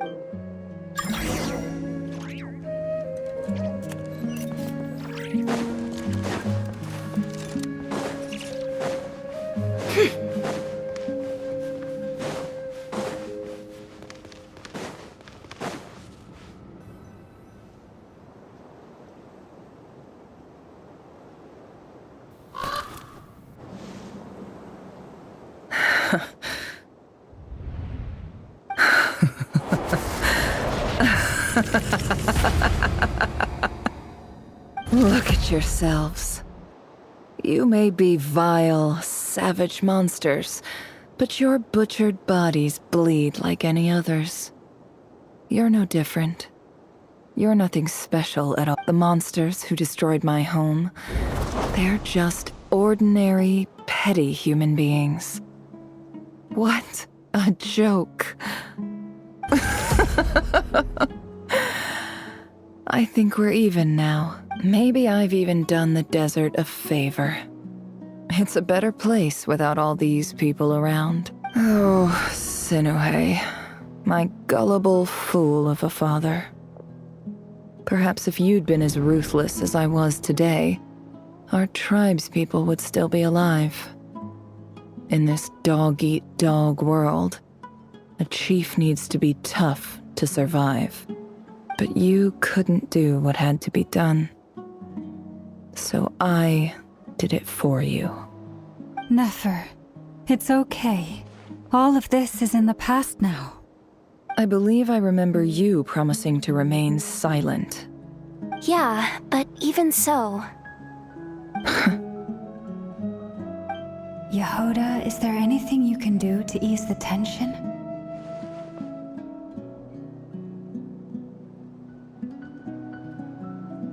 Alright, time for a sharp turn onto a completely different topic. Anyway, that's enough of that. When are we getting out of this place? Feels like we've been walking forever. I'm getting pretty tired. Oh, Alma, you tired? Yes, if we can find somewhere to sit down, I could certainly do with a rest. It's not far now. There should be a temple just up ahead. Yes. Really? A temple? That's where this story ends? I guess that's how things go in the desert. Desert dwellers can never escape their destiny. Or so everyone says. I never wanted to believe it, but looking back now, I'm as desert as they come. You mentioned a temple. What's waiting for us there? My biggest trade secret of all. Ah. Then I'm guessing it's where you got your power from. The power to peer into other people's minds. I didn't know you were clued up on any other religions. I'm no expert in the history of Sumeru, but since you come from the desert, I would imagine it has something to do with King Deshret. Sounds impressive.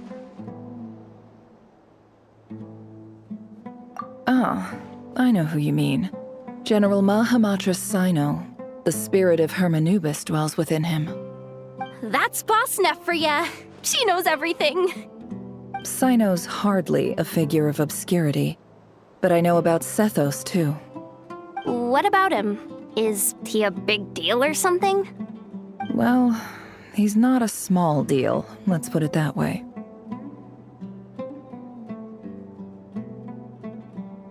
Please, this is the bare-bone basics. Save the flattery. Thanks for your patience, everyone. I'm sure it's been a lot to take in. With any luck, that's our exit just up ahead.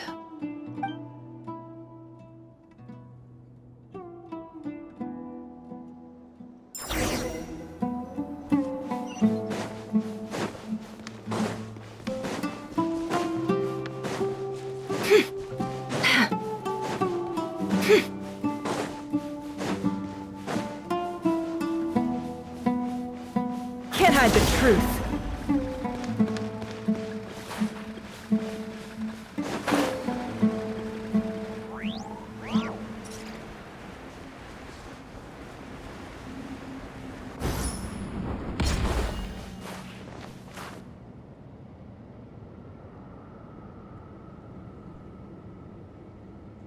Uh-oh. Uh-oh. Uh-oh. I'm totally out of my depth here.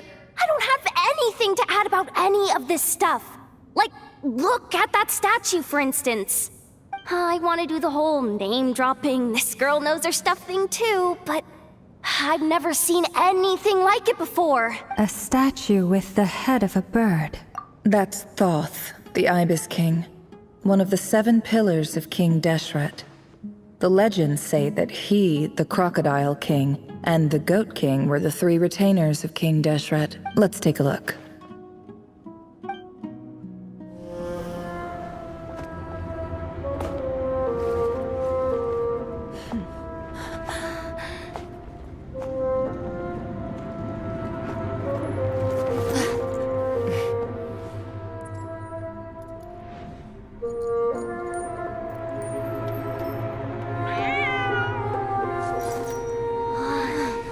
It's just Ashru.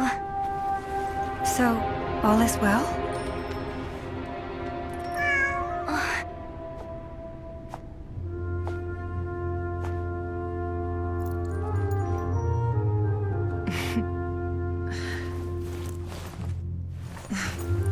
Typically speaking, at this point, the world disintegrates. Then we find ourselves back in the outside world. Besides, these are my memories. There's nothing to fear. You're sure? Of course. It's almost over.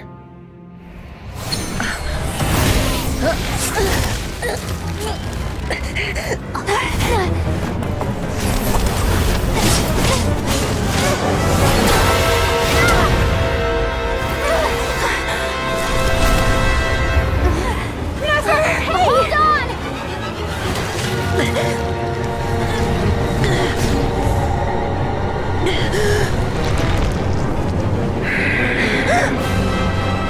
Knowing too much is always a death sentence.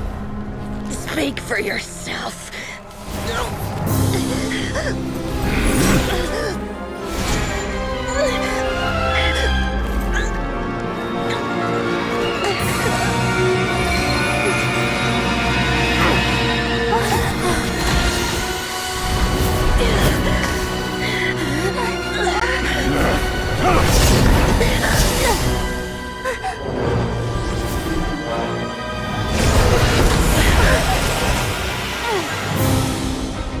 How repulsive.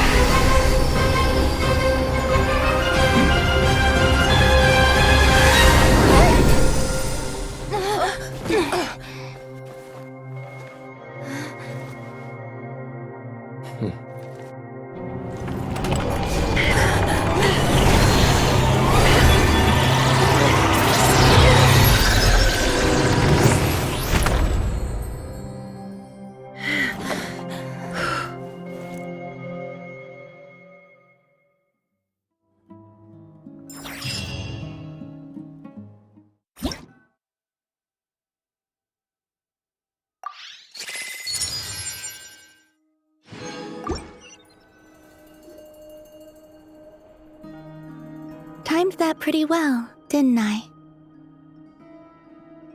It's okay. I'm just glad no one was hurt. Paimon noticed you doing something too, Dainsleif. Were you helping get them out? Of course. When I asked Nefer to conduct this investigation, I was not naive to the dangers involved. I had a duty to ensure your safety. Good to know your sense of justice is still intact after all these years. I take that to mean that you saw the truth. That comes as a great relief. I certainly did. And thanks to your help, I also managed to trap Rerir inside the chess set. Whoa, really?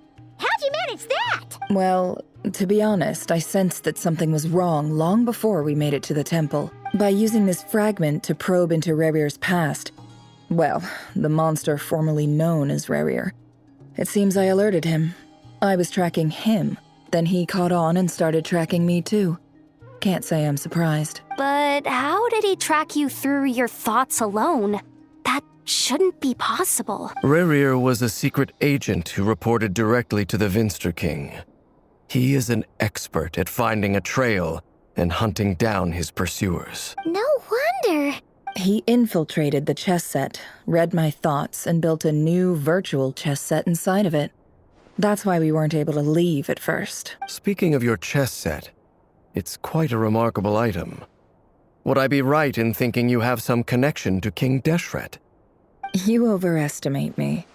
I only have a connection with one of his underlings, the Ibis King. You all saw how this came to be. A long time ago, the Eab massacred my tribe, the Shimti, in our home village.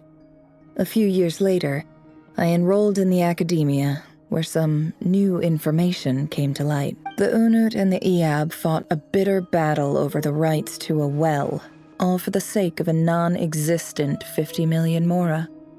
The Eab ultimately won that confrontation, but their victory came at the cost of almost every warrior in the tribe. The final blow to the Eab came at the victory feast, when an Unut assassin beheaded their chief right before my eyes. The remaining Eab fled and have been scattered to the winds ever since. Having gotten my revenge, I returned to my hometown, where to my surprise, the nearby temple was still standing. There it was, seemingly immune to the relentless hostility of the desert, while my tribal home lay in ruins. As I stood there gazing at the temple, I noticed a cat just outside. This cat, as it turned out, was home to the spirit of the Ibis King. He led me to a gate deep inside the temple, And there, he made a deal with me. This chess set is my gift from the Ibis King. The chessboard within is made to the same specifications as the one in the mausoleum of King Deshret, and represents his power of piercing analysis. With this chessboard in its container, I gained a certain ability to perceive hidden secrets. Now, you could conclude that the Ibis King simply wanted to give the people of this world the power to seek the truth, but I don't believe that's the full story. Every god plays favorites. Their hearts are as fickle as any human's, full of secrets, perversions, egotistical tendencies. But precious few gods are willing to admit this. It is the same with all powerful forces, including fate itself. Their gaze falls preferentially upon a select few. As you rightly point out, this is an act of favoritism. If you're alluding to the Abyss, then yes, I agree. Gather the others. It's time to share everything I've learned.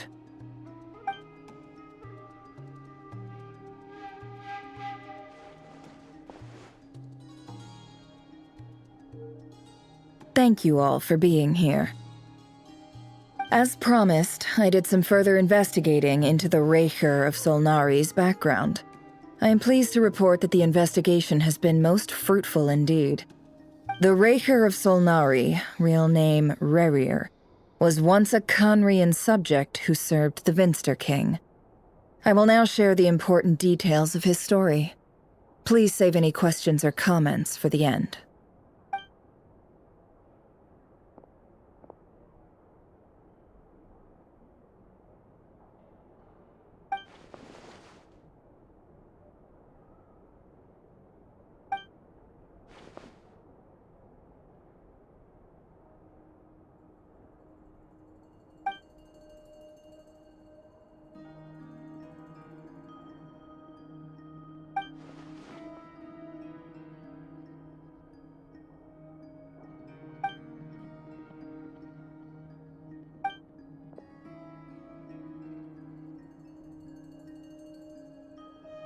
So that's why he's so obsessed with the moon. A tragic tale, to be sure. But it does not excuse his many transgressions. No matter how much Rerir suffered in the past, the fact remains that he is what we know today as the Wild Hunt, wreaking havoc upon innocent lives in Nodkrai. He becomes more dangerous with each passing day. If left unchecked, it is simply a matter of time before all of Tevat suffers the consequences. This is a threat that the Knights of Favonius cannot ignore. A question for Miss Columbina. Forgive me if this is presumptuous, but have you ever seen the spatial gateway that appeared in Rerir's memory? Never. But I have heard stories of something called the Moon Gate, and this seems to fit the description. Miss Lama, any thoughts on this? In the lore of the Frost Moon Scions, the moon is believed to hold many secrets. Some sources speak of ancient knowledge, others of a gateway to the unknown. The term Moon Gate is one I have heard before, but as is the case with all of our legends, there are no records of any first-hand witnesses. We cannot know whether it truly exists. Then back to Miss Columbina. As a moon goddess yourself, do you have some idea of where the Moon Gate leads to? Not at this stage, sorry. I do hold the power of the Frost Moon, and my strength is recovering well. I can sense that the gate would open at my command, but... But there's more to the power of the Frost Moon than that? Yes. A moon goddess has the right to open the Moon Gate, since it is a path to the moon. But as never mentioned, holding open a spatial gateway takes a huge amount of power. And right now, I need to conserve my energy to fight the Raker of Solnari. I'm afraid this is one mystery we may have to leave unsolved for now. I agree. Better to save your strength. But if you'll humor me for a moment, I have a bold conjecture of my own regarding the world beyond the gateway.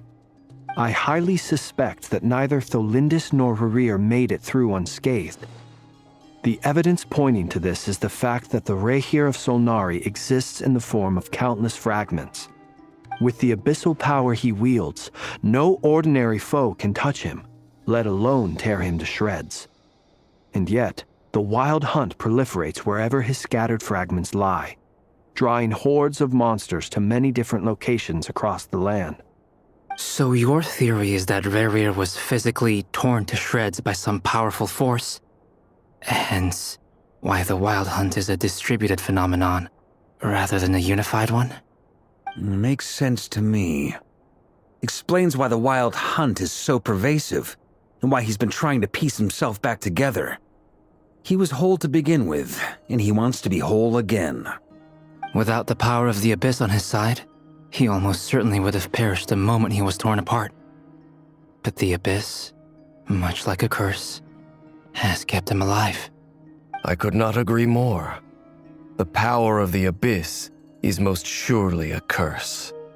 It is a compelling explanation, and one that accords with my present understanding of Abyss creatures. Whether the life form in question is primitive or advanced, if a curse has extended its lifespan unnaturally, it will continue to survive in spite of everything. This raises some interesting questions. I will run some experiments and see if there is any validity to my suspicions. That being said, regardless of whether my research bears fruit, I would like to thank Miss Nefer for conducting such a thorough investigation. Already, it has greatly enriched my understanding of the entity we face. My pleasure, Mr. Albedo. I too hope that the information I have shared today proves useful as we look to formulate the next stage of our plan. Hey! What is it, Dainsleif? You look really upset! It's just... when I think of the man I once knew as Rerir, I struggle to understand why things had to turn out like this. The two of you used to be friends, didn't you? I don't know if these words will bring any comfort, but my heart goes out to you. Mine too. We can never know all the hows and whys of the way things are. The moon and stars are full of untold secrets and lies, and the skies are host to many more mysteries than these alone. Yet, none of that can begin to compare with the complexity of human life. Those are the first comforting words I've heard in a long time. Thank you, both. Well, I think this is a good place to end today's meeting. I'm sure Nefer needs some time to recover. She's been through an awful lot today. That's very thoughtful of you, Lama. Of course. Sounds good to me. Take some time to rest and digest before we reconvene to nail down a plan.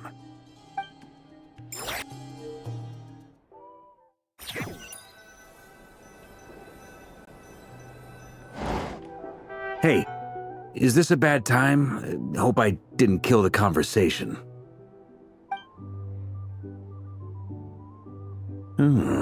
Nice room. Oh, I'm not coming in, though.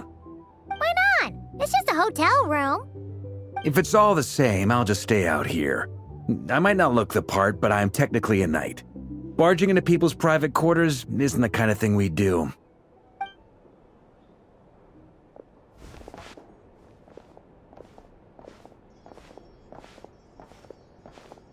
Anyway, Nefer went back to the curatorium to get some rest, but before she left, she shared some things with me that I thought you should be aware of. Firstly, although she managed to trap the Rehir of Solnari inside her chess set, there's no guarantee that the power of the Ibis King is any match for one of the 5 sinners. Their powers are beyond our comprehension. It's only a matter of time before he finds a way to break out. We have to come up with a plan and take care of him before that happens. Honestly, my mom figured that might be the case. So, how long have we got? Well, I asked her that same question. She talked for a long time, but for the most part, it seemed like she was trying to convince me how precious her chess set is. What a long and storied history it has. It felt like some kind of sales pitch, you know? The kind where you end up handing over Mora against your will. Anyway, after all that, she finally answered the question. 2 days at most. 2 days? Holy moly! Can we even recruit enough help in that time? That remains to be seen. Which brings me to the second issue. Dainsleif is obviously conflicted about this whole thing. But given how little time we have, there's no way we can pull this off without his help. You have some history with him, right?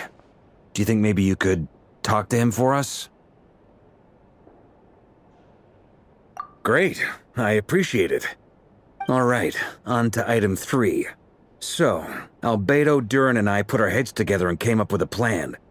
Can't promise it's gonna work yet, but at least it's a start.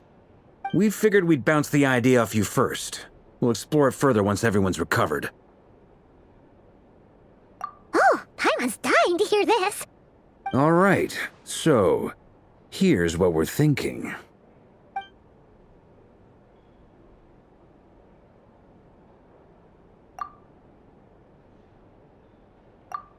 We felt a little uneasy about roping you into this. I mean, firstly, you're not locals, and secondly, none of us are your boss. You're well within your rights to refuse if you so choose. Roping us in? Why would you even say that? We know the stakes here.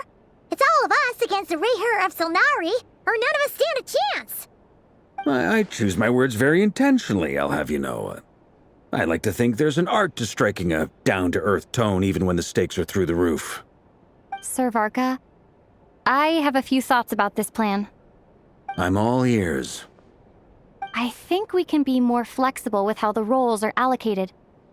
In my view, the most sensible lineup would be like this.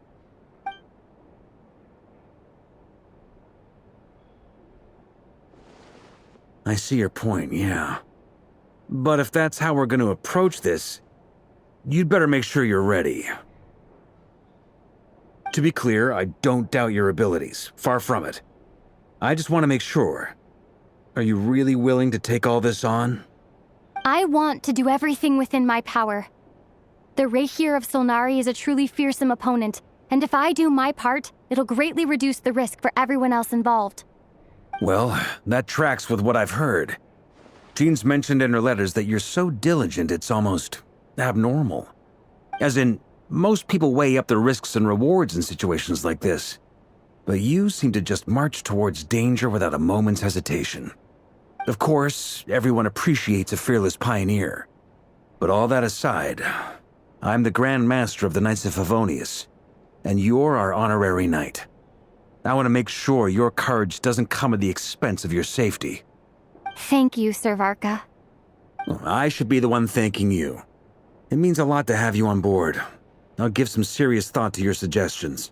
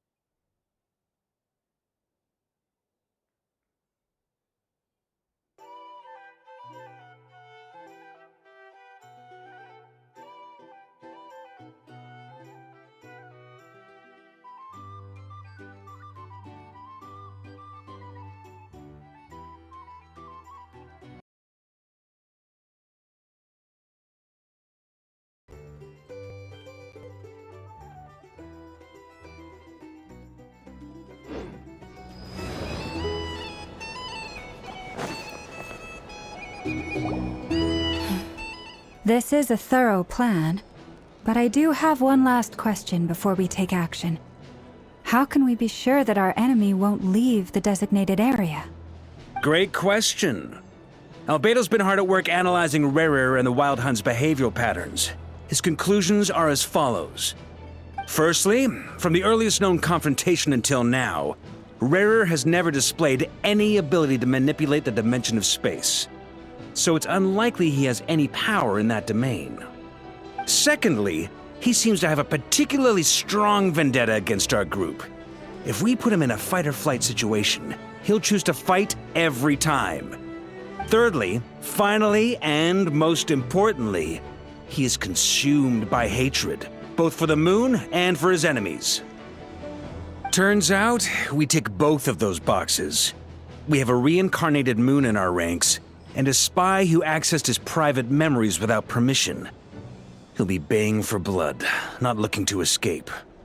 As someone who's had their fair share of interactions with the Wild Hunt, those all seem like valid observations to me. Understood. Then I will defer to the verdict of the group. Well, everyone, that's the plan in full detail. Albedo and Durin are carrying out their part as we speak. Plan approved. Scheduling. Okay, any firepower you need, I got you covered. Let's light this baby up. The Frost Moon Scions are behind you as well. And the rest of you?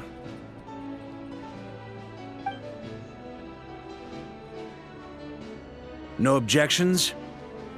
All right, then it's settled. This is the plan we're going with. Next up, an old tradition of mine. Anyone who wants to back out, now's your chance. Wait, we can still back out of this? Everyone says things they regret, right? I don't want anyone feeling trapped because their mouth said yes before their brain had time to think things through. A very people-first approach. I hear that's common practice in the Knights of Favonius. Heh. Who'd you hear it from? D-Luke? Shh. We don't use people's real names at work. This contact will be known only as Owl, please and thank you. This plan can only work if everyone does their part. Flint's and I will absolutely support it. We shall indeed. You'll be glad you accepted our help. Also, you are the last person I expected to see here, Miss Dory. It's not often I get called Dory in a work context. My peers usually call me Lord Sangama Bay. So, the longer your name, the higher your net worth. Is that the idea here? In that case, Mr. Flint's here must be worth a fortune. That's right, I know your full name. It's... The walls are thin here. I'd appreciate you keeping that a secret. Okay, fine. I'm actually only here as a favor for someone else. Do you have any idea how much it would cost to hire me otherwise? Oh, does this mean someone out there actually has the power to boss Dory around? It most certainly does not. We have a long-standing and mutually beneficial business partnership. She's actually the mom of a friend of yours. Said mom supplied me with a great little trinket, but now that lady's ruined everything. If I don't start building a little goodwill now, my whole business in Krai is gonna go down the drain! Okay. So what exactly is so special about this pendant? It's a lucky charm that a great mage made for me. We have a business relationship, and she was worried that something bad might happen to me. So, she wanted me to have something that can store power to protect myself with. I finally got it all fully charged up with Kuvaki, and then never went and used it all up at once! Never lost so big in my life! You're right. It was all my fault. I didn't mean to drain all the Kuvaki in the pendant, but I'll make it up to you. You will? Well, in that case, how about you give me your chess set, and we call it even? I knew you'd say that.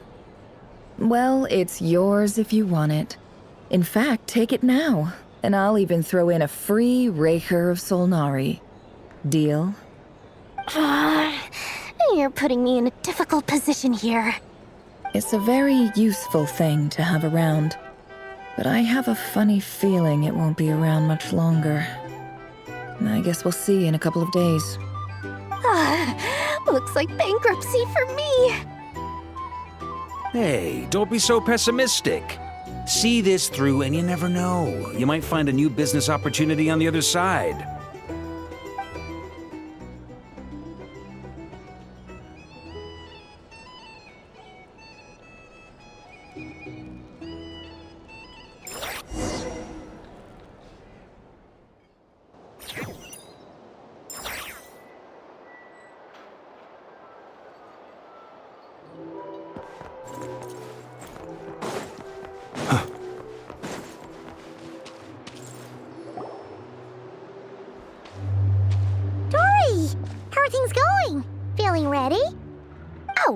Was born ready. We only have 2 days. You think Lord Sangamabe would let an opportunity like this slip by? Don't forget, when something's in high demand, the people with the goods on hand get to charge the highest price of all, even higher than the sellers taking advance orders. Ta-da! See? It's right here. Ah, it's so pretty. Did you make it?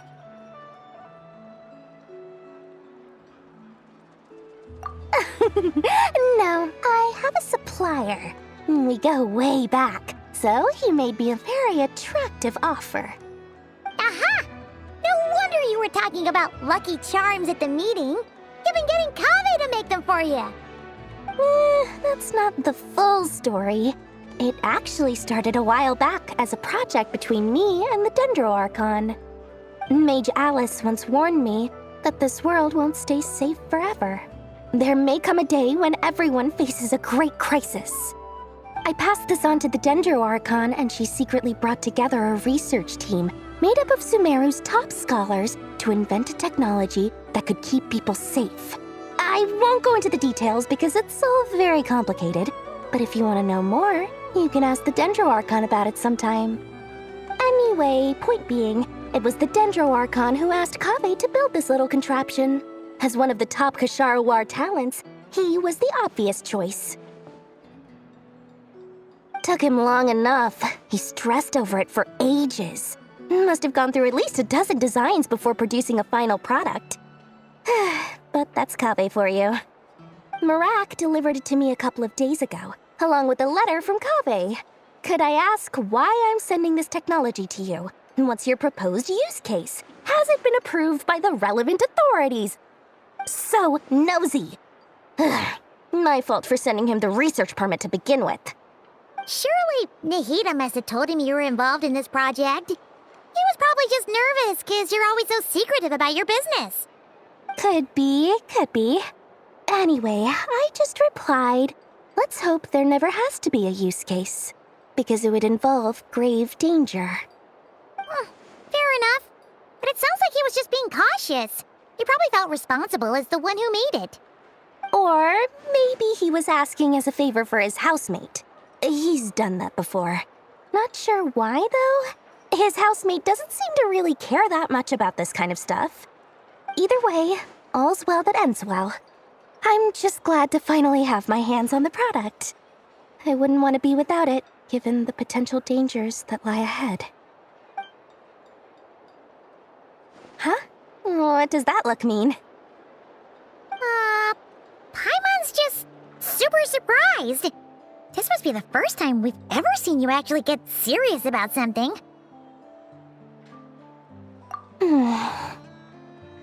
Well, a long time ago, I made a promise to myself. I promised that I was gonna live every day of my life with a big beaming smile. Obviously, Mora plays a big part in that. But there are always gonna be times in life when you have to give something back.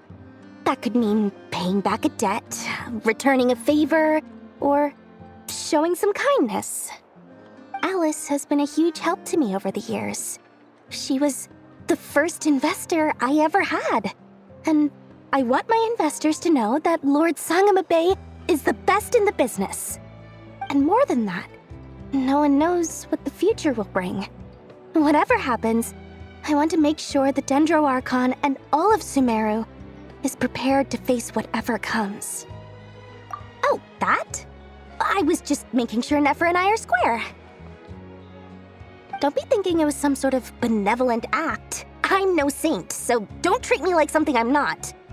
My priority is doing the business that I want to do, so long as my conscience lets me, but it usually does. That's the Lord Sangama Bay business model.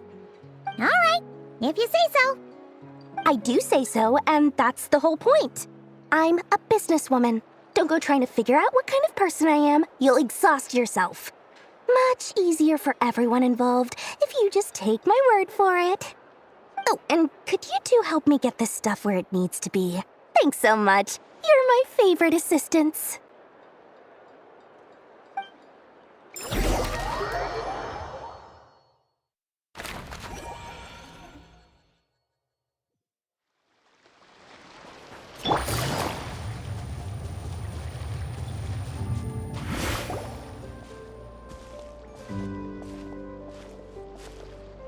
Traveler, Paimon, it's good to see you. Everything going smoothly over here? Sort of. As you're probably aware, Varka, Diren, and I captured some abyssal creatures from the Wild Hunt. Per the plan, we dissected and analyzed some samples of these creatures. The process went very smoothly. The findings, however, come with some troubling implications. What? You can actually dissect the Wild Hunt? That depends on your definition of Wild Hunt and dissection.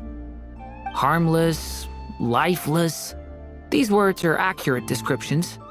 The Wild Hunt is an interesting phenomenon. In and of itself, it doesn't seem to possess anything akin to a human personality. But taken as a collective, the medium through which the Wild Hunt is summoned does appear to have a soul. Master griped a lot about the wise Horoptatyr, and seemed somewhat fascinated with the foul Certology. But she barely mentioned Rerir at all. I don't think that was because of his lower social standing, though. Anyway, it's a pity. I should like to hear her thoughts on the nature of the lifeform he has become today. It's a strange mix. The furious energy of an abyssal being channeled through a fractured physical existence.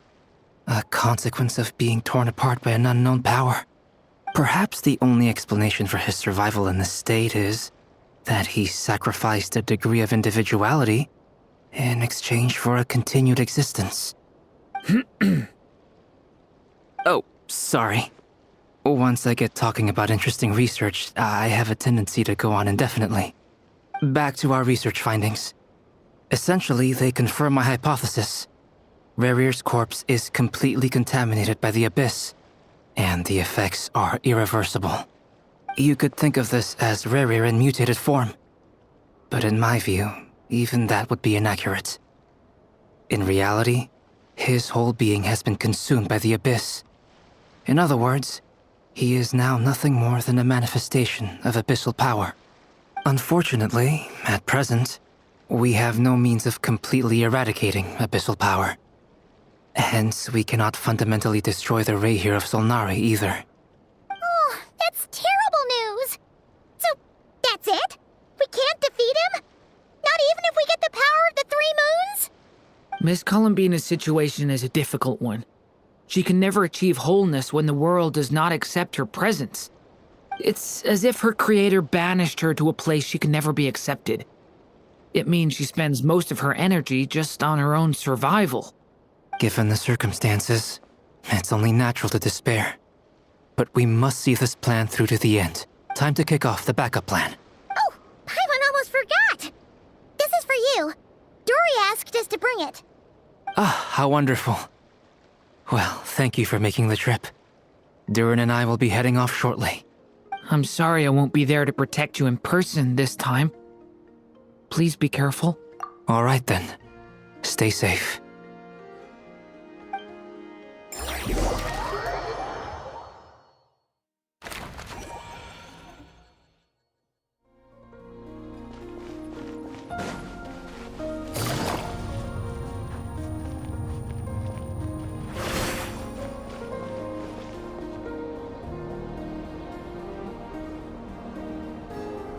Miss Lauma, is everyone here? Yes. The fate of my flock is in your hands, Grandmaster Varka. Please keep them safe. My lady, what are you saying? Within the next 24 hours, we will face the biggest crisis the world has ever seen. This is not a burden that we deserve to bear, but I believe that we reap what we sow in this life. So I intend to act.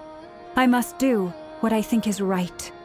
For me, that means fighting for the future of Nodkrai. This gentleman is the Grand Master of the Knights of Favonius, Varka, Knight of Boreas. In my absence, please follow his lead. Hey, everyone. Guess I should introduce myself. Well, to start with, I know my way around a battlefield. The biggest strengths are honesty and hard-workingness. Anyway, point is, I don't intend to let Lauma down. I'm gonna do everything in my power to keep every last one of you safe and sound.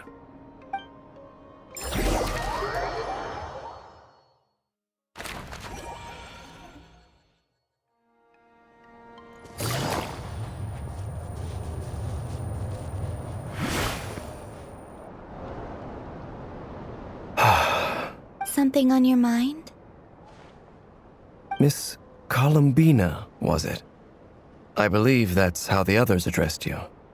That's right. Names are funny things. Have you always been called Dainsleif? Yes. I take it your own name has a more complicated history.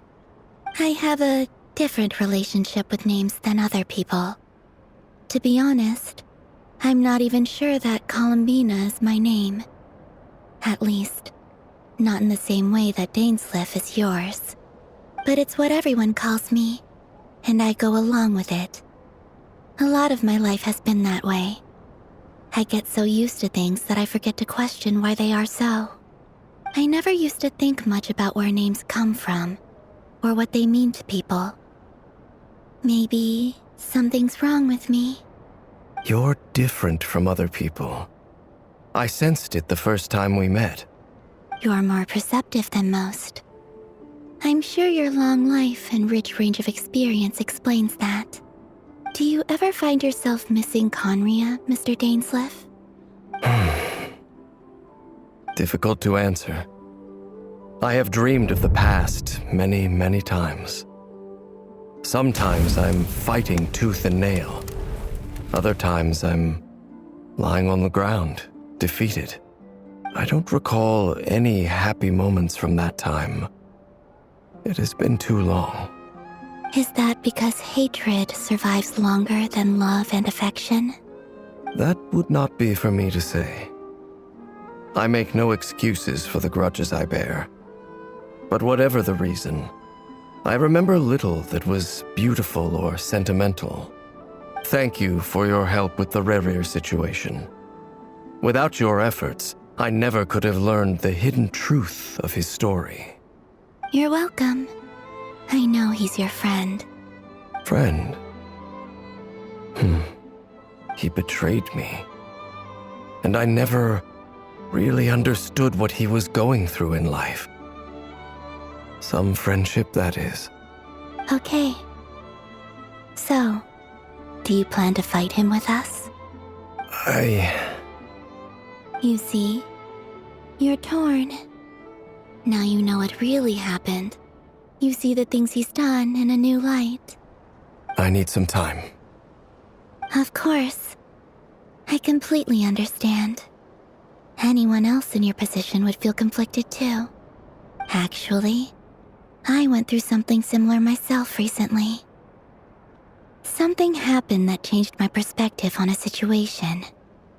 A situation I took for granted at the time, but now I feel very grateful for it. You mean the Harbingers who still support you, even though you've left the Fatui? Yes. I always thought they were only helping me because Harbingers are forced to work together. But then I abandoned them. A warrant was even put out for my arrest. And even now, they still support me. Which means I was wrong about them all along. Clearly, they view you as a friend. I feel a little guilty now. I regret not seeing her help for what it was, and not treasuring it. I see the guilt that you're feeling now, because I feel it too. Hopefully, talking about it will do us both some good. Have you noticed that the Traveler and Paimon are over there?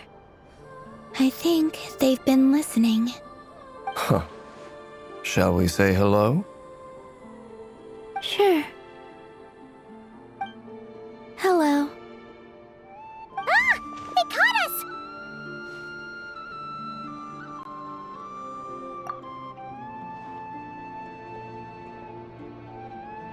I apologize for making you worry. No doubt you wish to know where I stand on the plan to take down the Recher of Solnari. I'm afraid I need a little time, but I will seriously consider joining you. You will? Oh, thank you so much! Everyone will be so grateful to hear that! They needn't be.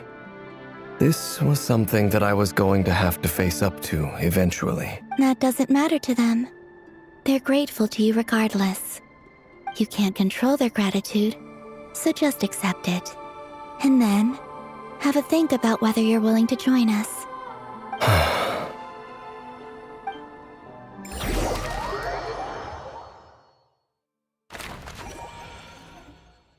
It's nearly showtime! Let's go rendezvous with the others. You know the place.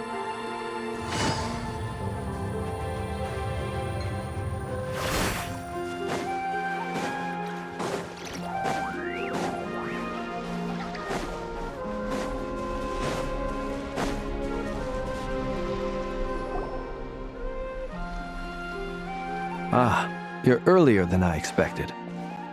Hey, Flint's! Been waiting here long? Not too long. I came a little early so I'd have some time to think. Are you nervous about the battle? Quite the opposite. I'm reminiscing on my past battles. When I was awakened by the Ratniki, I had not touched a weapon in many years. I felt like the battlefield was not where I belonged. But after waging war against the Wild Hunt for so long, I came to realize something. A life of absolute peace is simply not a possibility for me. My restless flame indicates that somewhere inside of me, there is a deep yearning to root out the evil in this world. Oh, that doesn't sound like such a bad thing. Well, in the past, when I was a Fae whose primary concern was hibernation, it was hardly ideal. But it certainly serves me well here in the present. And I am delighted to be able to join forces with you in this endeavor. Looks like I'm not the first to arrive. Ah, Miss Lauma. Did you sleep okay last night? I struggled to settle down at first, because of the nerves. But don't worry. I got enough sleep in the end. I'll be just fine.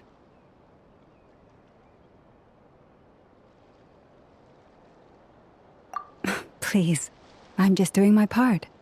Never! Over here! Aino asked me to relay a message. She said Anefa will be on high alert and keep a close watch over all secondary districts where defense is required, providing support as necessary. Meanwhile, Aino herself will provide range support to us directly, using her latest invention. Excellent. My thanks to all involved. The chess set's looking a little unstable. It won't hold him much longer. We should be prepared to engage at a moment's notice. No sense sitting around waiting. Let's make the first move while we still have the option. I agree. Paimon, find a safe hiding place. Got it! Be careful, Traveler! I will.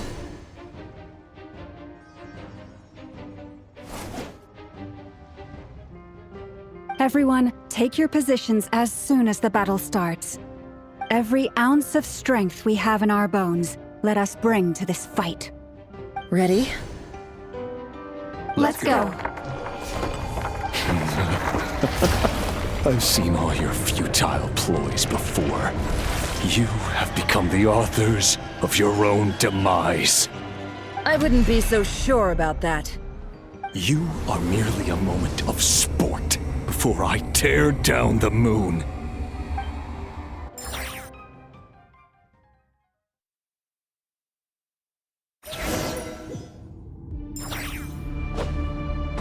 Stay on your toes. Moonlight, move!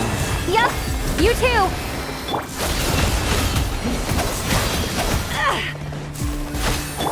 Go! Pathetic! Let me help you guys. Eat this!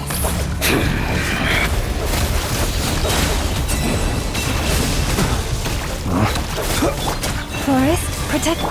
Can't hide the truth. Hunt him down! Seek within. The moonlight betrays you. By the frost moon of old.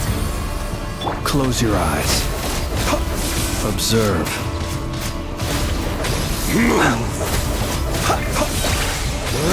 Hunt him down!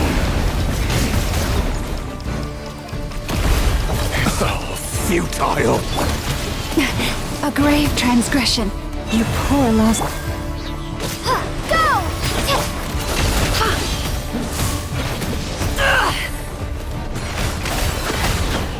The moonlight betrays you. Hunt him down!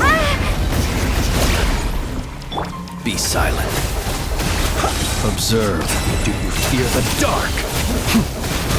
Steady now. Close your eyes. Receive my blessing. With one heart, we... The deception ends here. Hunt him down! I better wrap this up. Keep your distance. Observe. Close your eyes. To dust. It began with the moon, and so shall it end. The moon will protect you. The moonlight betrays you.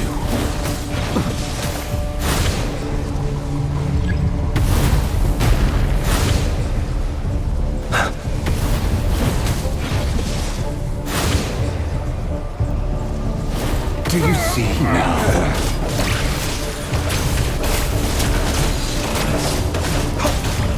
TheOffOne here.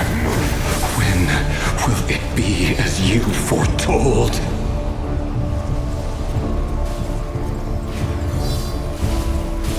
The moonlight betrays you. Forest, protect us. Stay your hand. Our spirit is not welcome here. Mystery unravels. Wipe out! The night cometh. Be silent. Observe. Are you quite finished? You'll sorely regret that. Move! You're just dead meat! Leave this place. It all adds up. Pathetic! Let's see what you're made of.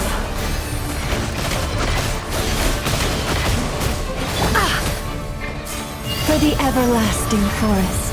Forest? It's all futile! Go! The deception ends here. No more lies. It all falls into place.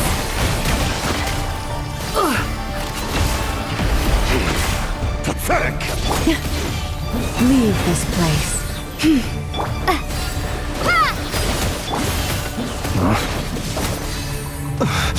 I will return. Hunt him down! An avalanche. Futile! Hunt him down! Seek within. With one heart, we pray. The moonlight! Pathetic!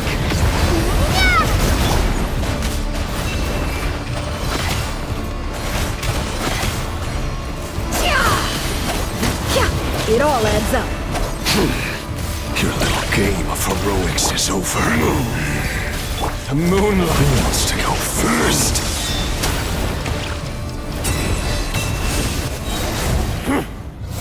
Now, get out of my sight!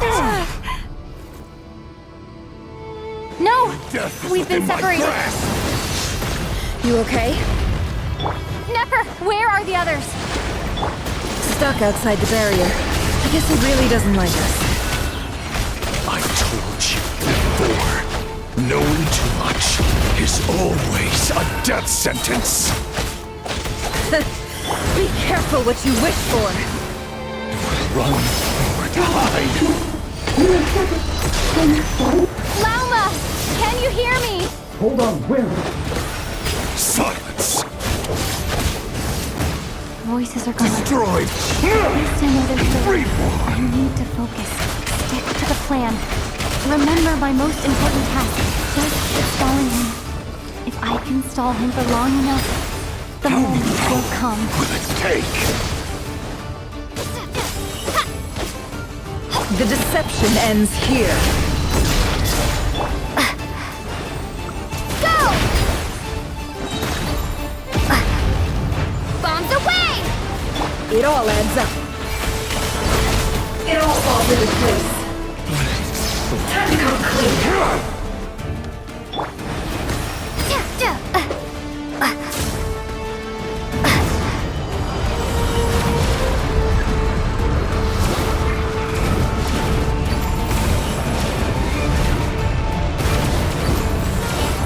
I've got this.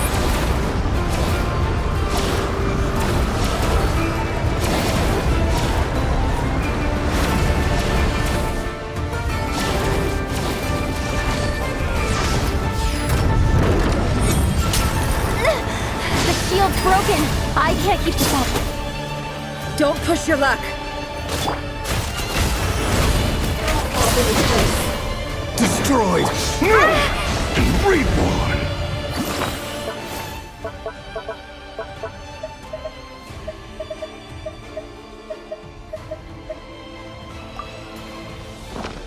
Nowhere to run, nowhere to hide. Your death is within my grasp.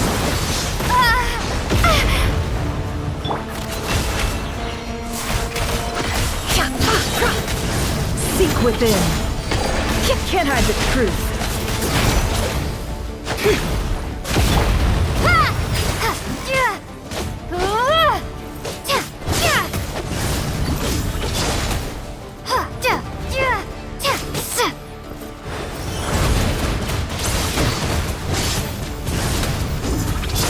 Water jet! It all falls into place. It all adds up. Bombs away! No more lies. The deception ends here.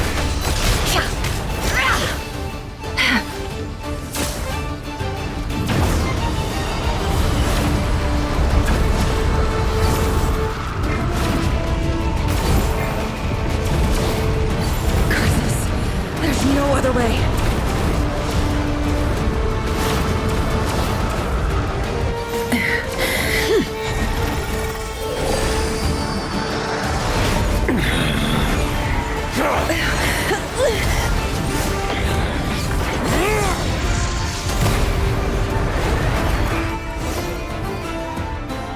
The only way to defeat Rarer is to borrow his own power. That means Columbina will have to disappear while you two bear the brunt of his attacks. You have to hold on. Find a way to keep him focused on killing the two of you.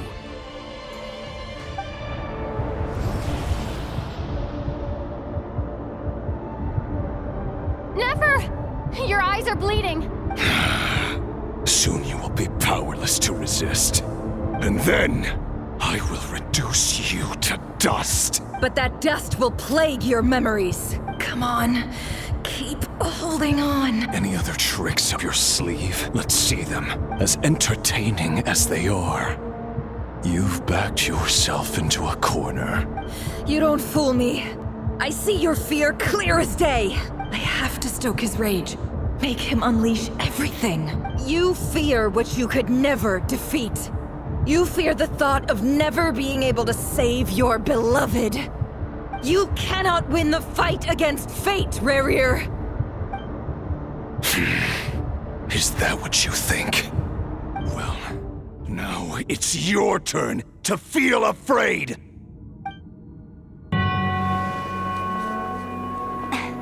You fear the sound of your own name? Is it us you hate? Or is it what you've become?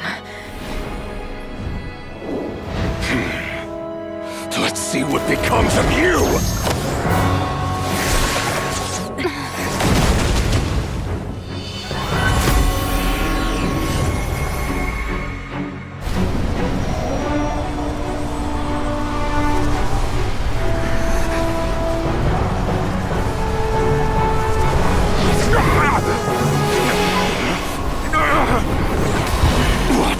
Happening? That power. I've seen it before.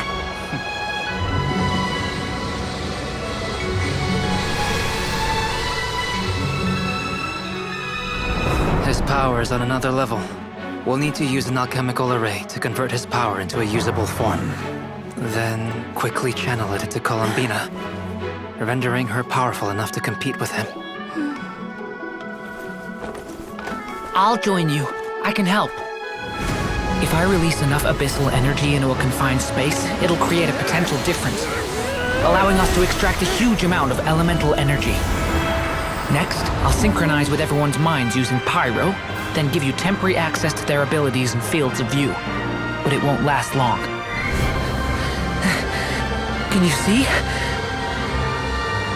Well enough.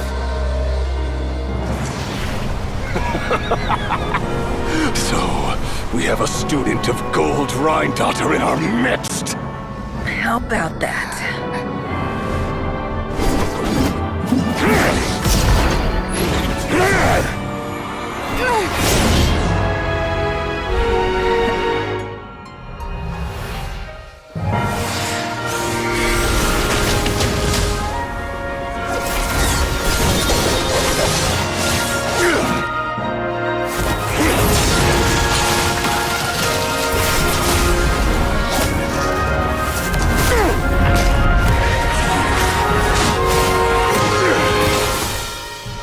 You use my own power against me? Just like how you stole Kuvaki. Look familiar?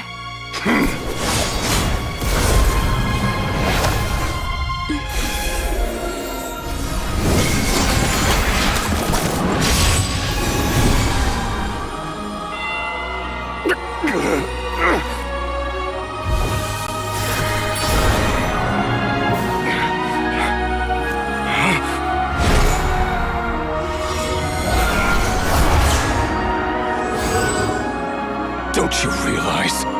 You don't have the power to hold that gate open! I don't, but someone else does.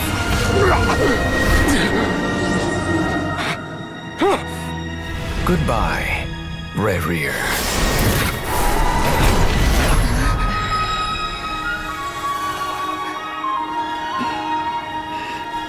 We won.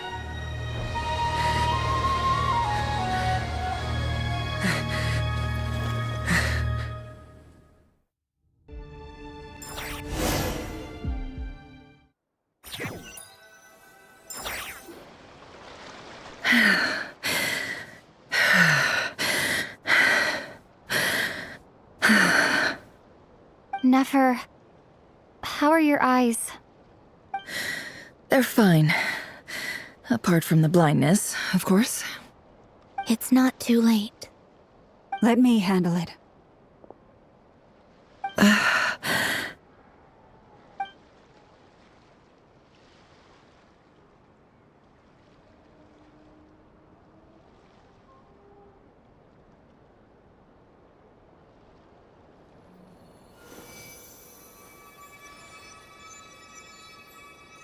Miss Nefer, it's not like you to lose your composure.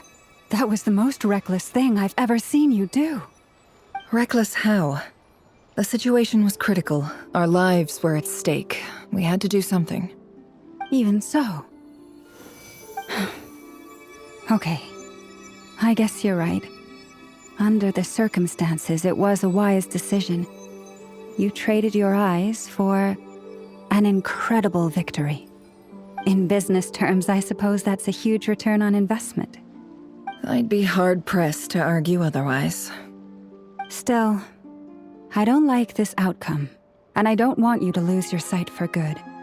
People suffer when they make sacrifices they shouldn't have to make, whether that means faith, strength, or in this case, your ability to even see. I had hoped you could win without sacrificing so much as a single hair on your head. Thank you. Really. All done. Don't try and open your eyes just yet. We'll see how you're doing in a couple of days. Until then, please follow your recovery plan to the letter. I'll send full details through Yehoda. For now, just get yourself home, relax, and rest. My dear friends, we have fought bravely and achieved a spectacular victory. A dark cloud has been lifted from the skies of Nodkrai. All in this land will be grateful for what you have done. The moon will remember this day. Thank you both.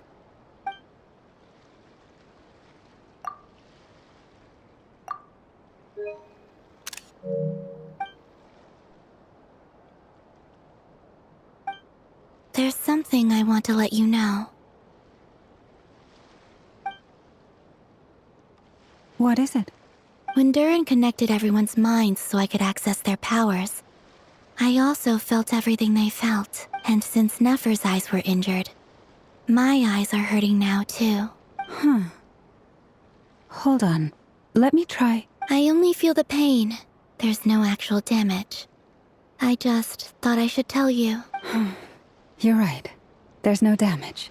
That's a relief. But I must say, I'm surprised to hear the Kuthar share something like this with me. In the past, you never used to open up about yourself. Things are a little different now from how they were.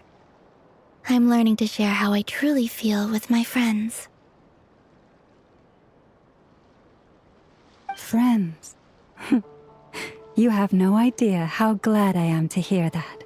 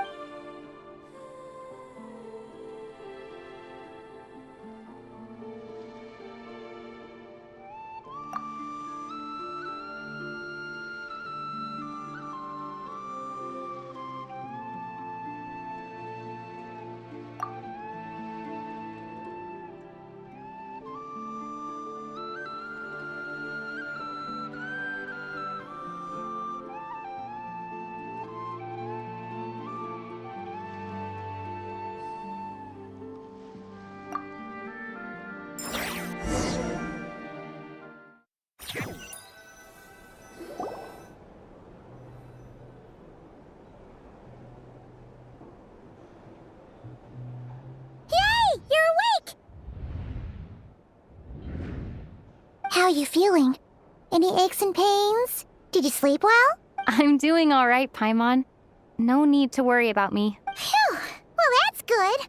Paimon's been sitting on the edge of the bed worrying about you for ages. You slept a whole day and night. Poor Paimon had to eat all by her lonesome. Glad to hear you didn't starve. How is the food? Well, it wasn't the same without you there to share it. Honestly, Paimon just can't relax when you're not your usual self. She couldn't enjoy the food and settle down to sleep. Well, I'm back to normal now. Oh yeah, and Albedo swung by earlier. He said to tell you to head to the tavern when you woke up. Varker and the others are organizing a victory feast and they want to celebrate with you. He also dropped off some medical supplies, but you seem fit as a fiddle, so guess you won't be needing those. If you're feeling up to it, let's head over now. Wouldn't want to keep them waiting.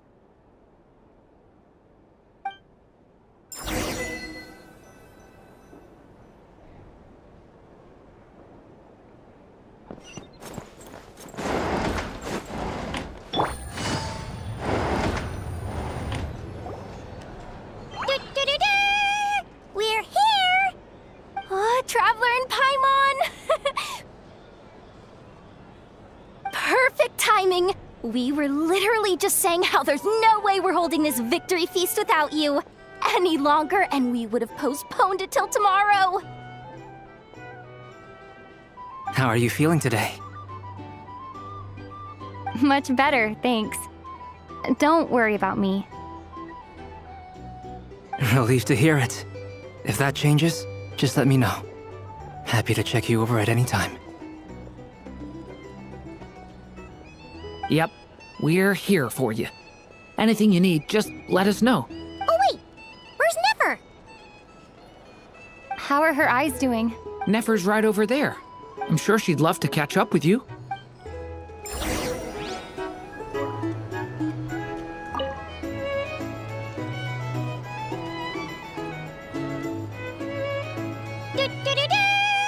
We're here! Oh, Traveler and Paimon! Perfect time! How are you feeling today? Much better. Relieved to hear it. Yep, Oh wait, where's Nefer? How are her eyes? Nefer's right over there. I'm sure she'd love to.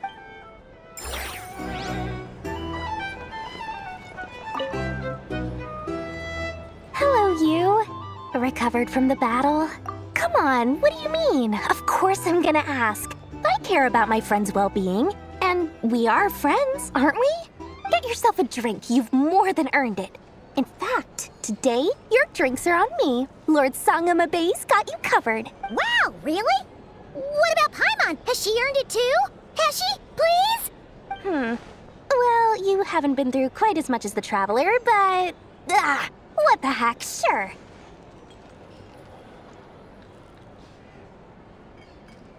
Yay! Wow! Drinks on Dory! What a historic day. Hey, keep your voice down, or everyone else is gonna want in too. You... Have you heard anything I've been saying recently? Doing business in Krai has been an absolute nightmare. If I'm buying for everyone, oh... Okay. Paimon will speak more quietly. Jeez. That's more like it. Don't you forget. Lord Sangama Bay doesn't just go around buying drinks for anyone and ever.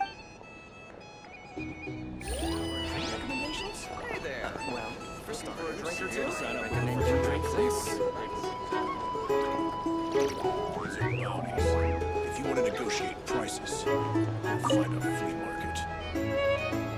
I see you've recovered. You bet. Snoozed her way to a full recovery. Glad to hear it. A healthy body is paramount. Nothing else in life is possible without it. So take it slow. You can't afford an injury. Paimon too! You really saved the day when you swooped in to open that gateway. I came to accept that although Rerir was my friend in the past, here and now, he was an enemy that must be defeated. Though I will never fully understand what happened between us, I could not let this crisis deepen any further. We fought a very necessary battle, and you played your part admirably. Yeah! And if you ever need to talk, just remember, we're always here. I'll do that.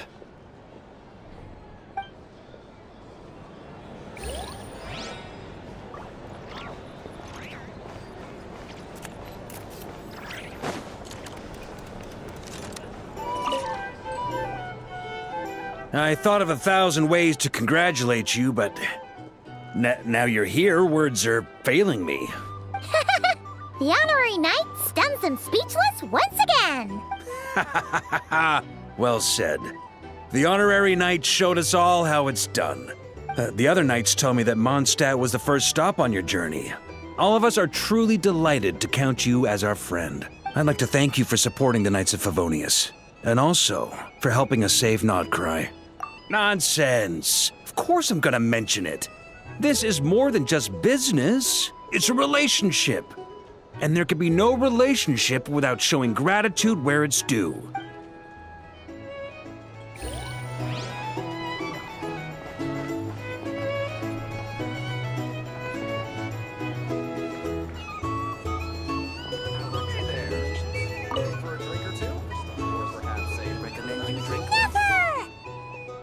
Traveler, Paimon, are you recovering well? Turns out that moon chanter has some real talent after all. My eyes were mostly recovered after just a couple days' rest. I can actually open them again now. Yeah, but you gotta be careful. Lauma says not to strain your eyes while they're still healing. Yes, thank you. I'm well aware. Yehoda, could I borrow you for a moment? I could do with an extra pair of hands. Oh, sure. Coming. Did you hear that? I gotta go help Lauma for a second. You guys chat among yourselves. I'll grab us some drinks on the way back. Paimon, you still like 'em sweet? You bet. Make it extra sweet, because Paimon's earned it. Sure thing.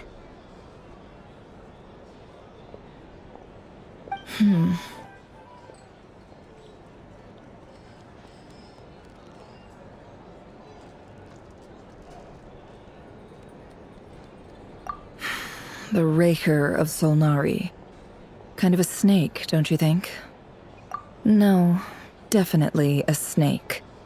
A poisonous one who spewed his venomous hatred everywhere. Anyone who seeks revenge out of hatred for other people has become a snake. That's something my dad used to say. Perhaps. I'm sure it sounds like a very wise and open-hearted perspective to your ears. But me? I think hatred is a perfectly justifiable emotion. What else is left when everything you depended on in life gets stripped away? Something's gotta fuel that drive to keep on living. If you're worried about me, you can nip that in the bud. I'm not someone who gets stuck in the past. It's just... I suddenly feel like I was wrong to call my father a liar. He was just a fool. That's why the Academia turned their back on him, and why the other tribes ganged up on him. Oh, Father. How much better things could have been if you were a skilled liar. Look at the Ibis King. Thoth is a fiendishly cunning liar. And yet, strangely, he feels more like a father to me than my real dad ever was. He's never brought it up, but I'd bet he feels the same way. Why else would he give me the power to perceive the truth, while at the same time training me in the art of deception? Well, King Deshret banished him to Aru, which is essentially a prison, and posed 3 questions to him. He promised that he'd have his freedom if he could find the answers. His response was to take on a physical form and approach me, hoping that I could become his envoy and search for one of the answers on his behalf. Did he really think I'd fall for that? He's stuck there. He can't make me return what he gave to me. So that's enough for you to decide he's nice, is it? He's a prisoner, and he was scared. So he decided to perform some good deeds to win people's approval. He lives in fear because he's a deceiver. How is Rerir any different? You can't work as a spy your whole life and expect a happy ending. It's preposterous. Yet I can't say I don't understand it. Liars live in the darkness of their own making. But it's still human nature to want to go on living. They say that a liar's soul is the most worthless thing in the world. What do you think? Oh, really? Well, it takes a very kind person to find compassion even for liars. If you ask me, the soul of a liar really is worth nothing. Because all they care about is themselves. For example, when something good falls into my lap, I don't go sharing the news around. Stops other people trying to steal it from me.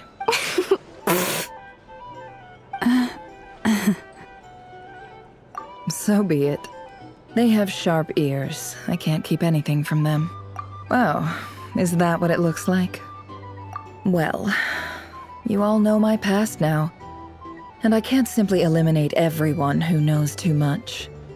So I guess I just have to put up with you. For the foreseeable future, at least. When you find yourself in a situation you can't control, the safest play is to keep calm and start monitoring everyone involved like a hawk. In the intelligence world, you need to have a sense of perspective and play your hand accordingly. If you understand what's at stake, please ensure my secret is safe with you. I trust you'll respect my wishes as a friend. But don't forget, I will also be watching you like a hawk. Very good. Oh, wait! Now that the panic's over and we've all calmed down, Paimon suddenly remembered something. After all that build-up, our mystery ally never showed up even once!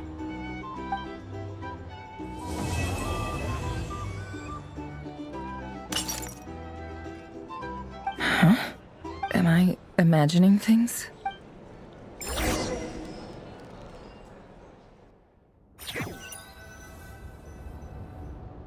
So, that close colleague who stayed behind with you? What's he been up to recently? Don't know, don't care. I get more normal human interaction from hanging out with Bosco too than him. Although, now you mention it, he hasn't bothered me in a while. I wonder if... If he's disappeared without a trace, it's the biggest gift he ever gave to the world. But I somehow doubt that's what's going on. He won't lie low forever. So we'd better stay on guard.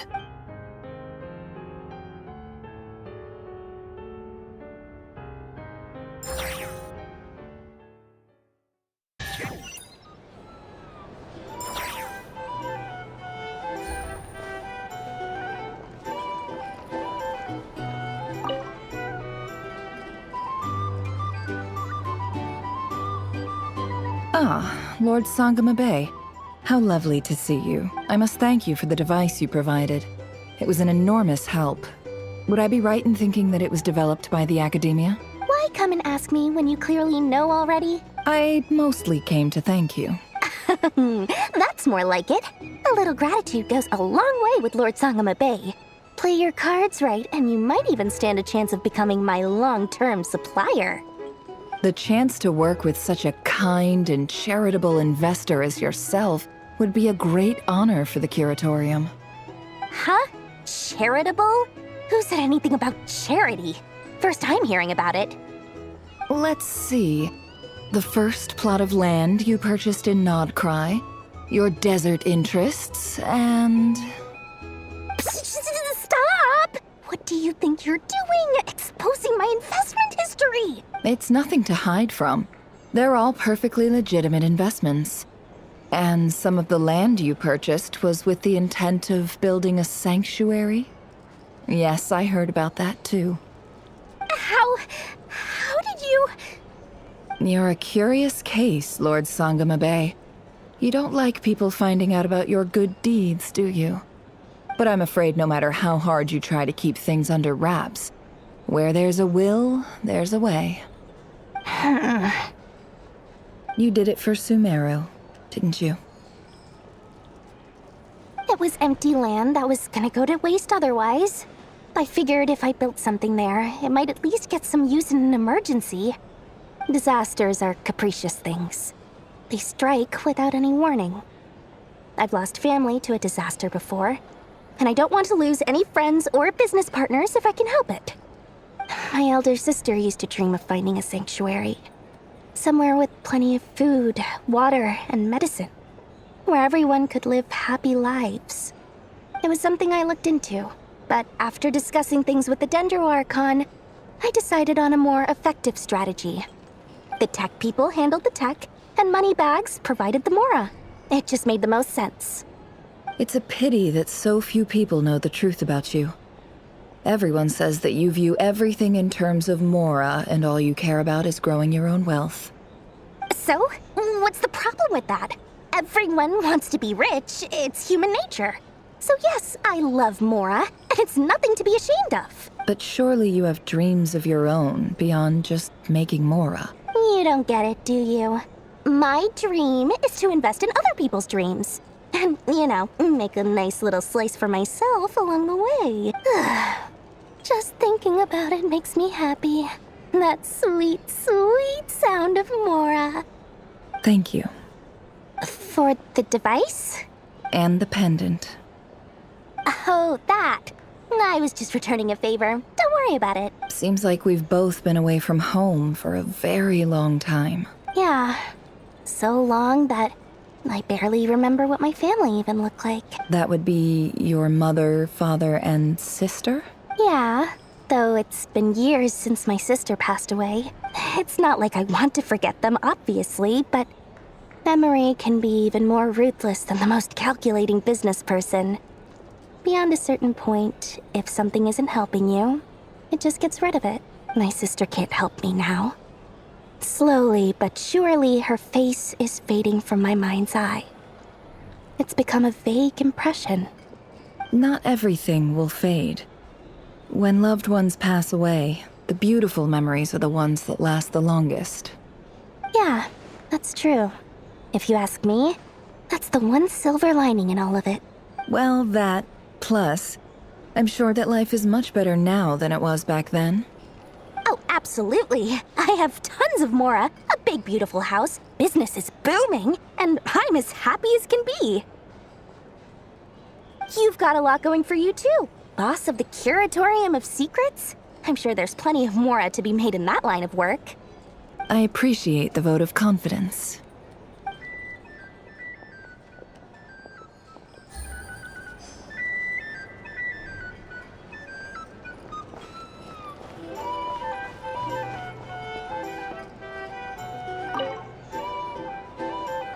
How have you been holding up? Any adverse reactions? If you start to take a turn for the worse, make sure you tell me right away. You don't need to worry about me, Grandmaster. I'm fine. I mean, I barely did anything, so... What? You're too humble, young man. You played an indispensable role in the battle for Krai. We can't thank you enough for your support. Sometimes, when people praise you, it's because you deserve it. The best thing is to accept it calmly and with grace. It's important to learn how to respond to words of admiration. Let's do a quick demonstration. Albedo, that was an incredible feat of alchemy. The pressure was on, but you worked flawlessly at lightning speed to get the job done. Thank you. I can't take all the credit, though. Durin played a big part in forming the alchemical array. See? Did you catch that? A masterclass in how to take a compliment. Okay, yeah. I did work pretty hard to help prepare for the battle. No point denying that. Hey, you guys! Hey, look who's bounced back. Looking good, Traveler. Seems like you've recovered. You won't need to take any more medication. Can I get you a drink? Huh? You know how to order at a bar now? You've sure learned a lot recently. Handling a drinks order is ridiculously simple compared to alchemy. Don't worry, I'll blend into society yet. Paimon believes it. You're clearly a fast learner, just like your brother. To be totally honest, though, Paimon didn't quite follow all the details when you first explained the plan to us. Don't worry, that's completely understandable. Unless you're a student of alchemy, it's hard to grasp the principle and how the process works. To put it in the simplest terms, we saw how our enemy stole the power of Kuvaki, and that gave us the idea of stealing his power to turn it against him. When facing an enemy you have no hope of defeating, it's best not to engage them in battle. So, instead of looking for a way to overpower him, we decided to help Columbina get strong enough to at least stand up to him in a fight. For this to work, we had to analyze his modes of attack, confirm who his main target was, and make sure that he wouldn't go beyond the range of the alchemical array. For added security, we prepared a total of 4 arrays. But to mitigate the impact of the battle, we identified one location in particular as the ideal spot, which is where the confrontation took place. The alchemical array absorbed his abyssal power, Then Durin processed it to render it usable by Columbina. That power enabled her to do what would otherwise have been nigh on impossible. What surprised me was that Dainsleif actually agreed to join us. Given his history with Rerir, he had every right to sit this one out, but we're extremely grateful for the decision he made.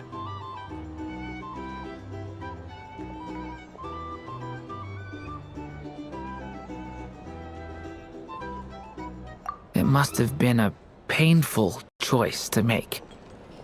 But I'm sure that making a decision was far better for him than staying in limbo.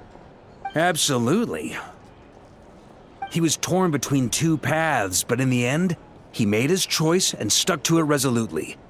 He doesn't strike me as the sort of person who'd stay trapped in limbo for long. Anyway, however you cut it, everyone gave a stellar performance. And now, it's time to kick back and celebrate.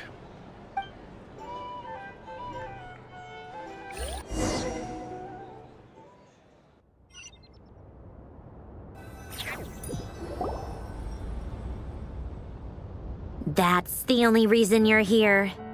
Yes. I've thought a lot about it. And I've realized that you, me, and Arlecchino should be friends. I think this is very important. So I felt I had to come and tell you. Well, this is a new one. I'm so moved. I can't even hold my teacup. If that's all, you can leave now. Do you not want to be friends with me? Or is it that you prefer being co-workers? What is this, Columbina? Are you deliberately testing my patience threshold? Right now, my politeness module is active. But if you say another word, I swear I'll shut it down. If your politeness module was active, wouldn't you say the word please at some point? Polonia, please see Lady Columbina to the door. Will you still invite me to your next tea party? What? Yes, I think you will. Bye-bye, dear Sandrone.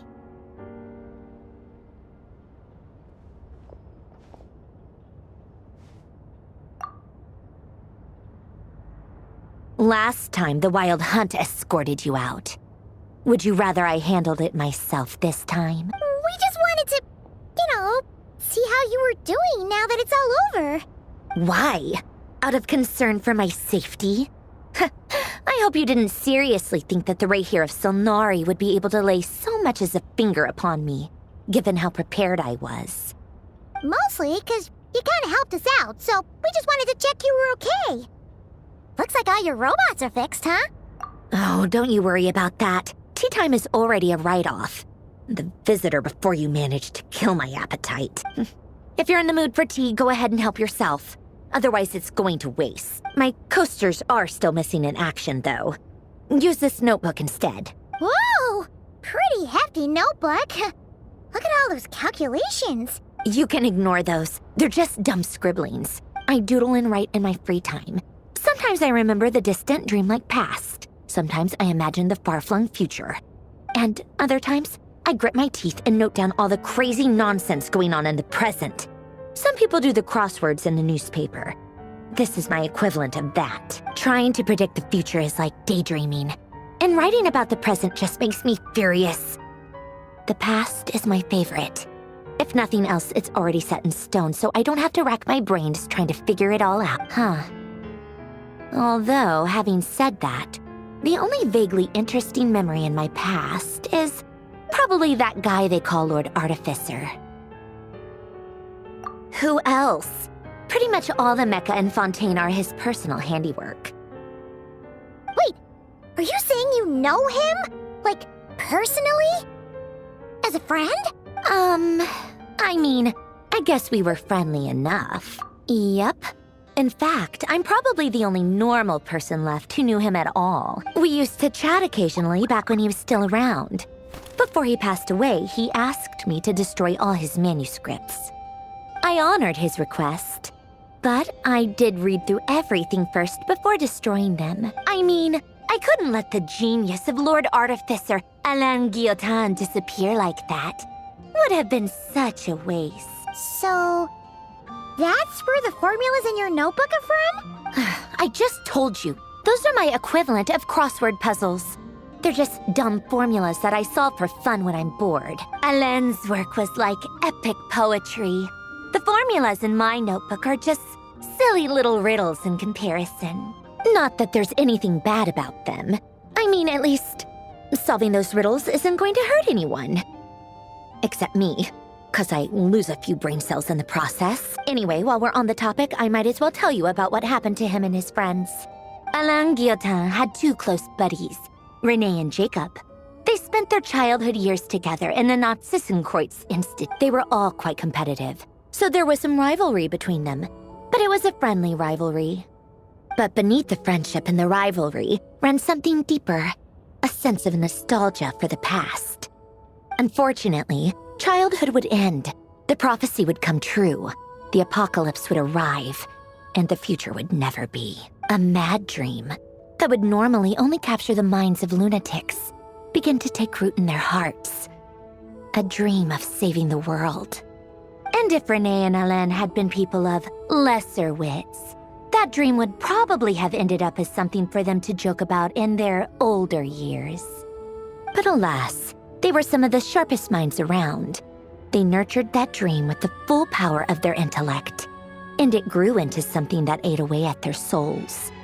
The first of them to fall under its spell was Renee. Against Alain's wishes, he persisted in experimenting on a mutual friend of theirs to try and save their life. Alain did not approve and parted ways with Renee. It's complicated. Alain wanted to believe that Renee only did what he did for the sake of their friendship. But when he told me about what happened, I could tell he still had some suspicions about Renee's motives. Perhaps the seed that would grow into a nightmare had already sprouted in Renee's mind. Even then, the next time they met, Renee's soul had been completely engulfed by the dream of salvation. His futile attempt to change the tide of fate only resulted in a wave that swallowed up the world, even before the apocalypse came. And although that wave died down eventually, I hear that it just recently came back with a vengeance. As I understand, Renee wanted to live out his dream of salvation once more. But I'm told that the attempted resurgence finally died out for good. At long last, Renee awoke from his deluded dream. Though of course by then it was far too late. What do you think of Renee? Do you admire his transcendent genius? His view that any price was worth paying to achieve the lofty goal of saving the world? Or do you despise him? Dismiss him as an evil madman who wrought havoc on the lives of everyone around him as he pursued his delusional dream? Same difference, really. Just a matter of perspective.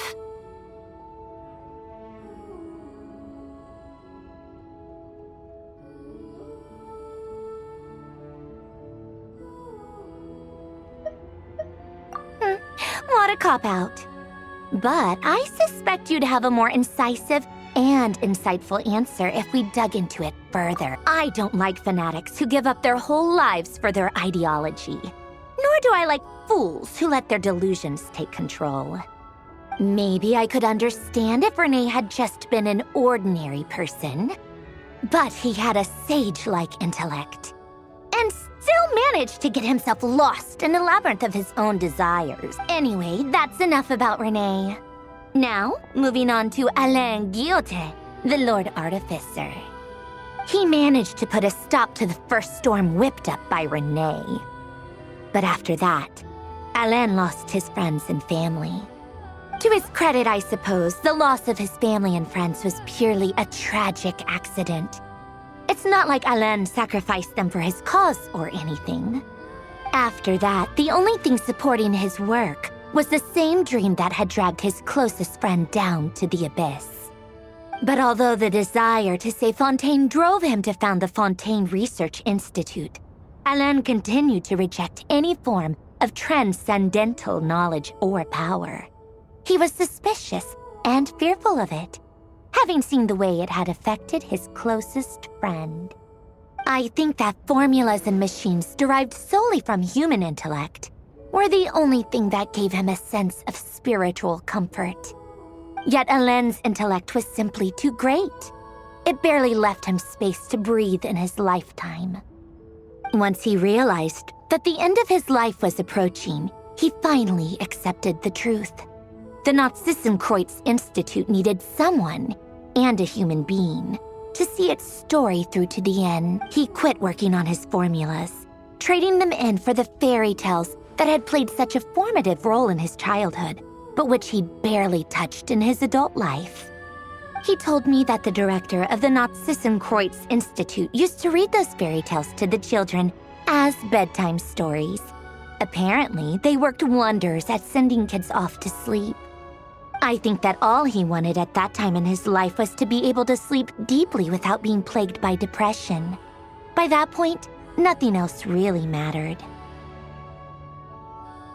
At the very end, he laid down to rest in the ruins of the former Nazissenkreuz Institute orphanage, while the Fontaine Research Institute he had founded continued tirelessly with its work. Many years after that, tensions over competing dreams would once again cause a rift, this time between members of the Fontaine Research Institute. But the actions of those fools had nothing at all to do with Alen. And that is the story of two people from the Nazissenkreuz Institute who both wanted to save the world. One went all in on his fantasy of salvation without ever looking back, and ended up calmly sinking to the bottom of the deepest sea. The other sought desperately to burn bright in his life, even though he wasn't sure where he was going. I do sometimes wonder, why is it that people like them have such grand hopes of saving the world? Even the grandest tree starts as a tiny seed. So perhaps, for each of them, their mission to save the world began with a very simple desire: to save themselves. They were young children with friends and family who mattered to them, desires to explore the meaning of life, ambitions to have a successful career. They didn't want to see all of that taken away in one fell swoop. Or maybe they just wanted to find something to anchor themselves within the chaos, to stop them getting quietly swept away by the storms of life. But instead, the search for their own salvation took them down the rocky road laid out by fate. Do you think the desire to save oneself is enough of a justification to try and save the world?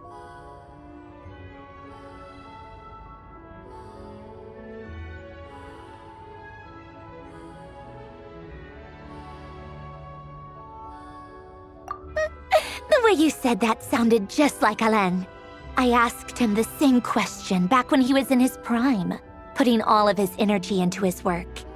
He gave the exact same answer as you did.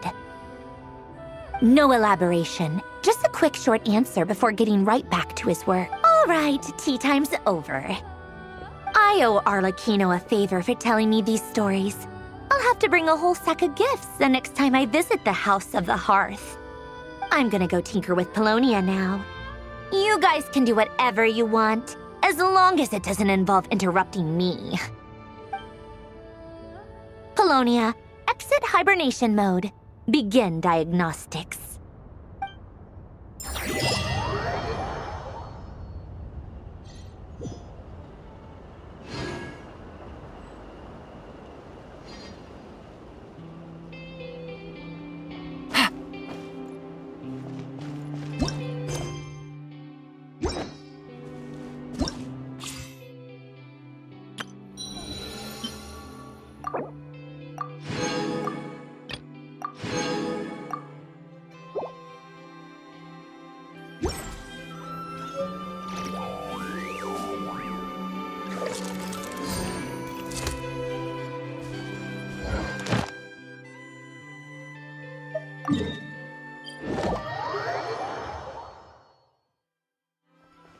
Ad Astra.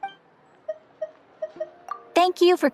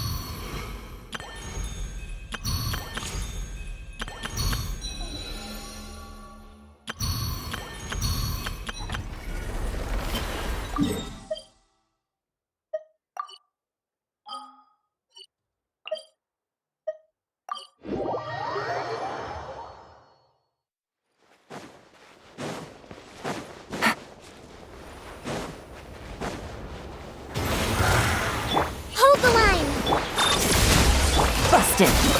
Close your eyes. Game's up. Fun's over. The long sleep beckons. Ultimatum protocol. Billowing surge. Let's move out. Observe.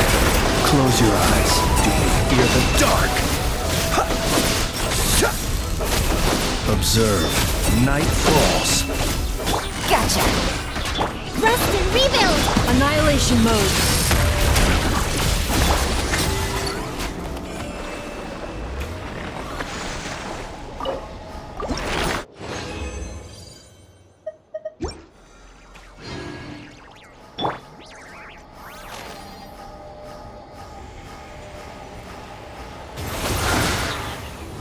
Allow me. Defensive mode engaged.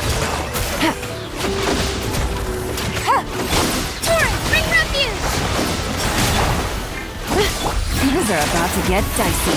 Close your eyes. The night cometh.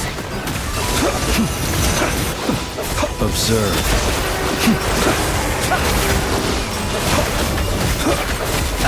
Close your eyes. Ultimatum protocol. Cleanup sequence initiated. Rest and rebuild. Busted. Covenants of the deep. Game's up. Fun's over. Be silent. Observe. To dust.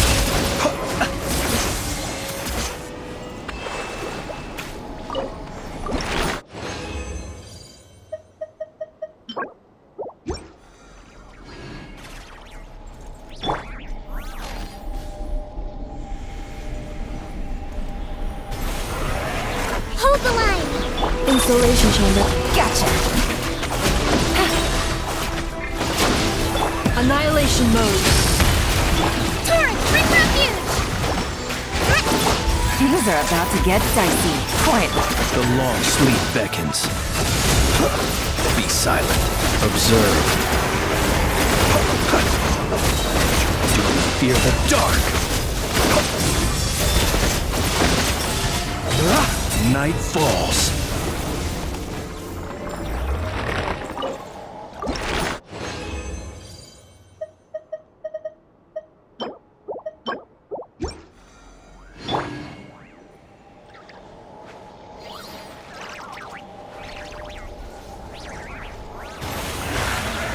Rest and rebuild. Busted. Preparing for dust up. Covenants of the deep. Here comes the catch. Be silent. Night falls. Close your eyes. To dust. Gotcha. Defensive mode engaged. Ultimatum protocol. Billowing Billowing surge! Hold the line!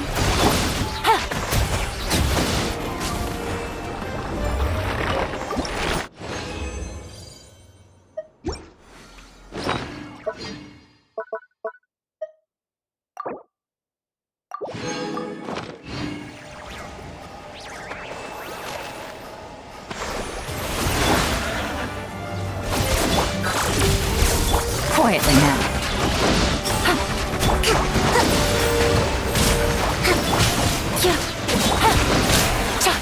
Annihilation mode. Covenant of the Deep! Game's up. Fun's over. Busted. Beware the creatures of the night. Observe. To dust. Close your eyes.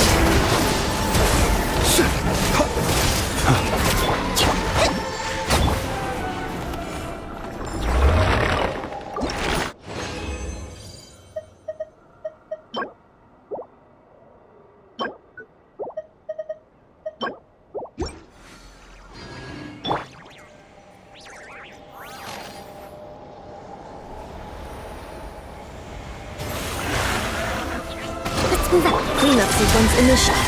Gotcha. Billowing surge! Preparing for dust up. Here comes the catch. Be silent. Close your eyes.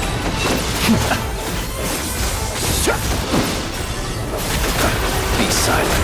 Do you fear the dark? Rust and Reba! Defensive mode engaged. Things are about to get dicey.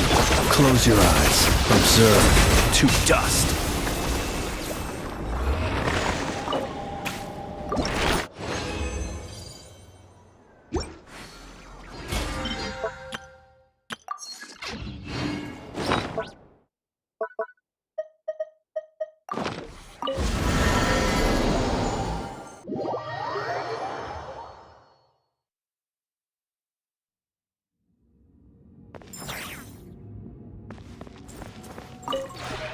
This realm is...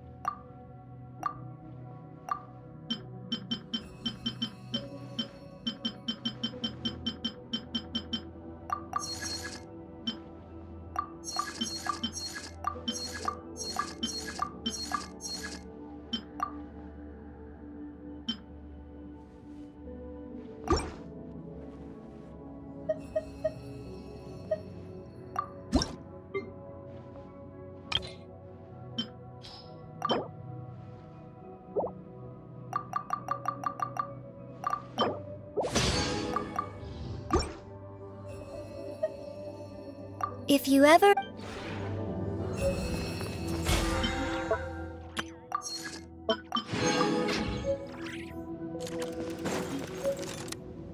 Yeah.